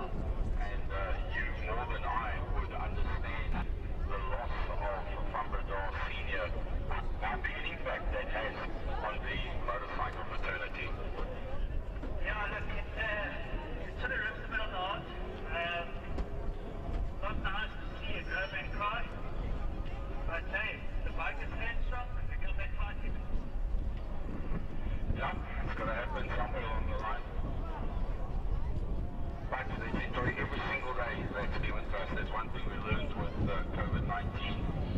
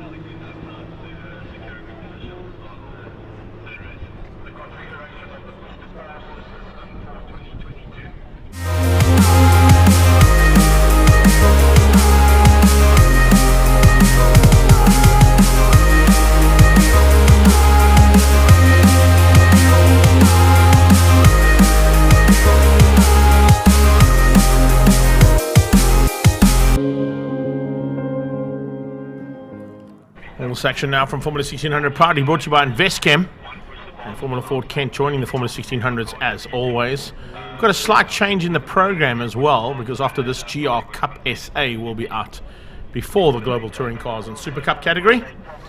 So if you have been watching from home and you've looked at the program online, there's a slight change in proceedings there. GR Cup, the Kazoo Racing South Africa Cup, will be before Global Touring Cars and Super Cup, then Comcare Polo Cup, and then the G&H Transport Extreme Supercars third and final heat of our race day action from Killarney International Raceway Extreme Festival Round 1, powered by the City of Cape Town. So we're into the closing stages now for a lot of these categories. This is the second and final heat now for our single-seaters. And we had a bit of an epic battle in that first one, so I'm hoping we're going to see more of the same in the second heat. Josh Leroux and Gerard Geldenhuys are on the front row. It's Werberski and Antoine Geldenhuys making up that second row ahead of Jason Coetzee and Nicholas Van Wheelie. Delon Thompson and Alex Vos ahead of Andrew Schofield and Shren Naidu. And then at the back there, Taya van der Laan and Siyabonga Monkonkwana. Storm Lanphier and Ewan Holtzhausen with Troy Dolanchik making up the first 15 cars on the grid. Then we go to Ian Schofield and Rick Morris, front row of Formula Ford Kents. Graham Hepburn and Ron Van Wheelie, and Duncan Foss and Alan Mayer making up the Kent category at the back. 5-second board is up. Stand by for those lights to go out. As soon as they do, we go racing. It's a good start there from the outside line.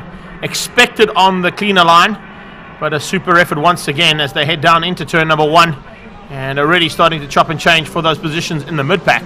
Delon Thompson around the outside of Jason Coetzee, trying to find a way through on him. Didn't quite make it stick though. Is it Leroux out front? It is. Josh Leroux hanging on to the lead. Antoine Geldenhuys has moved up into second. Gerard and Jared Werberski getting eaten up by the cars that were behind them there in the first part. Looks like Gerard Geldenhuys might have a bit of a problem because he's holding up. Oh, and Van Wheelie is sideways into Coetzee. Coetzee and Van Wheelie heading off the circuit onto the World Rallycross track.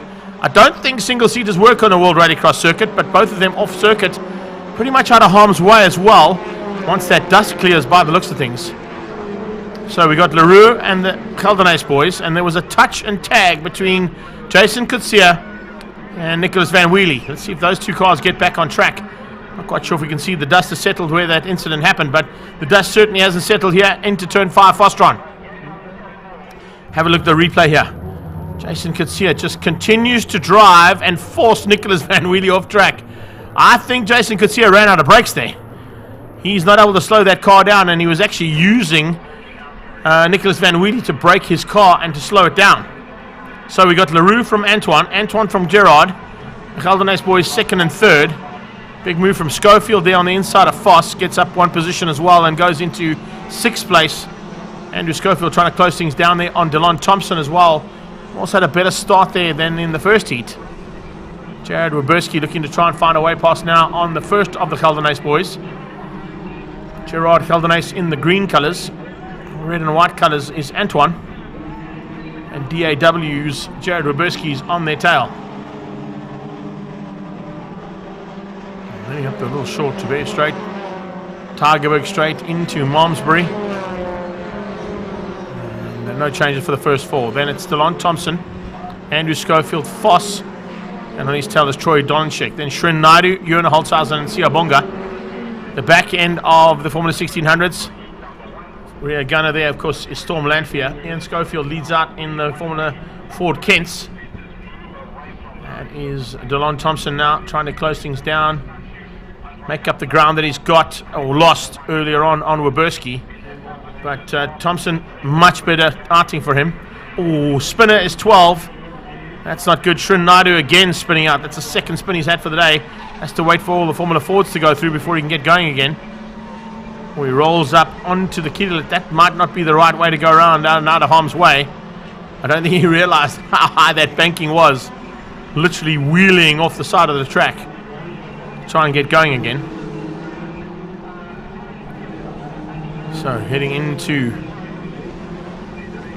turn 2 and 3 go the leaders and the front bunch of Formula 1600s. And our leader is Ian Schofield. Rick Morris in second, and third place is the LT, Alan Mayer. He's ahead of Hepburn. Hepburn in fourth place. And behind Hepburn, that'll be Duncan Foss and Ron Van Wheelie.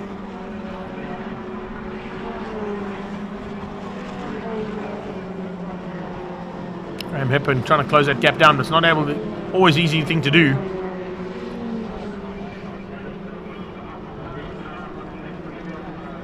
Now heading down into the back straightaway.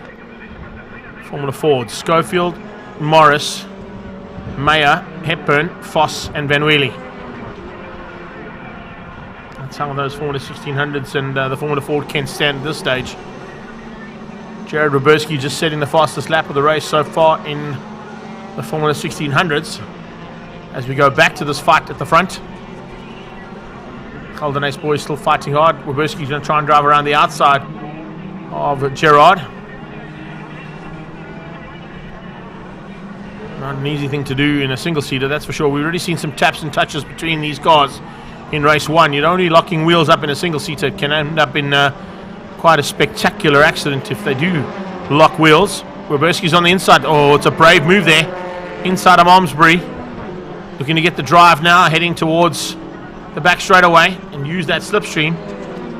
You might get a chance to get a double slip here from both Gerard and from Antoine. Antoine's on the outside, Gerard on the inside. 19 versus 7, and squeezing through there is the 20 car of Roberski. Wow. So a little bit of a mistake there from Antoine, opening up the door for both those cars to get through. Can he come back now down into turn 1 and return the favour? They're going to be side by side just behind him as well. Look at that. Oh, forcing him onto the dirt there ever so slightly. Roberski not giving any room there to Anton Caldenace, who has to eventually force his way through. Roberski runs wide. He's too hot and too late into turn 1. The defending he was doing, he forgot to hit the brakes at the brake marker. Delon Thompson under pressure now from Dolenchek. Dolenchek looking to squeeze through and get ahead. He just does that and takes Andrew Schofield along for the ride, moving himself 2 positions up over Delon Thompson, who was just ahead of him only 200 meters ago. Anton Caldenace going to try and close the gap now on his brother.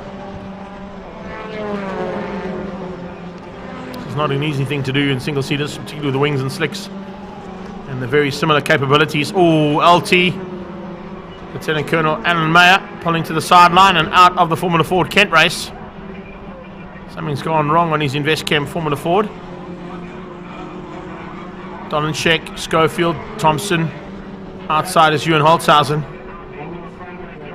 And now, it's close. Delon Thompson trying to squeeze Holtzhausen out to keep him out of harm's way, but he's not able to do that, and Holtzhausen's got through on Thompson. So a little bit of a change up there. Alex Foss lost a little bit of ground there to that pack.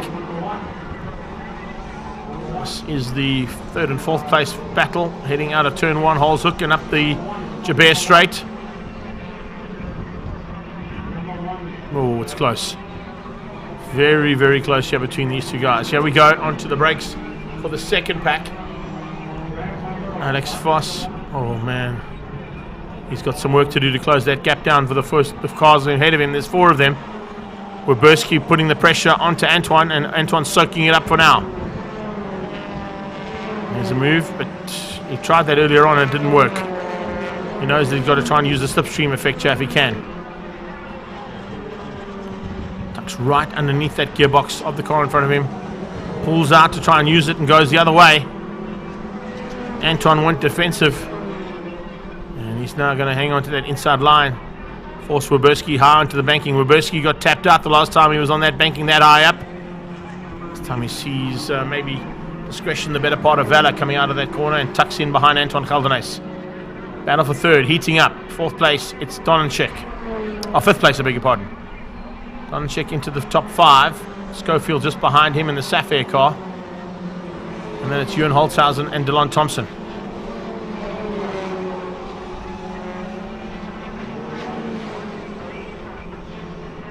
DAW versus the Abacus Divisions racing car, Antoine Caldenace. Two battles here, 2x2. They're coming around the circuit at the moment, as Gerard is definitely closing on the back end of LaRue. And Roberski is looking dangerous as well, trying to squeeze ahead of Anton Caldenais. LaRue and Gerard Caldenais. Onto that back straightaway they come. Let's see if there's going to be any changes between these two cars. Up next is that change in program that we just spoke about. Kazoo Racing SA Cup ahead of the Global Touring Cars and Super Cup. High on the banking again from Roberski, hoping that nothing goes wrong. Is he going to be forced onto the dirt? No, he squeezes Antoine back. And just enough room for the two of them to play through the kink. They are absolutely side by side as they cross the line. But the slightly better drive there from Antoine keeps him ahead of Jared Roberski.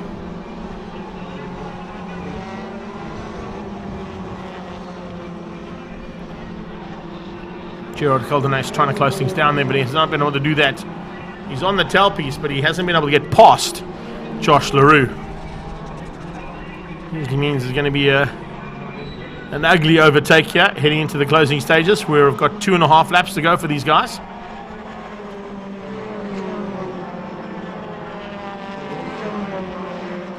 Roberski on the inside of Malmesbury. Ooh, trying to squeeze through. Got very up close and personal.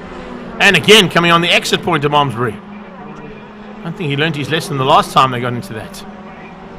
Leaders down towards turn 5, Fostron corner. Here we go. Roberski on the outside. I don't know if he can drive around the outside on this high banking. But no, he's sliding. As Avons are starting to feel the pressure. But when he put a wheel just off the curbing there, this might be enough there for Roberski to get the drive. No, I think Anton's got the drive again on the proper race line. And onto the brakes, he hangs on.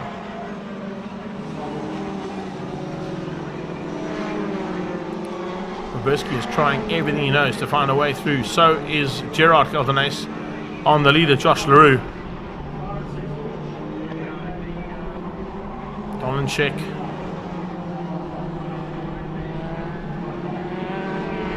Total Plastics car is Ewan Holtzhausen. Behind him, it is Andrew Schofield in the Sapphire car. Oh, Holtzhausen a little bit squirrely, getting into Interceptor. Big moment there from him. Oh, there's a car on the outside there of Malmesbury that's gone off. It's Caldenais. Caldenais has gone off. It looks like he's got back on track though. Antoine Caldenais now up in a second. Roberski's to third as they come past Ron Van Wheelie, back end of the Formula 1600s. I think that Antoine Caldenais was the car that went off at Malmesbury and got back on again. Look how far back he's dropped. Oh, he's lost huge ground there.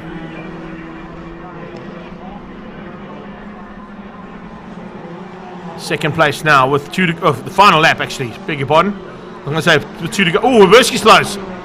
Roberski's got a problem. Roberski's got a huge problem. Josh LaRue has got the lead. Antoine Caldenais in second, and Roberski now slows up. So it's the Investchem Race Driver SA and New Heights Steel Art Form car of Josh LaRue looking for a victory here again.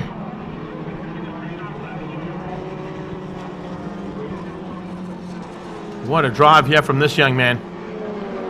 Kept his nose clean, kept out of harm's way. Got to still negotiate a bit of a battle on here between Duncan Foss and Graham Hepburn, but shouldn't be too much of an issue down this back straightaway. There's enough room there, or is there, for him to get through. Oh, they're slowing him up now, allowing Antoine Caldenais to close down. Caldenais realizes that there's a chance here that he could maybe steal the victory. These two are fighting hard, and Hepburn now trying to go around the outside of Foss. Are we going to see LaRue around the outside of the two of them? Yes, we are. Just enough room there from the Formula Fords to give them a chance to get to the line. Caldenais comes through for second, but it's LaRue for the victory. Caldenais in second place. Is that Dolenchek who's come through the third? Yes, it is. Troy Dolenchek in the closing stages, just squeezing through there and getting ahead of Ewan Holtzhausen and the recovering Gerard Caldenais. Ron Van Woody crosses the line. He's going to finish a little bit further down in the Formula Fords. And now we just wait to see if it's going to be once again Ian Schofield and Rick Morris for the Formula Ford category come to the line. Monkonkwana comes across the line. He'll finish up in 11th place. Jared Roberski has dropped right out of it here, big time. That's going to be costly for his championship aspirations. You can't afford to lose points at the opening round. You can't afford to lose points at any round, actually. Srinaidu recovers after that spin and off-track excursion. Here comes the winner. In the Formula Ford Kent, it is Ian Schofield once again taking the victory. Rick Morris comes through for second. And it should be Graham Hepburn or Duncan Foss. I think it'll be Duncan Foss who crossed the line there just ahead of these guys for the third place. So that wraps up our single-seaters for the day and for the first round of the Extreme Festival powered by the City of Cape Town here at Killarney International Raceway. Up next, Kazoo Racing SA Cup.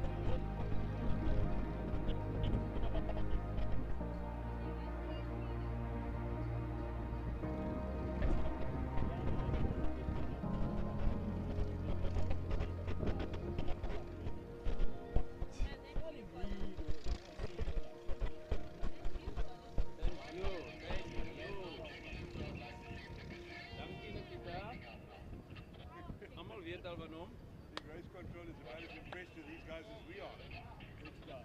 The Kazoo Racing. I don't know why they swapped it white.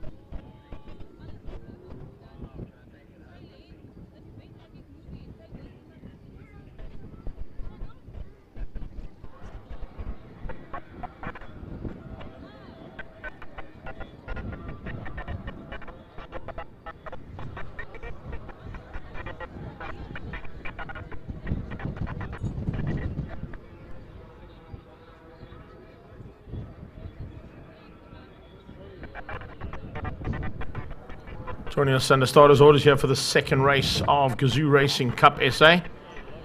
6 of SA's finest media journalists about to go to battle once again in the Toyota Yaris's, courtesy of Kazoo Racing. This is an initiative, if you didn't see the first heat, from Toyota Kazoo Racing to try and get another single make formula up and running here in South Africa, and possibly the stepping stone to Polo Cup coming out of the Toyota Kazoo Racing Yaris Cup. Ashley Oldfield was the class of the field in race number 1, beating both Dion Jabeur and Thomas Falconer to the line. Mark Jones nearly being bettered in the closing stages there by Jeanette Kritzinger. And Lerato Matabese is looking for a chance, of course, to up his pace by the time they finish up the second race here today at Killarney International Raceway. It's round 1 of the Extreme Festival, and it's also, of course, powered by the City of Cape Town.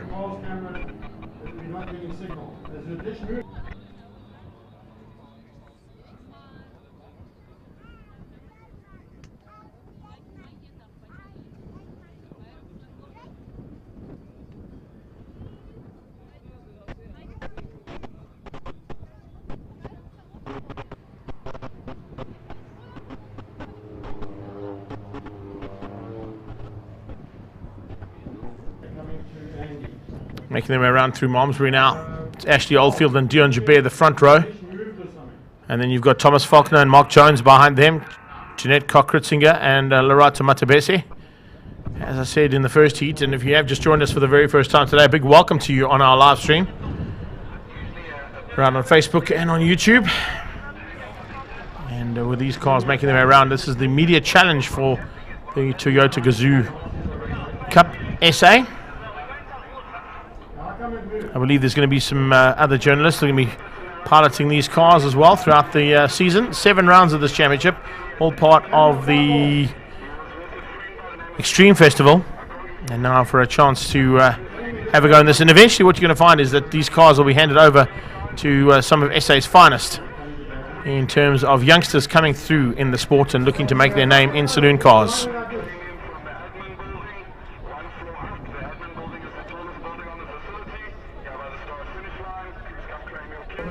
Here we go.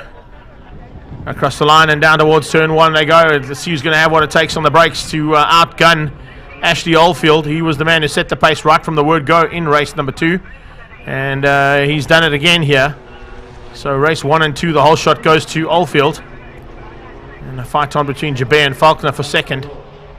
Looks like it is Jabir is up in a second place. Faulkner into third. Mark Jones already applying pressure onto the back end there of Thomas Faulkner. But just not able to squeeze him out. Jonesy's pulled a small margin over Jeanette Cockritzinger. She'll be looking to try and stay with the pack if she can. She had a lot of late race pace. And looking pretty good at the moment for the Gazoo Racing side of things. Coming through Malmesbury and onto the back straight away. Oldfield, Jabir, Faulkner, Jones, Cockritzinger and Matabese.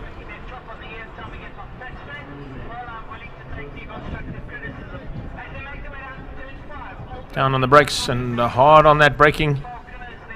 It's a good run here from Thomas Faulkner. Trying to close that gap down and find a way past, but he's got Jones on his tail now, applying pressure on him as well. Very evenly matched cars here, doing a superb job. And at this point in time, looking pretty good for Toyota's return to circuit racing. In a single make formula anyway. They have got 3 Gazoo Racing Corollas in GDC. So it could be possibly very, very good to see how this formula takes off if this is what could potentially be the future. Gazoo Racing, of course, synonymous with off-road racing, with the Gazoo Racing contingent that heads to Dakar and the likes thereof. But we've seen how good they've been in circuit racing with the likes of Michael van Rooyen and Mandla Ndakani. And now joining that stable is Saud Variawa for the 3rd Gazoo Racing Corolla. So through Malmesbury, a bit of an even spread now between the 6 cars.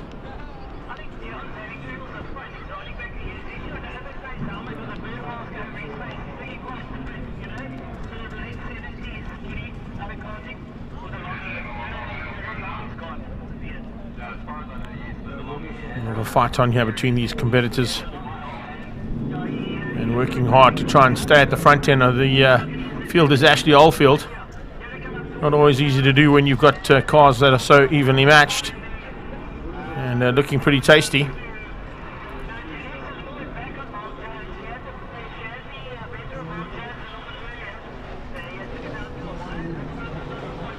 This is a great bit of running here from these competitors. As I said, these are all the media competitors.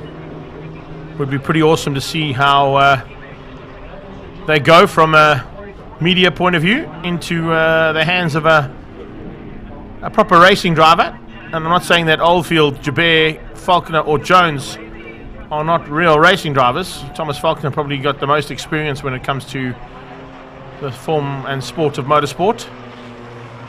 But Jonesy's had a couple of goes, so has Faulkner, and of course Jabir, multiple SA champion in a saloon car. Must know what to do in a front wheel drive machine like this Gazoo Racing Yaris.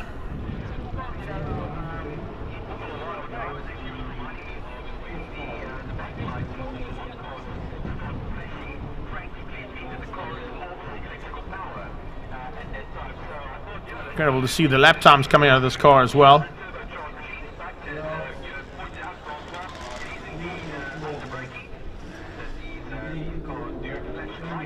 And these guys are really doing a great job to show what the potential of this class could be. There's no doubt about that another manufacturer into motorsport is certainly needed in South Africa.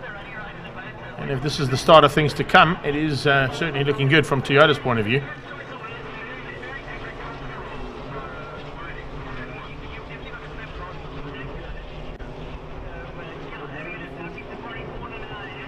Fourth car at the moment is Mark Jones, trying to get that Citizen car of his to close the gap down on Thomas Falconer.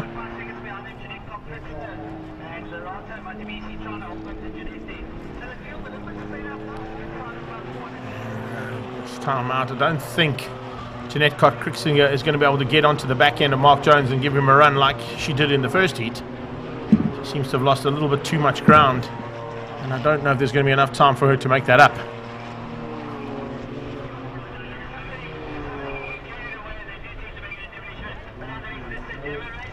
Down the back straight comes Oldfield for cars.co.za.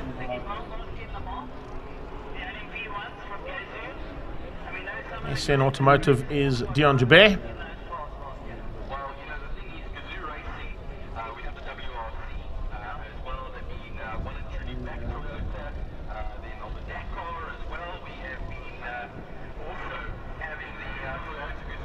Just getting some information as well there from multiple SA champion Ian Pepper on the sideline, who's watching us on the live stream, saying this is a really awesome effort there from Glenn Hall and his team at Kazoo Racing to provide these Yaris's. And if you look at the lap times they're doing, yeah, it would be a really nice base, possibly to join on to the back end of Super Polo in what could possibly be GTC 2. So yeah, not a bad effort there. I think it's not a bad call there, Ian Pepper. Thanks for your insights, buddy. We always appreciate. And we know that your love for the sport is pretty much right up there with all of us. So seeing things like this is always good for the future of the sport. I like the fact that what they've done with these cars is potentially what they could do as a second manufacturer input to Super Cup, Ian. You know, if we look at what the Super Cup program is all about, it's a chassis and engine which you can pop any bodyworks onto and make it into a competitive class. I know most of them at the moment, or all of them at the moment, are Polo GTIs, but who's to say that a Yaris, and particularly a GR Yaris, wouldn't look too shabby in a Super Cup livery with a little wing on the back. So a good start though. But yeah, I do think that your thoughts are not too far off in terms of what the planning is for this class, Ian, to potentially boost either Super Cup or the likes thereof as a GDC 2 category.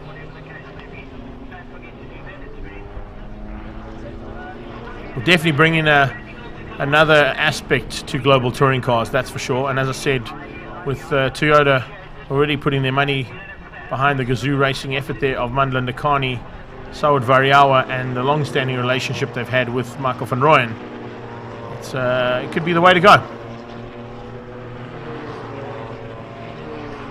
And also saying, you know, these are media journalists that have a small amount of experience, besides maybe Dion Joubert and Thomas Falconer, but showing that they've got what it takes.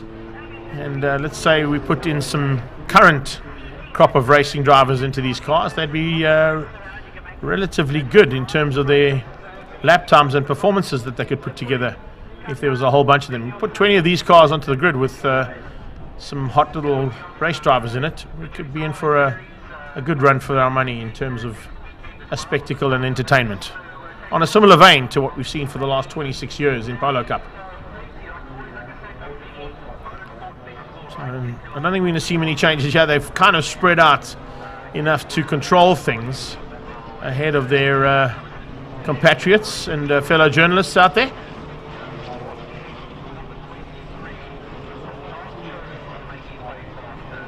Ian's saying to me as well on the WhatsApp, he's back and forth here. We interactive commentary as always on YouTube and Facebook, but also coming through on comments that have been thrown at us from all around the country. More manufacturers in Super Cup is definitely where we need to go, and Ian, I agree with you. I know there were a lot of negotiations and some high-level meetings between Universal Motorsport and Hyundai for potentially some i30s to come and join the Super Cup class. And I know that Audi are looking at an option as well, possibly to bring in something on an A1 level at Super Cup Level 2 to take on the A3s and Global Touring cars. They will continue to be the A3s, but I'm not quite sure how the planning is going to work there. But the rumour mill, of course, is out there, with manufacturers seeing the potential now of what's being put out on tracks around the country here, and potentially wait and see if there's anything else that we need to play around with in terms of changing things up here with the look and feel of South African motorsport. And this certainly is a good effort and a great start from Toyota's input. We're on the final lap. 6 cars, really nothing in it. Not as close as the first one. They've kind of spread out now, and I don't think there's going to be anything to worry about.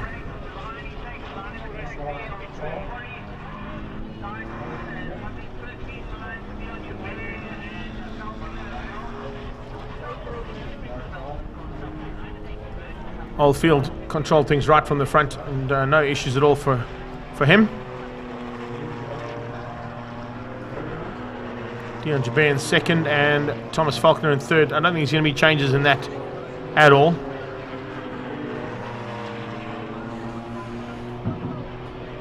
And then we're coming up straight after this. We have got Global Touring cars and the Super Cup class for their second heat of the day.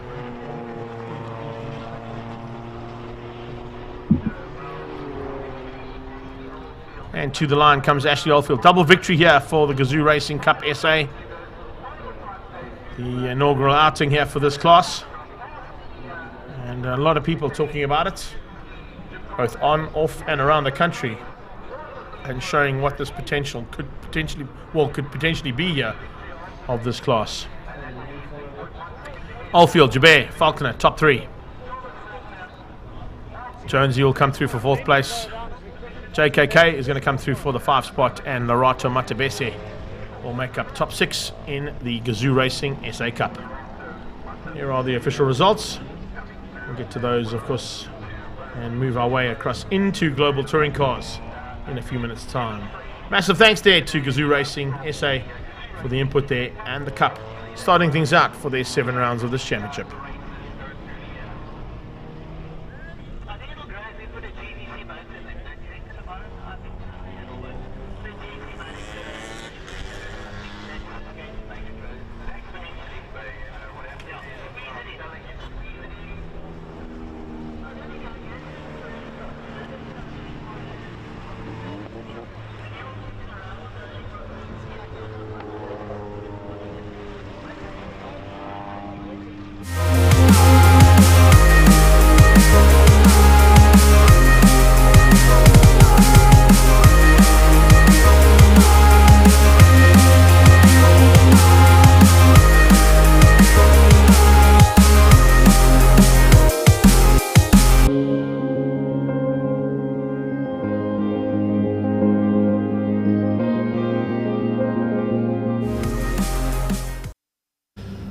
So, huge entry for what some now consider the premier category for this year. You guys are looking fantastic out there. Paul, what's it like being in this category at this track for the first race? For me, terrifying. This is a big thing for me. This is the premier thing, which is what attracted me to it. You've got an awesome car, you've got some top drivers, so it's tough, and that's what's appealing to challenge. Well, we wish you luck, Saul. Looking at you mixing up with the lighties now. It's a hell of a challenge for you, eh? Yeah, look, it's fantastic to be back. You know, motorsport is coming back after the terrible COVID, and the interest in the world in motorsport is just exponential after Verstappen and Hamilton. So we're going to play our part in a very large series. There's so many cars on the grid now, which started small, is a proper series now. So we're really looking forward to it. And I mean, to have these youngsters and Leighton here, how amazing is that not? Well, speaking of Leighton, no pressure though, hey? Coming in the existing champion in Polos into the Super Cup, a bit of pressure for you, hey? Yeah, I mean, yeah, about 2 months ago we had quite an eventful time here, and taking the crown in Polo Cup. So coming into this class now, we're just looking for the same thing, just in a faster and much more enjoyable car. So yeah, it's going to be fun with these guys, and I can't wait. Well, wish you all of the best, guys. Hope you put on a great show. The spectators are here. It's going to be fantastic. spectators back from COVID. So good luck to all of you and put up a great show. Thank you very much. Thank you. Thank you. Over to you, Greg.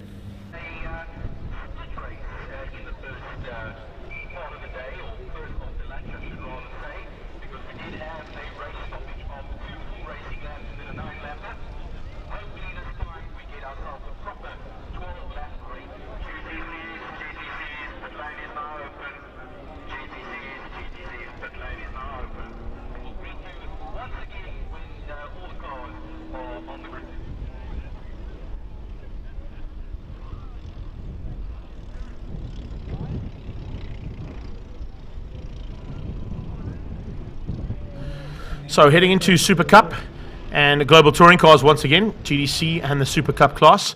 This is an upside down view. I'm not quite sure what happened there, Polly, but we'll get to see.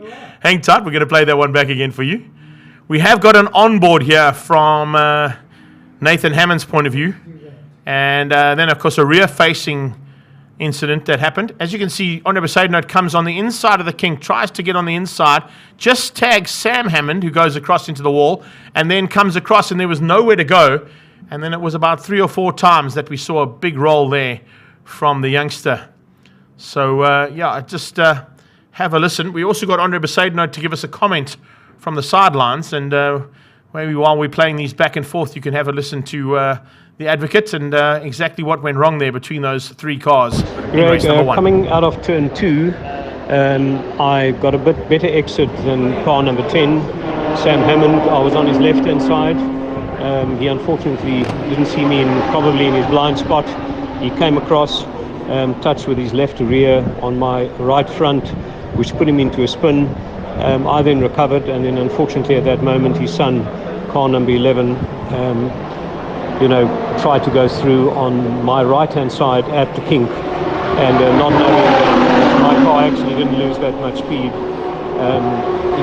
He collided with the right front of my car, which put him into a horrible barrel roll. It was 5 or 6 different rolls right in front of my eyes, so it was one of those terrible incidents, which very, very unfortunate, but motorsport is very dangerous, and I'm really glad that everybody is okay.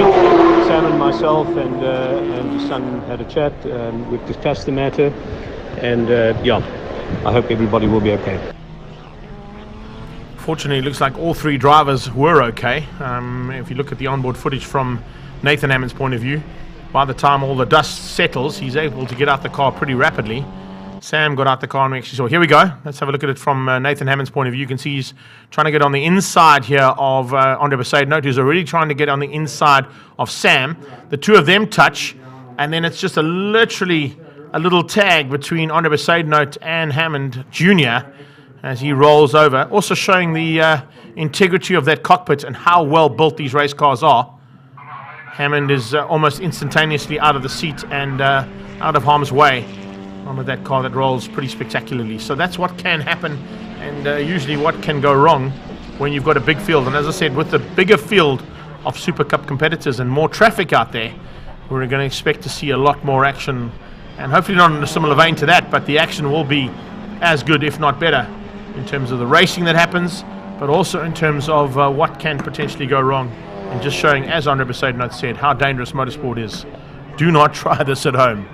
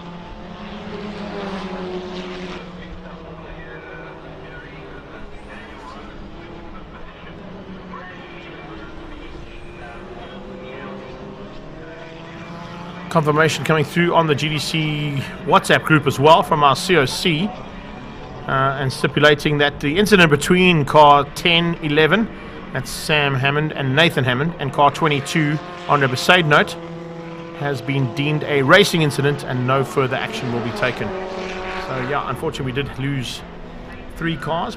Maybe we've got one of them back. I think there is a good potential that Sam Hammond could be back on track.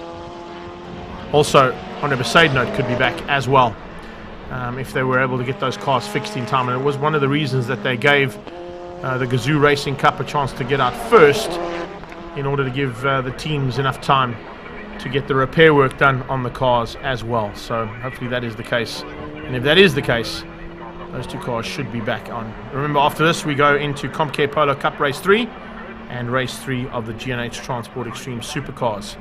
They're on standby in the wings for the last 2 races of the day. It's a reverse grid, remember? So I think it's the top 6 that get inverted in Global Touring Cars.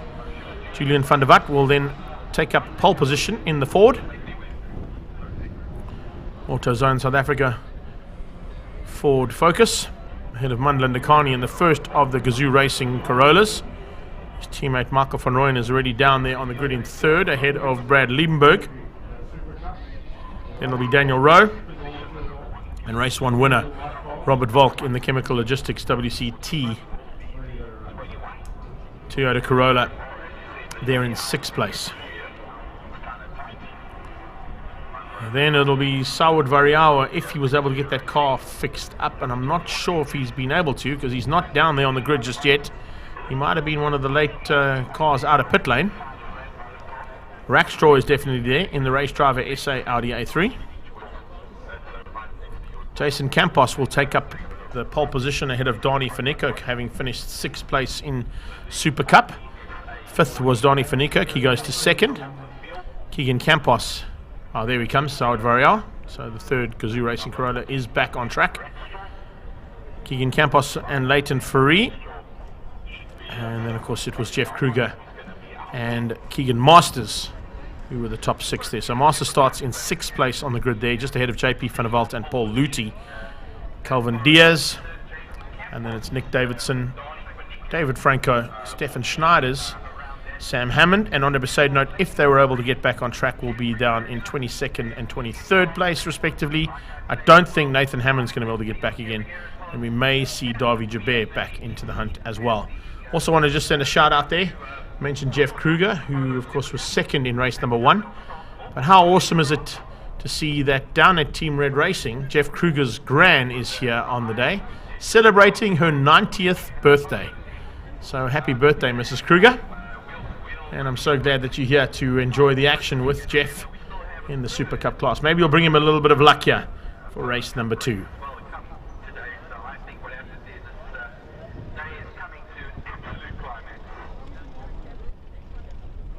Also, just to throw out a mention there, the next round of the National Championship in Cape Town happens here at Killarney International Raceway on the 17th of September.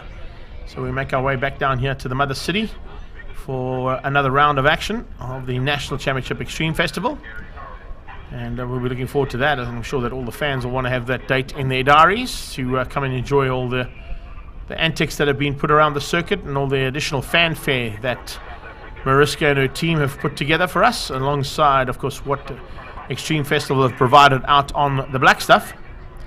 And then if you are heading up into the Highveld region at the end of the month, the 26th of March, Swartkops is the place to be for the regional championship start of 2022.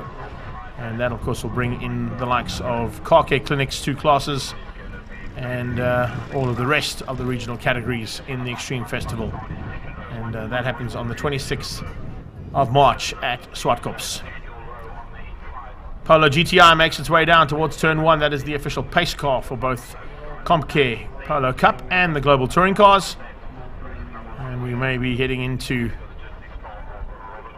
the start procedure here for GDC Race 2 and Super Cup Race number 2.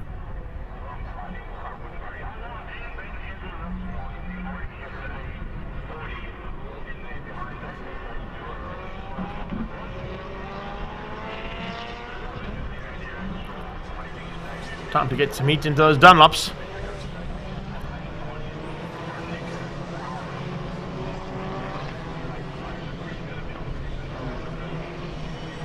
See some new livery on some of those cars as well, and also some new sponsors on the Volkswagen brand there. Zonax joining them for the first time as one of their official sponsors. It's a long-standing relationship between the two German brands, Volkswagen Motorsport and Zonax, of course. At one stage were main sponsors to the likes of Heinz-Harald Frentzen and his Canadian teammate Jacques Villeneuve in the Williams team. There's a car care product, of course, that comes into doing anything that needs to be cleaned on your car, literally from engine bay to interior cockpit, polishes and shampoos, wheels, you name it. They've got everything. And yeah, just the information, Formula Atlantics, of course, Jacques' dad, Gilles Villeneuve, actually raced at the circuit in the last 75 years or so that this track has been around. It was in a Chevron, if I'm not mistaken. Andre de Kock just over my shoulder saying, yeah, it was a Chevron there that he was racing in. So GDCs are starting to get into that formation that requires the restart or the start of the race. And Julian van der Walt will look to try and capitalise on that front row and pole position. The Ford is at pace. Just a battle to get through the field. And Coutinho will also be looking to try and capitalise, and I'm sure in Global Touring Car Super Cup, Jason Campos is going to do what he usually does from that position on the reverse grid, go for a victory. But he's got some very, very hot contenders behind him now in a much boosted and bolstered field here in round 1 of GDC at the Extreme Festival in Cape Town's mother city. Here we go. GDC is about to hit the line, and they'll be starting their run down towards turn 1 with side-by-side action coming from Indikani. Julian van der Walt is going to try and hang on, but Indikani's run is outside, and he tucks in behind as they go through line astern and then go 2 by 2. In fact, Daniel Rowe starting to put the pressure on almost instantaneously there to Brad Liebenberg, forcing him wide off the circuit ever so slightly. Robert Volk already into the mix as well. As we go 3 by 3, make that 4 by 4 going through turn 1 for the Super Cup class. Super Cup competitors going flying through turn 1. There were 3 cars side by side, 2 cars side by side, coming sliding through there. Oh, and a big touch! Liebenberg hits the side of Indikani. Indikani gets a big one as well, and the Hype Energy car goes flying onto the inside corner, and that is in the Joker lap of the World Rallycross circuit. So it is 2 cars off circuit completely. Fortunately not on the track itself. Indikani's car stopped just short of the rumble strip on the inside of Interceptor corner. Indikani was the instigator there. We'll try and get you a replay as soon as we can, but down into turn 5, Fostron corner goes Julian van der Walt. He has got Van Rooyen on his tail. Some damage on the front end of Saud Variawa's Corolla as well. And let's have a look at that replay. There's a little tag there as Robert Volk applied pressure onto the back end of Brad Liebenberg. Brad Liebenberg also with a massive moment there, going slamming into the side of Indikani, who had nowhere to go. And it looks like Volk just applied a little bit of pressure onto the back end there of Brad Liebenberg. That forced him to slide and actually fly across and slam into the side of the Toyota Corolla of Indikani. Red flag comes out again. And we'll all slow down and we'll have to redo it once again in Global Touring Cars. Twice we've had some big incidents.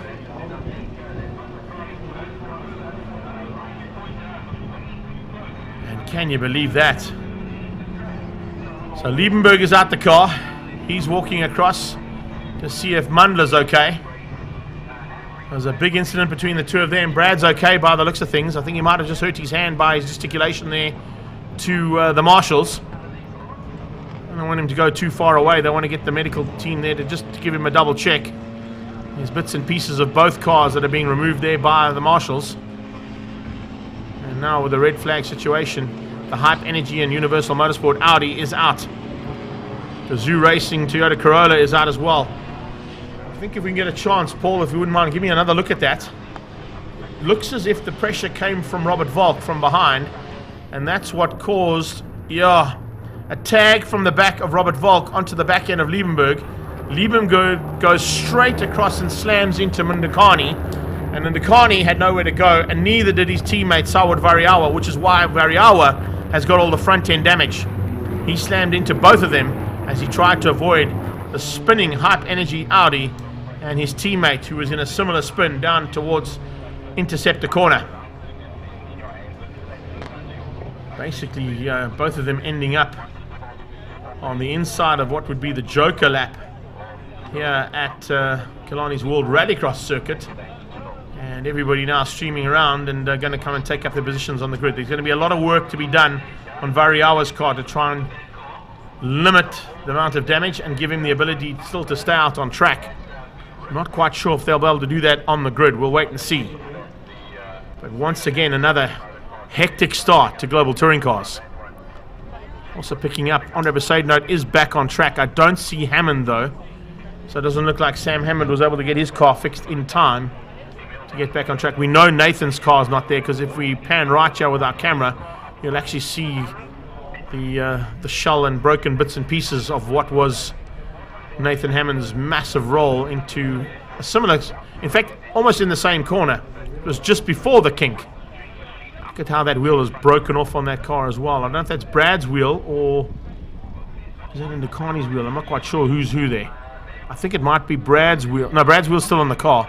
So it's Ndakani's back left or front right, that's front left that's come off, I think. But it's snapped off literally at the wishbones there of the suspension. Huge moment there for both drivers.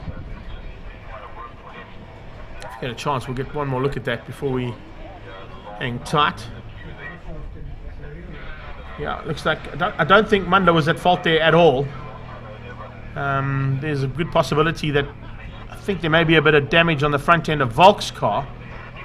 And as Brad came to try and split the two of them, maybe he was carrying a little less speed than what Volk realized. Volk is coming through here pretty hot. Brad's already sideways. And there's a tag, either from behind or from the side. And Mundler definitely comes together with Brad afterwards. Whether that's the start of the proceedings, I'm not sure. But definitely a big moment for both drivers, and fortunately able to end up with no injuries to the drivers. Just a couple of battle scars on the cars. So yet again, frantic start to Global Touring Cars. And Heat 2 almost even more frantic. Probably not as spectacular as the roll we got out of Hammond in race number 1 for Super Cup. But 3 cars involved.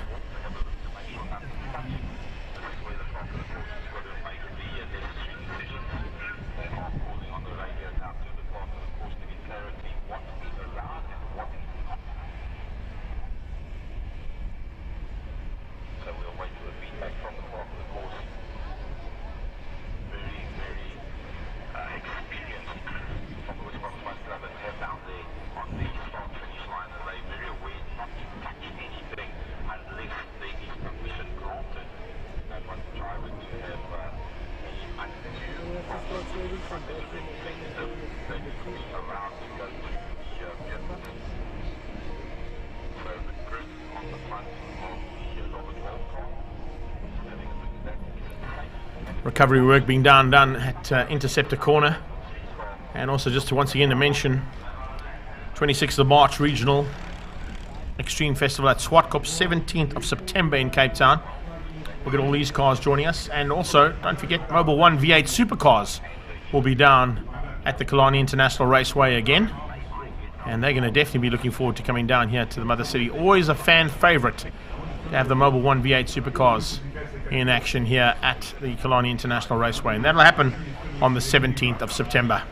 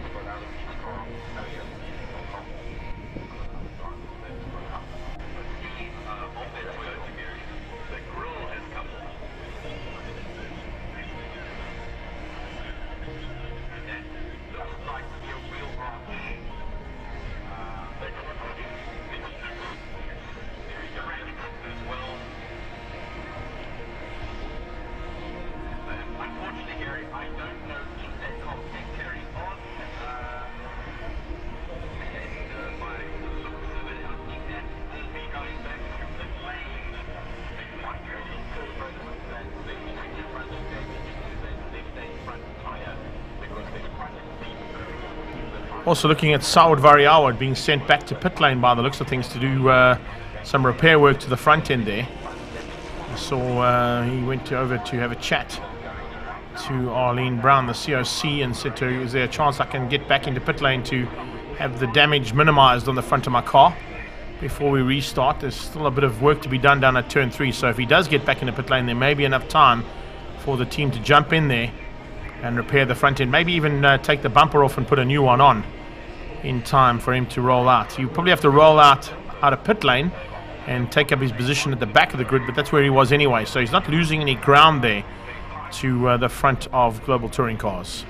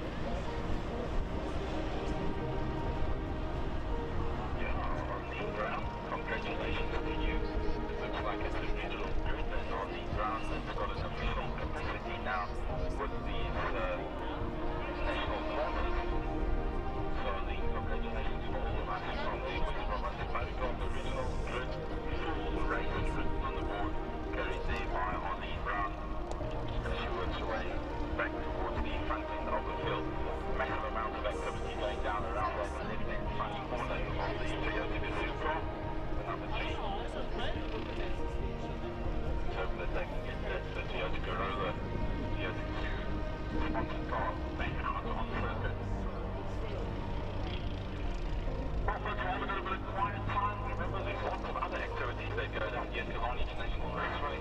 On Wednesday we have street racing and street strip on a Wednesday, and a Friday night there's also bicycle racing that goes on around the circuit. We also have a half-main, we have Killarney KPL drivers that are going down here next week Saturday. There's also some karting coming up in the near future. There's been lots of practicing that's been going on today as well. So go look on the Westboro Motor Club website. You can pick up all the necessary information. If you'd like to be on the mailing list, you can send a mail to Paul at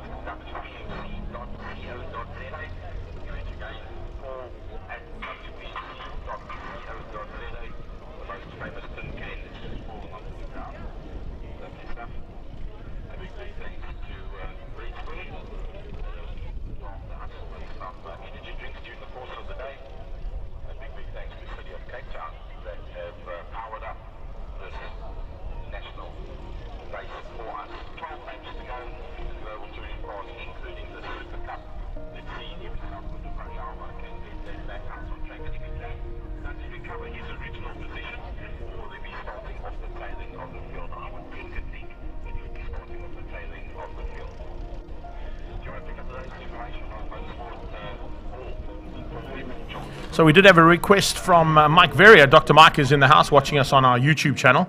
This is the rear-facing point of view of race 1's incident between Andre Besaidnout and the two Hammond boys. Besaidnout trying to get on the inside. Hammond doesn't see him coming. Sam gets tagged, flies off into the inside wall, and then unfortunately Nathan had nowhere to go, trying to go around the outside of Andre Besaidnout in the Team Perfect Circle car. And you can see coming up on that Playboy deodorant, trying to find a way through. There's the initial tag, sending his dad wide, and then he just gets clipped. And it's on the turn-in point that he just has nowhere to go. Rolls over once, twice, 3, 4 times, eventually coming to a stop.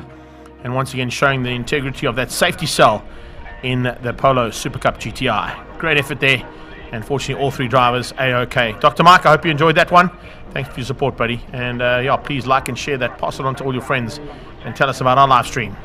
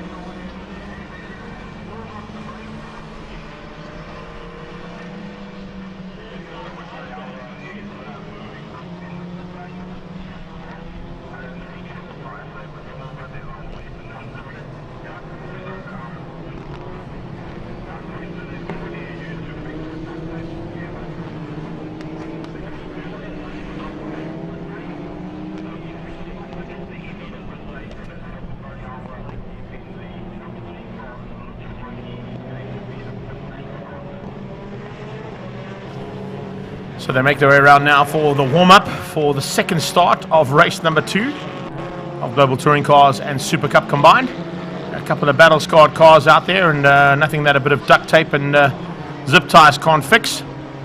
If you don't fix it with duct tape and zip ties, you're not using enough of both of those products, and I think that's exactly what the Gazoo Racing boys have done to try and ensure that Saud Variawa could potentially be still in the hunt here for an opportunity to score some points. Remember, there are points scored all the way through this field, so he definitely doesn't want to lose out on that chance. So we've got Julian van der Walt ahead of Michael van Rooyen, Michael van Rooyen ahead of Daniel Moreau, and then it is Robert Volk, race 1 winner, ahead of Jonathan Mahotsi, and the race driver SA Audi of Andrew Rackstraw. Jason Campos still maintains the front end of the GDC Super Cup, with Donnie van Niekerk alongside him, his brother Keegan behind that, and Leighton Free will be alongside that car as they come to take up the positions for the start, or the restart now, of race number 2.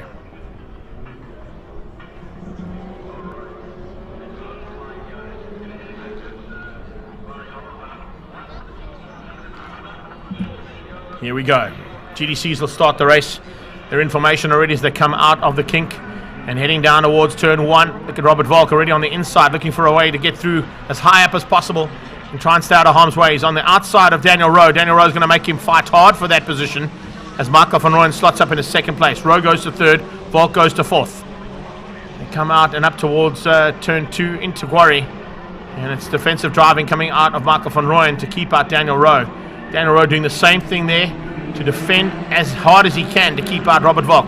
4 cars abreast once again in Super Cup as they go into Holes Hook. Once again it is Jason Campos who leads them out, and in the background a couple of cars clipping that inside curb. Campos is followed very closely by Donnie van Niekerk, and Leighton Free diving on the inside of Jeff Kruger. Teammate side by side as Kruger tries to fend off the attack there from his teammate. Behind that comes race 1 winner Masters in the Team Perfect Circle car. So it looks like Keegan Masters wants to get through rapidly, but you can see just how difficult that is going to be as they come into the back straightaway for GDCs for the first time. Michael van Rooyen pulling out of the slipstream, trying to drive around the outside of Julian van der Walt. Van der Walt keeps him honest as they go onto the banking. Van der Walt hangs on in the focus just to keep out Michael van Rooyen. Michael van Rooyen now defending from Daniel Rowe on his right hand side. They come across the line to complete lap number 1, and it's lap 1 of 12. 11 laps to go now, and under braking once again you've got change of surface flags being shown down into turn 1. Something must have gone wrong there in the back end of the field of GTC Super Cup, and maybe some fluid or some soil onto the circuit is going to be the reason for that red and yellow flag being shown. Onto the brakes. Oh, what a move there from Rowe. Rowe dives on the inside. Michael van Rooyen doesn't see him coming, and looks like Robert Volk's going to try and go with him. Oh, there's a tag! Big tag there between Robert Volk and Michael van Rooyen. Van Rooyen gets sent sideways. He catches it, but he's now stuck in the middle of the exit point of Quarry Corner. Robert Volk, unceremonious little tap there on his fellow Corolla driver, and it's dropped him slightly back there as Daniel Rowe now goes on the hunt for the front. He's looking to get through. Problems as well there. Oh, that's a huge one. The 96 car, unfortunately, out. That's David Franco. It looks like he had a big moment somewhere on the circuit and has put him on the sideline of the main straightaway. I want to hit the main straight wall because that's the kind of damage that we looked at. Didn't get it, but looks like there might be some damage there from a potential tag on the wall. They're going to come across the line and complete another lap in anger here with Van der Vat still at the front end. Daniel Rowe all over the back of him. Rowe, remember, has won championships in this category. He knows what to do to get to the front end of the field. It's the return of Volkswagen Motorsport, and the Golf GTI 8s are back in global touring cars and now fighting with the Ford Focus in the front, fighting with the Toyota Corolla and the Audi. Three manufacturers back into global touring cars. It's always good for the field, but there's a lot of damaged cars out there. Has Michael van Rooyen been able to get going again? Looks like he has. They come past where he was stricken after the little tag there between himself and Robert Volk. Front end is Campos, second is Van Niekerk. Leighton Freeze up to third, Jeff Kruger into fourth place. Kruger flying the flag high there with his teammate for Team Red Racing. Stu Davidson is Nick Davidson, of course, at the wheel of that car. Now we see overtake for the lead, and Arnie Van Niekerk gets the front. The Cape Town man is at the front, but he gets out of shape into turn two. And wow, I think he might have been helped out there ever so slightly. Jason Campos was not going to give him that first place and give it up without a fight. Here comes Kruger on the inside of Leighton Ferree. Ferree and Kruger side by side. Here's Masters tucking in the middle now, looking for a way to get through on Keegan. It's the battle of the Keegans. Masters on the back end of Campos. Campos trying to keep him out. It's Team Perfect Circle in full flight there, because right on his tail you can see just how hard Keegan Masters is pushing to get through there on Keegan Campos. Behind them comes JP van der Walt. He's lining up as well. The third of the Universal Motorsport branded cars as he comes down on the brakes for the iProtein team. Onto the brakes, Jeff Kruger behind Leighton Freeze up to second. Masters on the outside, locking up some wheels as he tries to fend off Keegan Campos. Campos uses a push to pass coming out of Cape Town Fostron corner. Here they come to complete another lap. Oh, what an amazing dice here in the Super Cup class. Coming across the line is Jeff Kruger trying to thread the needle there between himself and the lead car of Jason Campos, but it's now Leighton Ferree who keeps him honest into turn one.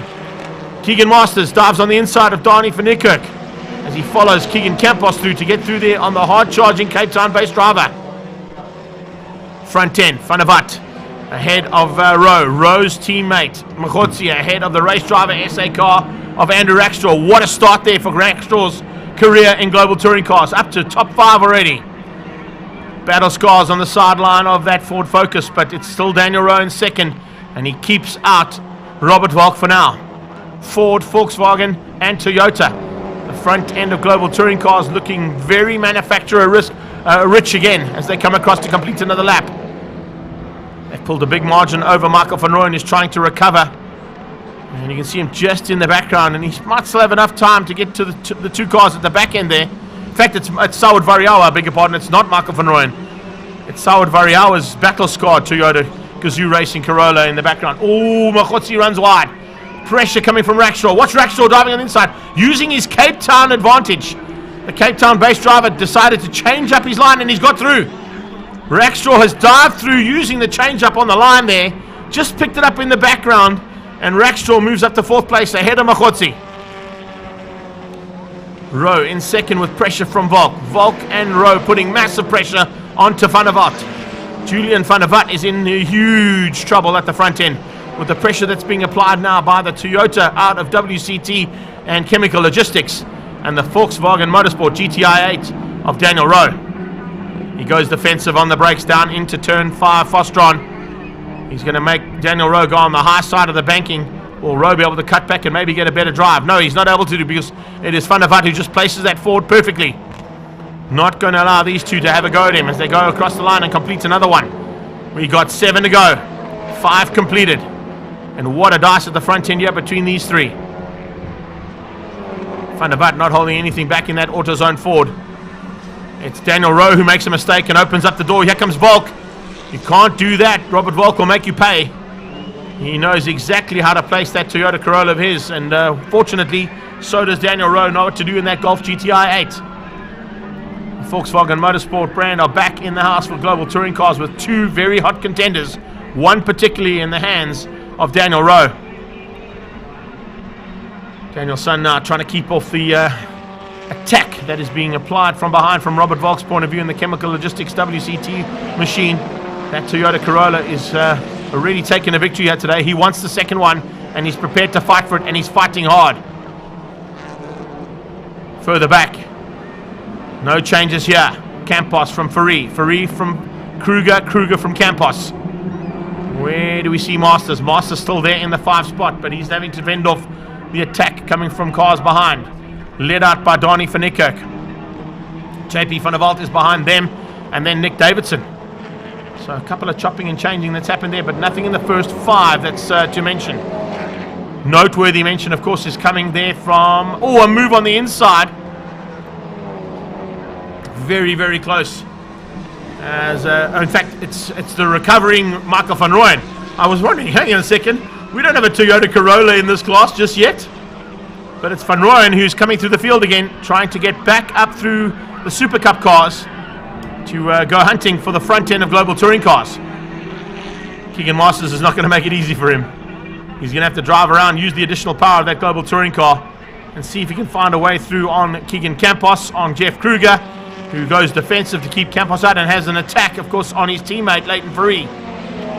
Michael van Rooyen could be spoiling a good race here as he tries to find his way through and pick off them one by one in order to try and get back to the front end of the field. Van Rooyen will probably give him some room by Keegan Campos. He has been given some room. Jeff Kruger will realize that's Michael van Rooyen on his tail, probably going to give him a little bit of space to get through. Back to the front once again. Look at how tight it is here between Daniel Rowe, Robert Volk, and Julian van der Vaart.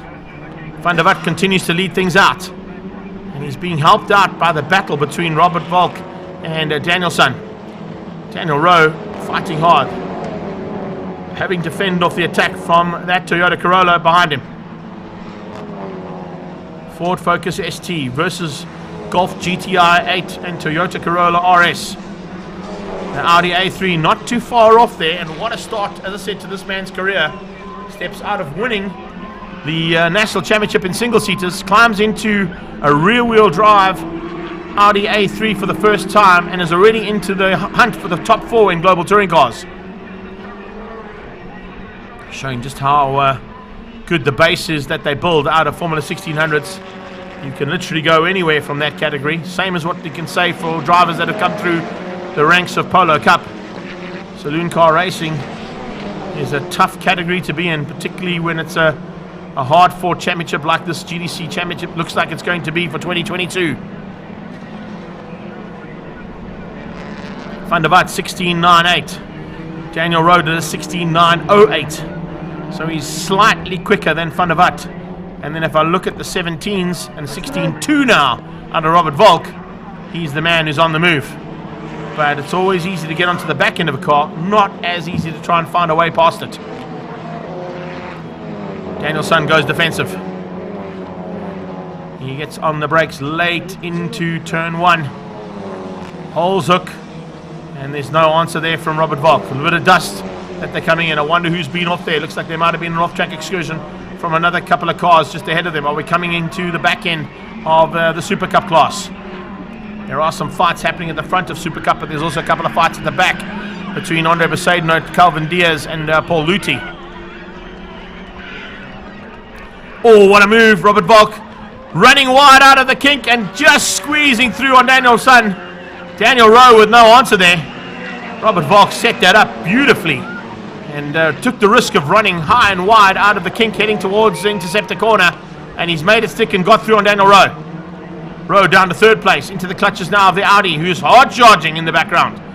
Andrew Rackstall doing 16.7s. So he's even quicker than Daniel Rowe at this point in time. So if the trend continues, that race driver SA Audi could potentially be up there on the podium in his first time of asking.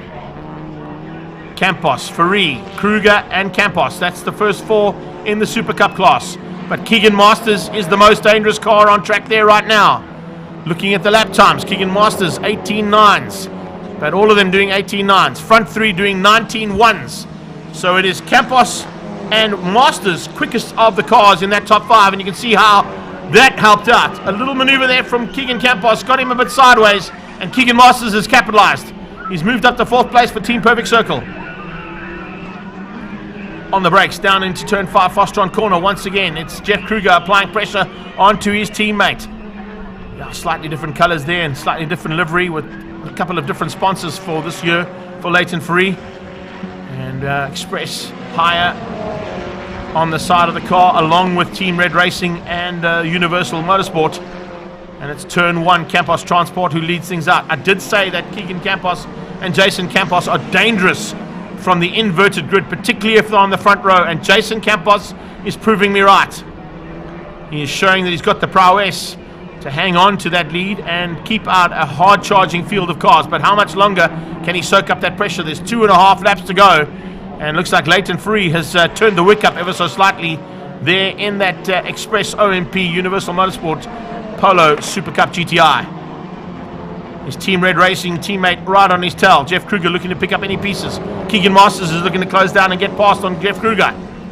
Van der Watt and Volk going at it now. How long can Julian van der Watt keep out the intentions being shown there by Robert Volk?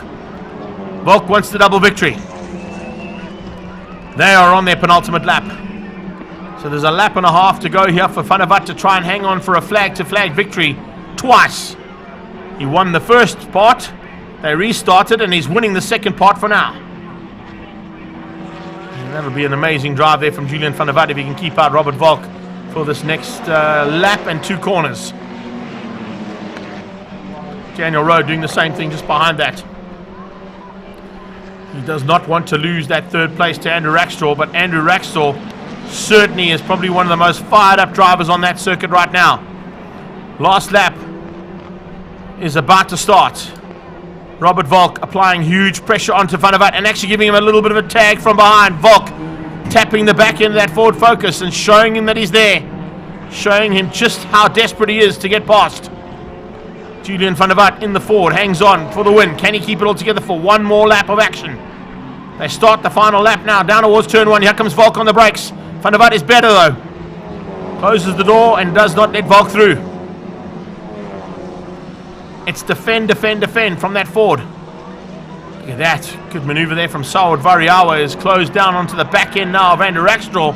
What a recovery there from the damaged Toyota Corolla from Team Gazoo Racing. Certainly the best of the 3 there in the second heat, even though he had huge damage. Mandla Nakani out sadly after the incident with Brad Liebenberg in the Hype Energy and Universal Audi. Universal Healthcare and Universal Motorsport now backing Brad Liebenberg's attempt to win his first Global Touring Car Championship, but it hasn't gone according to plan here in the Hype Energy Audi.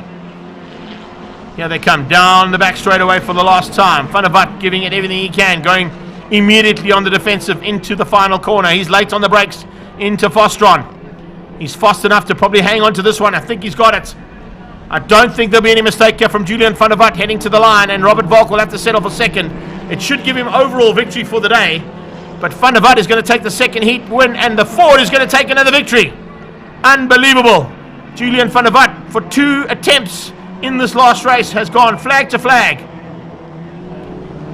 Final bit of race action here. Are we going to see any changes between these 5 cars?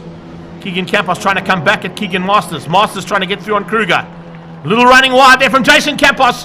Has he gone and spoiled his day there? Jason Campos runs off circuit. Here comes Leighton Ferree.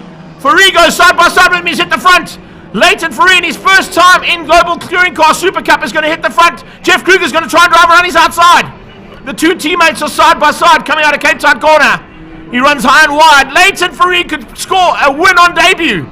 This will be unbelievable. Your Polo Cup champion from 2021 is going to take a victory in his first time of asking in the second race of Super Cup. He takes the win. What a ride there from... Hey? Oh, Kruger just might have got through on him. He has. Kruger gets ahead on the line, and Leighton Fourie finished in second. Wow. 14 hundredths of a second. A tenth between them, and literally across the line there between Kruger and Leighton Fourie. And Keegan Masters hung on for third place. So the Campos boys having a nightmare last lap there. No return on investment coming out of Jason Campos as he made the mistake out of Malmesbury and ran wide onto the dirty stuff. It compromised his drive, and that gave Leighton Fourie a chance to have a go. Jeff Kruger came out of Cape Town corner on the better drive and to the line took the victory. So it's Jeff Kruger for Team Red Racing and Universal Motorsport to take the second heat in the Super Cup class ahead of his teammate. What a drive though from Leighton Fourie.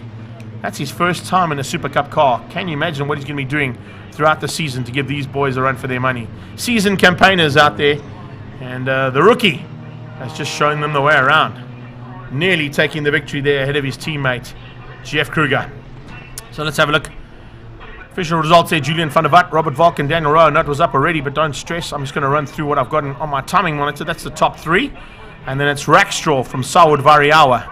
Jonathan Mahotsi down in 6th place, and Michael van Rooyen eventually down in 7th for Global Touring Cars. Jeff Kruger wins out the Super Cup class ahead of Leighton Fourie, Keegan Masters, and then it was Keegan Campos ahead of Jason Campos, Donnie van Niekerk, JP van der Walt, Nick Davidson, Paul Luthi, Calvin Diaz, and Andre Besaidnout. That brings us to the end of Global Touring Cars. What an awesome dice there, ladies and gents. Hope you enjoyed that one as much as we did here. Up next, we head into the second heat and third heat and final heat of Comcare Polo Cup.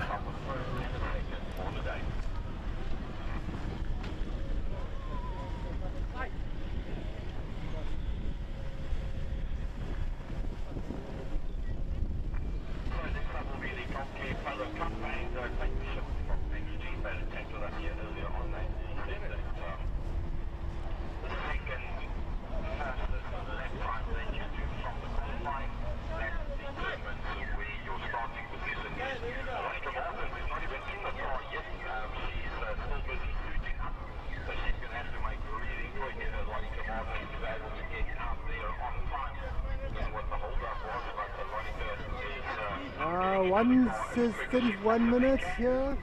It should be enough.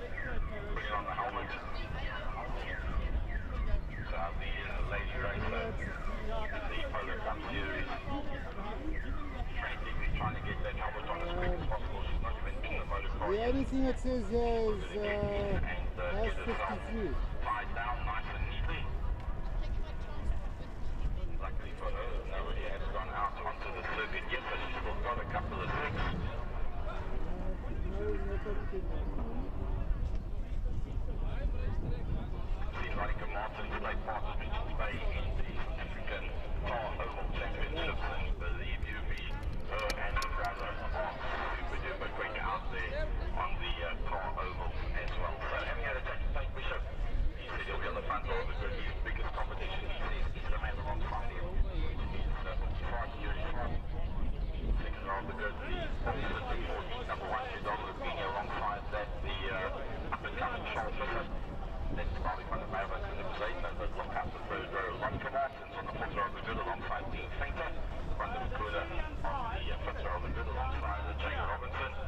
One that's giving me 30 and one that's giving me 31. So I'm sure I have to do that. There's only one race left to do.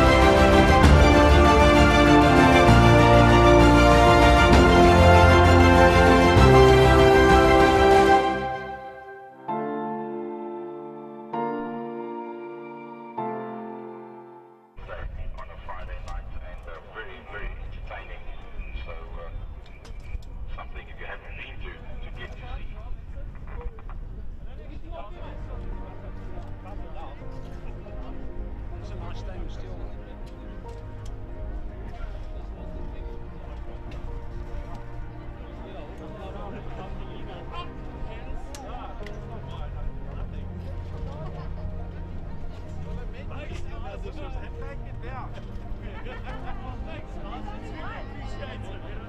Oh, we should push harder. Bert crashes here with his BMW, and the thing bursts up like, don't worry, Bert, we'll get you out after the car's burnt out, okay?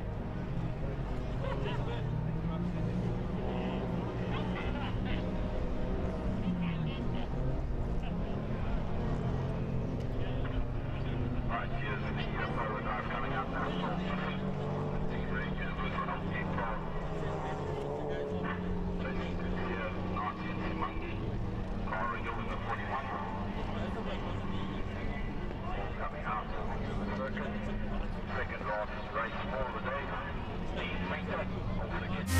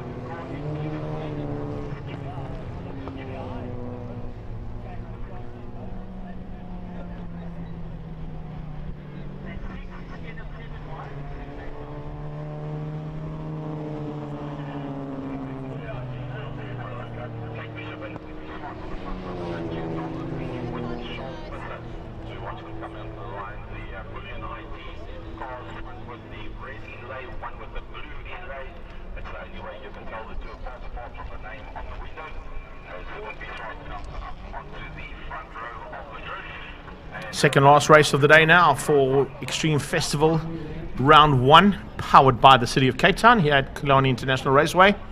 And it's the Comcare Medical Scheme Volkswagen Polo Cup, celebrating the 26th anniversary of Polo Cup in South Africa and bringing Comcare into the fold for the first time. Universal Motorsport and Universal Healthcare brands have been here for a while with, of course, Team Red Racing. But fantastic to see Dr. Johan Pretorius and his team, Josh, and their team from Comcare getting behind this series now. An extreme sport medical aid, and you don't get much more extreme than motorsport, I have to say, particularly if you've been here in Cape Town for the day. There's been some pretty extreme incidents on this track today. Tate Bishop was second quickest in qualifying yesterday, so that means he's on pole position ahead of Yuri Swart, Charles Visser and Davy van der Merwe. Means it's a lockout for Team Red Racing on the second row of the grid. I'm not quite sure what happened to third place on the grid there, because that should be Giordano. But if I look at the way that the timing's gone here, I've got Tate Bishop, but I don't have a third place, Paul. Did you have a third place on yours? Thought there might be a mistake there somewhere. Got no sixth place either, so a couple of positions missing from this grid. Not because the cars aren't there, but just because the timing monitor maybe just needs to reset itself here. But we are almost good to go for the third and final heat of Comcare Polo Cup. It's been a dominant effort from, of course, all of the drivers from Cape Town who are looking to take on the rest of the country's finest. Yuri Swart and Tate Bishop. Tate Bishop is on the pole side. Swart is on the even-numbered side of the grid.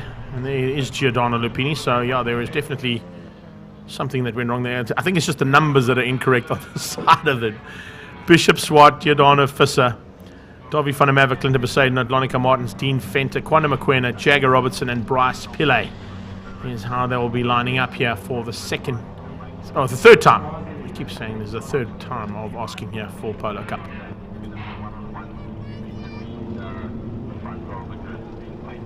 Everybody that's with us here on Facebook and on YouTube, hope you've enjoyed all this action. We certainly have provided some top quality race action here this weekend. And this is only round 1 of the Extreme Festival. Can you believe it? Once again, a reminder to all of our Cape Town crowd, we'll be back here on the 17th of September. And if you are planning to go around the country and come to the Mother City, that might not be a bad plan to get down here for that weekend, for the next time the Nationals come down here. And joining them will be Mobile 1 V8 Supercars. Regional side of things, the Extreme Festival kicks off on the Regional Championships. And that's at Swartkops on the 26th of March, end of this month, at the Pretoria West Circuit, the arena of motorsport. I'm looking forward to seeing all the other categories involved in the Extreme Festival coming out for the first time for a lot of them.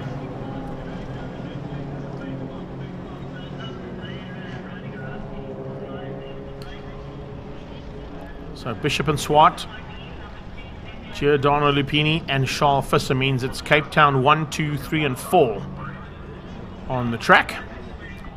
Darby van der Merwe and Clinton Mercedes will share the honours there between the Highveld-based drivers and the Natal-based drivers. If we're looking at the way the provinces are lined up here for the first time of asking, Denmark Steele's Lonica Martins and Dean Fenter will be side by side on the 3rd row. And then it's Kwanda Mokoena and Jagger Robertson, top rookie out of the Universal Motorsport team, also being assisted by Liqui Moly and Big Boss Auto.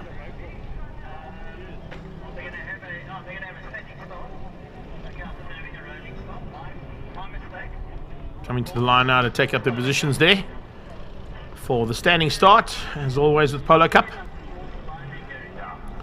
Now, the way things have gone so far today, the right-hand side of the track and the even-numbered side of the grid is definitely the cleaner side of the grid.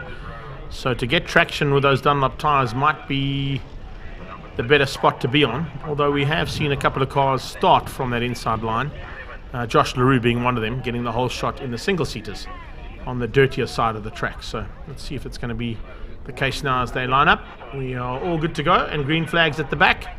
Our COC is happy. Wait for that lollipop man to throw up the 5-second board and exit stage left.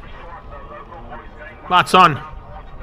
And we're racing. Here we go. Down towards turn 1. Good start coming out of Yuri Swart, looking for a double on the day. But Tate Bishop was lightning quick off the line. And he leads into turn 1 with the Bullion IT cars in 2nd and 3rd place. Giordano fending off all 3 of the Team Red Racing cars. And along with them comes Lonica Martins.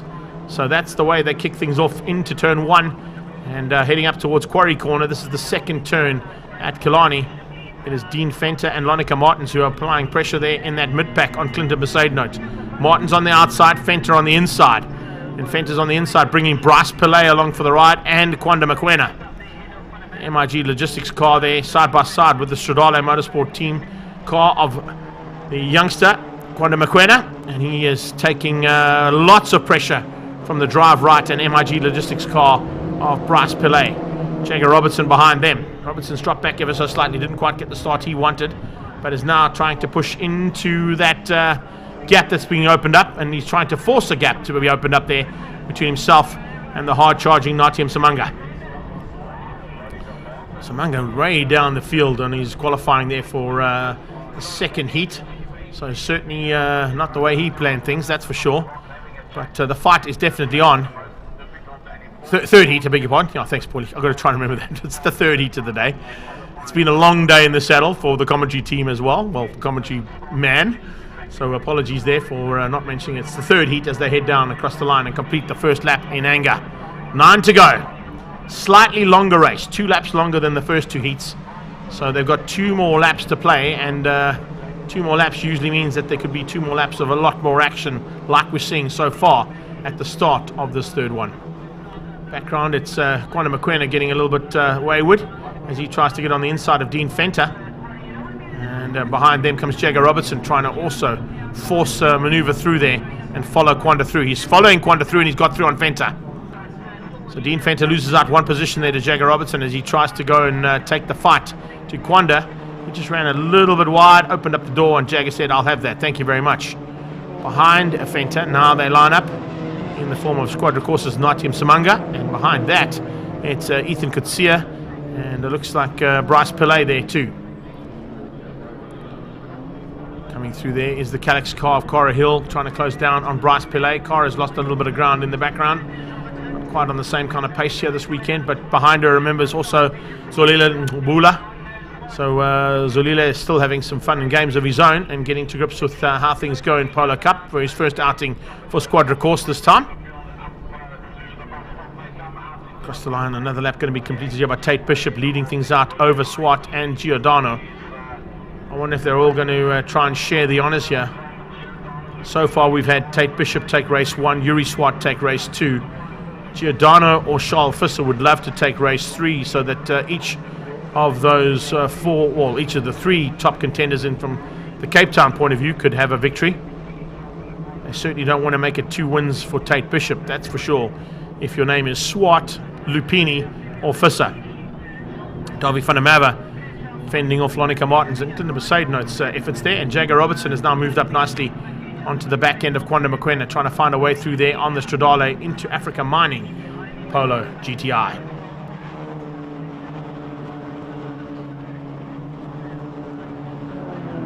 Fight is on there as well from Nsamanga's point of view. He's trying to come back at Dean Fenter, finding a way through there. Fenter had a fantastic outing in the second heat. Look at Lonica Martins. Wow, how hot do you want to go through Malmesbury? The car starting to slide into the second apex of Malmesbury there. Lonica very lucky to catch it. Remember, she comes from an oval track background. She's also driven in a couple of very, very fast cars internationally too, so knows what to do if a car gets out of hand.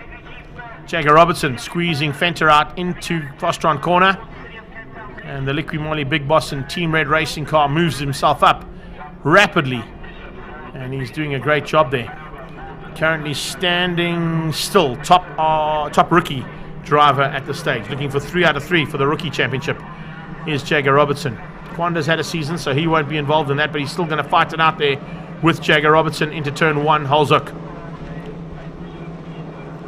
Fenter looking to pick up the pieces if something goes wrong. So will the Squadra Course car of Natium Samanga.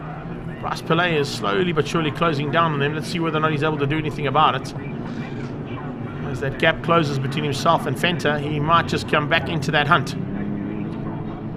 Nice little fight here. Jagger Robertson has got through. He's got ahead now of Kwanda Mokoena. So he's found a way up. Up next, as you can see, G&H Transport Extreme Supercars. Stand by for our final bit of race action here from the Extreme Festival, powered by the City of Cape Town, round 1 of 2022's championships. It'll actually be round 2 of the G&H Transport Extreme Supercars Championship, because they had their first outing, of course, at the Passion for Speed Festival. Tate Bishop, Yuri Swart, Giordano Lupini, Charles Visser, Cape Town 1, 2, 3 and 4 in terms of those drivers. Davy van der Merwe and Lonica Martins going at it. Lonica's definitely found some pace here in this third and final heat. A lot faster from that young lady, and putting the pressure onto Davy van der Merwe, last year's Rookie of the Year. Remember, we said that Team Red Racing's put a little bit of pressure onto him. We have had 2 champions come out of the Rookie of the Year in Dario Abusi and Leighton Fourie, and we can see what Leighton Fourie's career has done in terms of winning a championship from a rookie's point of view and then going on to cement that national championship. He's already onto the podium in his first time of asking in the Super Cup class. What a drive.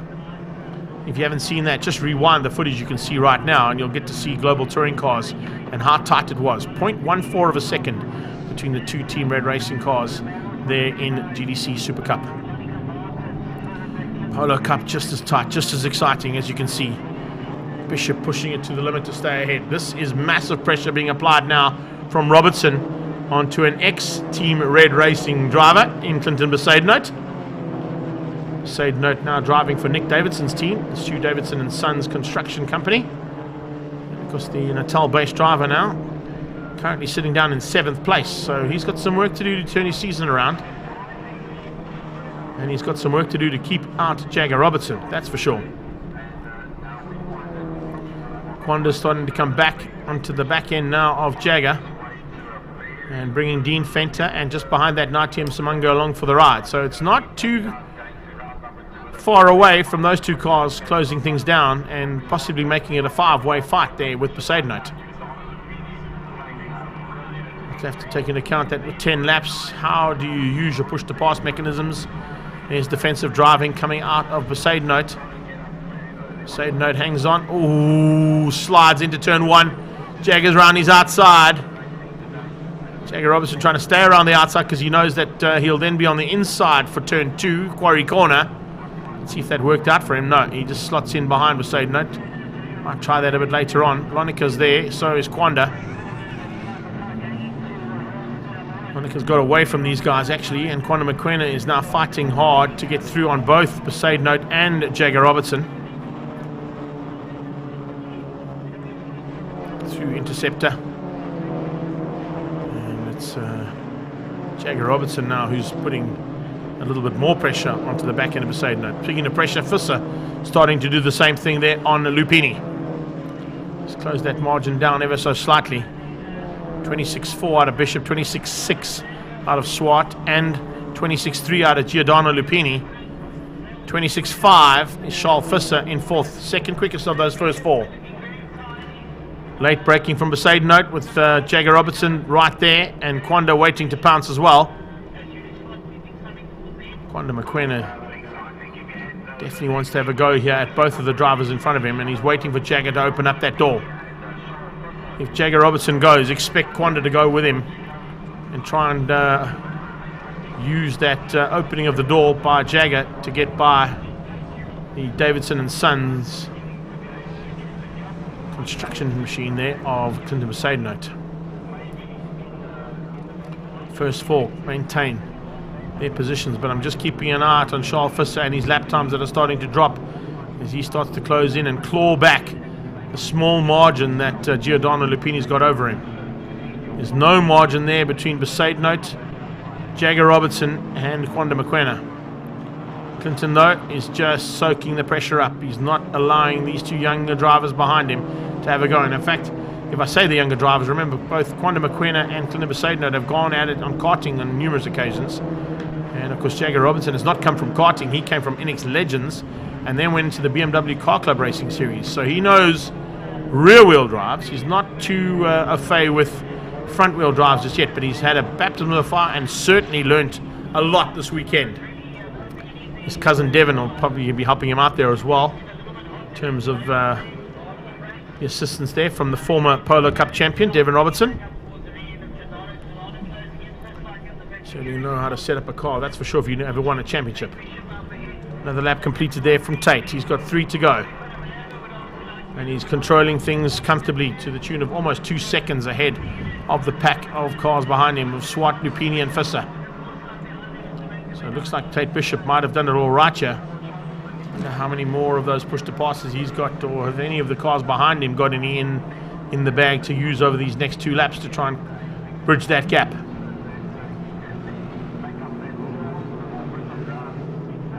Besaidnote, Jagger, Kwanda, Dean Fenter and Msimanga. Msimanga now all over the back of that right motorsport car of Dean Fenter. Same thing being applied here. And same amount of pressure coming from Jagger Robertson. Lonica's dropped back slightly as well. She's lost the toe there to Davy van der Merwe and falling into the clutches there of Besaidnote and Robertson, so she could be in a bit of trouble here with this penultimate lap about to be started. Down that back straightaway they come again. Here comes a move from Dean Fenter, trying to drive around the outside of Kwanda McQuena. He runs a little bit high onto the banking and in fact onto the giddy litter. Thought that might be a little bit too hot from Dean Fenter's point of view. Just came in there a little bit too hot. Runs off the track and looks like he might drop right to the back of the field as well as Cora Hill and Zolela Mjambuka about to come through there and demote him to the back of the field. Lonica is definitely slowing, and here comes a move from Jagger. Oh, great dive. A little bit of rubbing there, and that's what Polo Cup's all about. A little rub between the bumpers. Pressure is on. Jagger Robertson has got better drive over Besaidnote. Has he got what it takes on the brakes to outgun the world karting champion in his day? Oh no, he's not quick enough. So he wasn't quite good enough on the brakes there. Besaidnote just kept him honest. Quanda was waiting to pick up the pieces though. Something was going to go wrong there. Here comes the move. Jagger's on the outside. This time he might be able to squeeze through. Yes, he does. Jagger Robertson gets ahead of Besaid Note now and cements it through turn 3, interceptor corner. Besaid Note's right there with him. He's going to try and come back at him. So is Quanda Mokoena. Might be 2 cars that could get a slipstream effect here down the back straightaway. If Jagger can try and keep them out of that slipstream, it's exactly what he wants to do. Not always easy because you're the front car, so they're going to use you if they can. And they're going to be starting their final lap. So 1 corner and 1 lap to go. And here comes Besaid Note back at Jagger Robertson. Jagger goes high and wide on the banking, cuts back to try and get and maintain that gap. Oh, but Besaid Note gets slightly better drive. There's a tag between the two of them as they come out of Cape Town corner. Fostron has seen a bit of action today, and it looks like the drive is compromised. Jagger Robertson with Quanda Mokoena right on his tail, heading towards turn 1. Quanda goes onto the inside line, trying to come onto the brakes later than Jagger Robertson, and Quanda's there. Quanda slides in. What a move there from Quanda Mokoena. Diving through on Jagger Robertson. Jagger Robertson going to try and come back at him towards turn 2. Naitium Samunga is waiting as well. This is the final lap that they're on, and there is great action here as Quanda's hit the front of this little pack for the first time. Quanda gets through. Jagger follows him. Besaid Note has to go wide and out of the way. Here comes Samunga. Naitium Samunga diving on the inside of Quanda Mokoena. Here we go. Down towards interceptor. Samunga's on the inside. A little tag between Quanda Mokoena and Naitium Samunga. Samunga goes on the inside line. Pulls a bit of dirt onto the circuit. Jagger Robertson now in the mix. 3 youngsters going at it here big time. And Besaid Note waiting to pick up the pieces. He knows that something could potentially go wrong here big time between these. Quanda runs wide. Mistake from Quanda Mokoena, runs him wide, and that allows Besaid Note through on him as well. Bishop's down into Cape Town corner. Fostron for the last time for the Angry car. The Angry Academy car coming to the line, and it's going to be Tate Bishop for 2 out of 3 today. Yuri Swart in second. Giordano Lupini into the 3 spot, and it's going to be Charles Visser for 4th. Across the line they come to complete the race. Behind that it's Davy van der Merwe. And the top 6 will be made up by Lonica Martins as she comes to complete that. But how's this? They are 3 by 3 to the line. Who's going to have what it takes? It's Besaid Note. Oh, so close. Naitium Samunga, Jagger Robertson, and Clinton Besaid Note. And the gap there between them was literally about 0.3 of a second between each car. What a way to finish things up there for the 3rd and final heat of Comcare Volkswagen Polo Cup. Bishop takes the victory ahead of Yuri Swart, Giordano Lupini, and Charles Visser, making it Cape Town 1, 2, 3, and 4. Tate Bishop getting 2 out of 3 on the day ahead of his closest rival there, Yuri Swart. Davy van der Merwe in 5 ahead of Lonica Martins. Naitium Samunga in 7th. Jagger Robertson in 8th takes the rookie side of things. That's the highest finishing rookie for the day. And Clint Besaid Note behind him will wrap things up there for the Comcare Volkswagen Polo Cup. Up next, it's Global Touring. No, it's not. It's G&H Transport Extreme Supercars for their 3rd and final heat.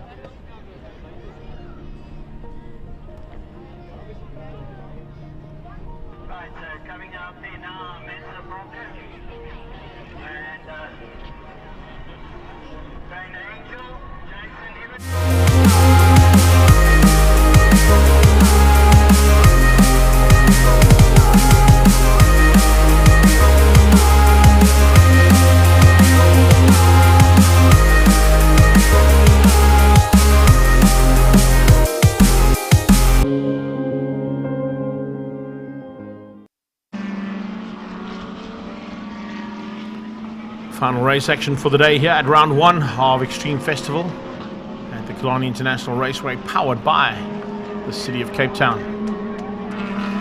It's G&H Transport Extreme Supercars coming out for a 10-lap race. They've already had another 2 10-lappers today. They're going to finalize the day's proceedings here for us. Franco Scribenti taking the victory in race number 2. Will be looking to do it again now in race number 3. And he's going to have Jonathan DeToy, Charles Arangis, Ibbotson and Angel to deal with here in the final stages of round 1 of this Extreme Festival. Marius Jackson's had a fantastic day in the saddle so far for Class C, and Greg Parton will possibly look to turn his luck around ever so slightly in the fights that he's had so far today. Damien Hammond, John Acaros, that's both Gianni and Ricky, hopefully looking to take honours in the Trofeo class of today's proceedings.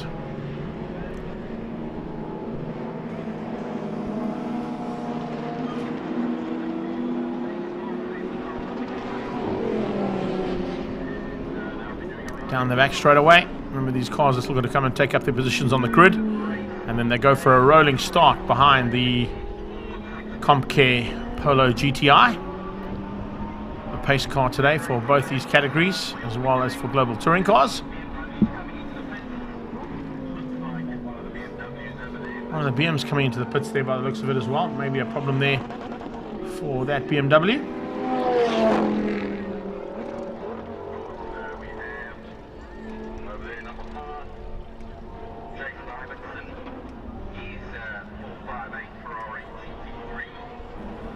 One of the BMs in the pit lane there in the new pit building on the far side of the circuit. You can see having to come in there for a couple of adjustments by the looks of things.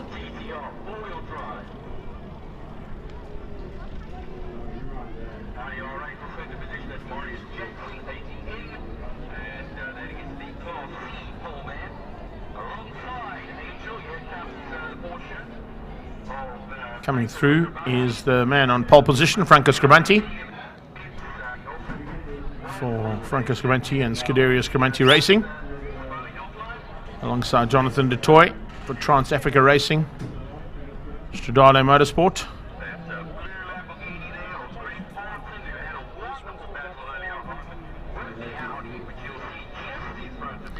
Jason Ibbotson leads out the Ferrari contingent in the 458. The 488 will be Dane Angel at the wheel of his dad's car after the demise of that Porsche earlier on today in the qualifying session. His all-conquering GT Club Sport Autohaus Angel Porsche 997, unfortunately giving up the ghost. Marius Jackson leading Class C honours there. He's alongside the Ferrari of Angel. Then it's Parton versus Hammond. Lamborghini Huracan versus the Lamborghini Trofeo. Behind them will be the Bisc car of Gianni Giannacaro and Martin Prince in his Porsche alongside Giannacaro. Nicky Dix lines up with Ricky Giannacaro alongside him in the second of the G&H Transport sponsored cars, and going back to his original colour scheme as well. There's Ricky Giannacaro. And Blunden in the Valve Fluid Systems Porsche will be alongside Andre Brink in a similar Porsche. And then it's Uli Sana in the Z4. And at the back end of the field, those are the final drivers for the third and final.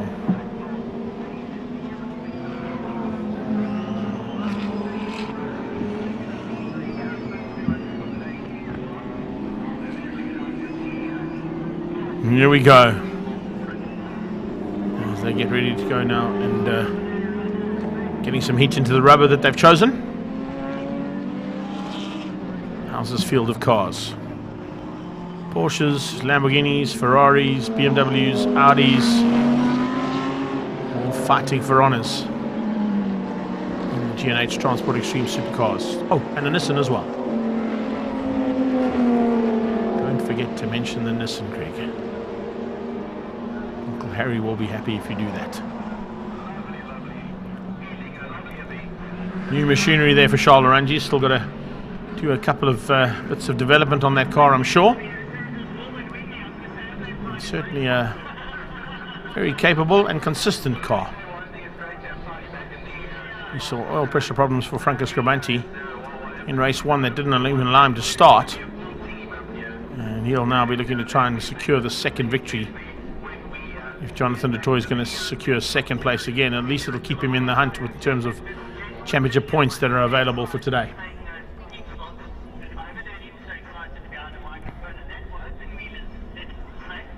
Safety car moves out of the way. Here we go with Scribanti to dictate the pace. He's already put the pressure on.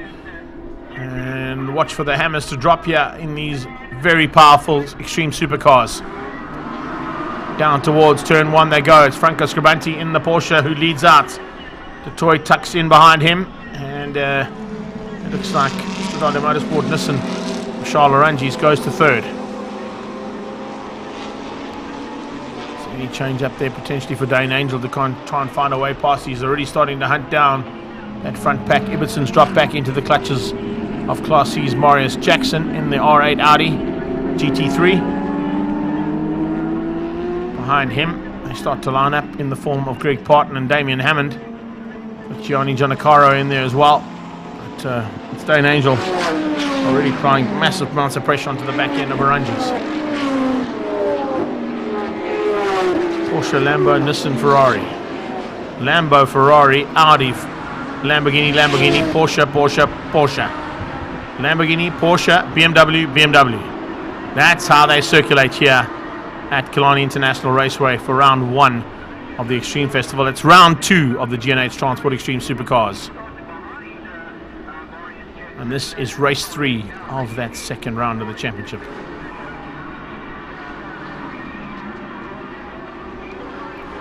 Dane Angel has a look. Arangis sees him coming and shuts the door. Not going to be an easy maneuver to make to get that Ferris ahead of the Nismo machine of Arangis.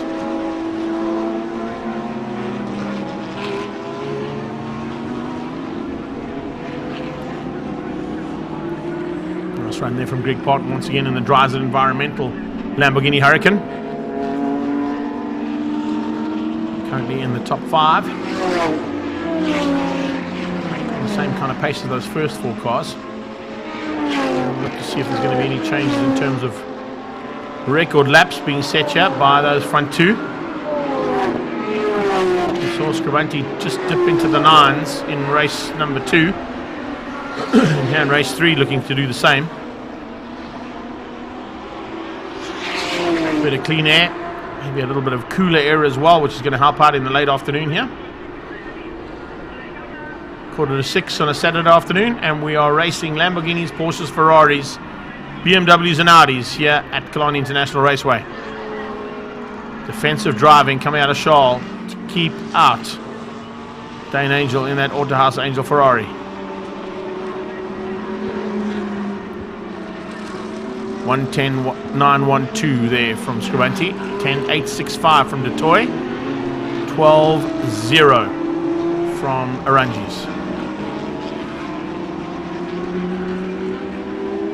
Second Autohaus Angel Ferrari. Look at the pressure. Oh, here we go. It's on. Charles Arangis being given a real nice love tap into interceptor corner, and he won't appreciate that. Dane Angel forced his way by. Frustration there from Angel. Eventually forcing a maneuver there to get through on the Nismo GTR 35.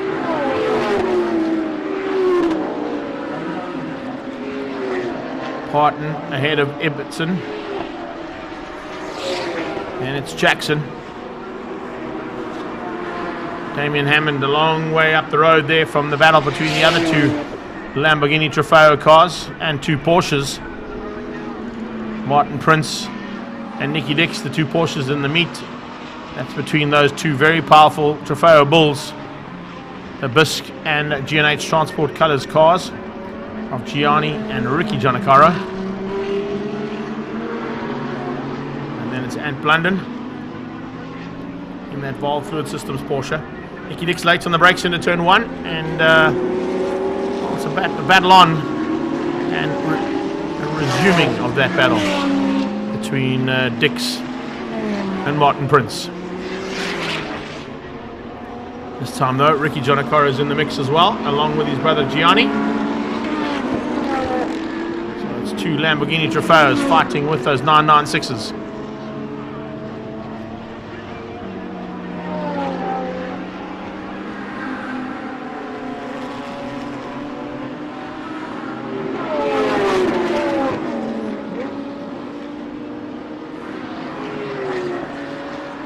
Ibbotson closing on the back end now of Greg Parton. Parton could be in a bit of trouble here.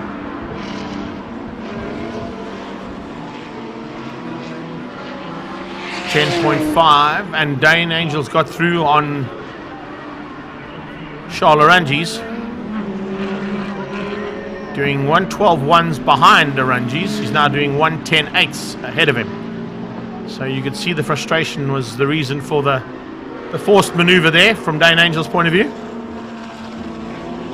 To get ahead of Charles Arangis. Angel have enough in that Ferrari to catch the Lambo and the Porsche. I don't know if that 488 is as quick as these two cars.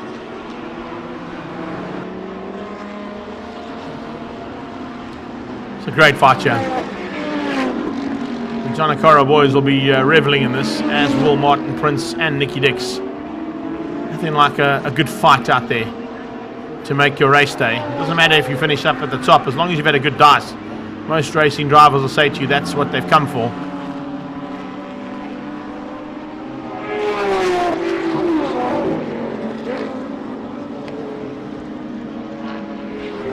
Really cool little dice here between these two.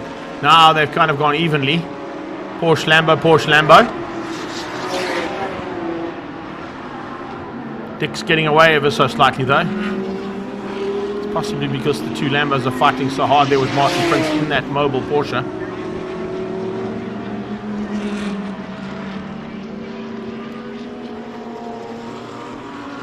Scribante keeps ticking off those lap times. Going from a 10.7 at the start of the race down to a 10.3 now. Or we see him dip into the 9s. Doesn't necessarily have to. But if you listen to the interview with Franco Scribante leading up to this race and the whole rebuild of that Porsche, his strategy has always been, well, if I'm going fast, there's a good possibility that the car might have an accident because I'm going to either win it or bin it. Right now he's winning it, and he's doing a super job on that new aero package, new livery on the car as well.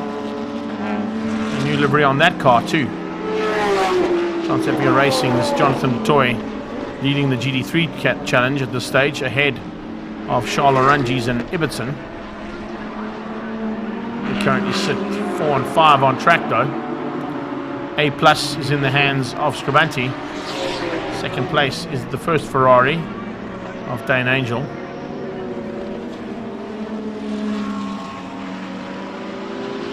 That Marcus. I think that might be the slow BMW that caught up onto. Yes, it is. So coming up onto Mansour Parker. Parker's Parts, Armand Levy Motorsport, and Jive Beverages BMW.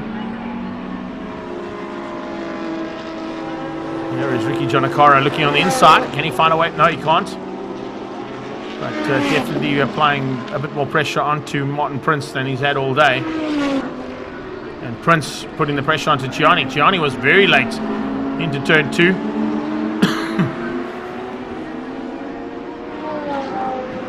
Possibly backing Martin Prince up there to give his brother a chance. Playing the team game here. Two Lamborghini Trofeo drivers.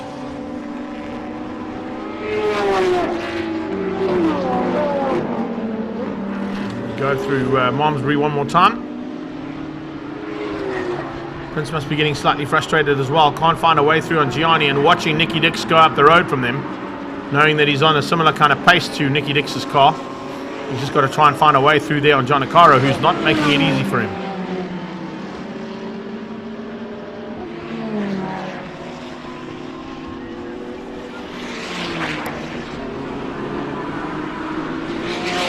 Another lap down for that fight between the Porsches and the Lamborghinis.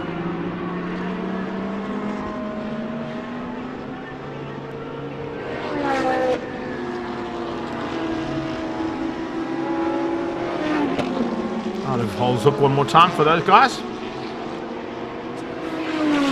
Lambo's running a little bit wider than the Porsche. Porsche able to carry a little bit more corner speed. And didn't have to run wide to do that. Car off here at turn 1 by the looks of things, just in the foreground of the shot.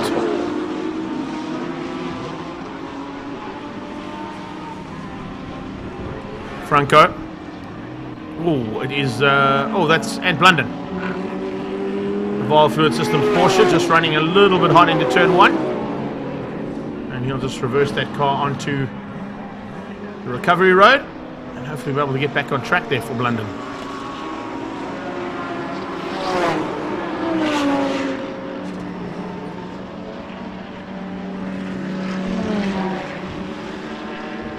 So here we go. We've got about a lap and a corner to go here for these two. Jonathan du Toit at 10.2 on his last pass. He's a tenth of a second quicker than Franco.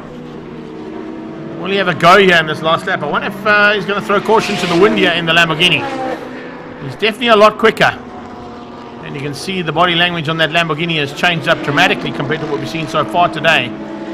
He took the first victory, remember. Franco took the second one. 2 wins and a DNF are not going to be as good as a win and 2 second places. So it'll be advantage du Toit coming out of this round. And remember, du Toit had a pretty spectacular outing at the Passion for Speed Festival in that car, but in its original livery when it was part of the Stradale Motorsport team. So he should have a relatively good lead in this championship coming out of today's event with that first place and 2 seconds in the 3 heats. They're coming up on the back end of that battle between the Trofeos and the Porsches. Could this possibly spoil the day for the 2 faster cars in the similar brands? Franco on the inside. Ricky saw him coming, gives him lots of space. I don't know if he'll get as much space here out of these two, but he's probably going to go around the outside of them. Yeah, Gianni stays on the inside. Checkered flag time. And it's Franco Scribanti. 2 out of 3 today for him. For Scribanti Racing. The Franco Scribanti Racing team done a magnificent job getting that car prepped and ready with a new aero package and new design and livery on it. Second place is du Toit. Third place is Angel. And Charles Orangi's debuts the Nissan GT-R35 for Stradale Motorsport today. That Nismo car is a very, very hot contender. Very consistent car to drive as well there from Orangi's point of view. So let's have a look at the unofficial results here for G&H Transport Extreme Supercars. We'll run through the top 3 there. It's Scribanti, du Toit and Angel. That's your top 3 overall. But if we look at the classes, A+ goes to Scribanti and second place is Dane Angel. GT3 goes to Jonathan du Toit ahead of Charles Orangi's and Jason Ibbotson. Class C goes to Marius Jackson. Class A goes to Damien Hammond ahead of Nicky Dix. Gianni Giannicara will also be finishing up high in a good effort there from him in the GT3 category, with Martin Prince taking Class B honours. And then further down it will be Razli Harris taking Class D ahead of Uli Sana and Mansour Parker. And Blunden, unfortunately, with a mistake there in the Class B car late in the race, has cost him a top 3 for Class Bs here in the third and final heat of the day. So that'll wrap things up here for our first round of the Extreme Festival from Cape Town. The City of Cape Town coming on board to power the Extreme Festival for round 1 at Killarney International Raceway. And we certainly hope you've enjoyed all the action that we brought you. There's been a lot of it today, there's no doubt about it. If you are going to go and watch this later on, please make sure that you like and share it and pass it on to all your friends and fans of motorsport all around the world. If you have joined us from all around the world, we do appreciate the support on both Facebook and YouTube. And for those of you here in South Africa, don't forget that there will be a highlights package going out on Ignition TV in about 2 weeks' time as well for some of the categories that are involved here today. From our side, we want to say a massive thanks to the City of Cape Town for their support here for the Killarney International Raceway, and of course to the whole team down here at Killarney International Raceway, working side by side with the Extreme Festival team. Tanya Kritzinger and her team doing such a good job here with Des Easom and Mariska and the whole squad behind Killarney International Raceway. to all our marshals and medics for all their timeless efforts out there, and of course they hardly ever get any mentions, so we do appreciate all the support that they've given us through the day. To our journalists and photographers and our cameramen, for our TV crew and live stream crew, thanks guys for all the hard work. And on behalf of Dave Peterson and Paul Bedford from Two Wheels TV and Up to 60 Seconds, my name's Greg Maloney. I'm the voice of choice. We hope you enjoyed the action, and we'll see you soon as we get into the regional side of things at Swartkops on the 26th of March. Take care then. Bye bye now.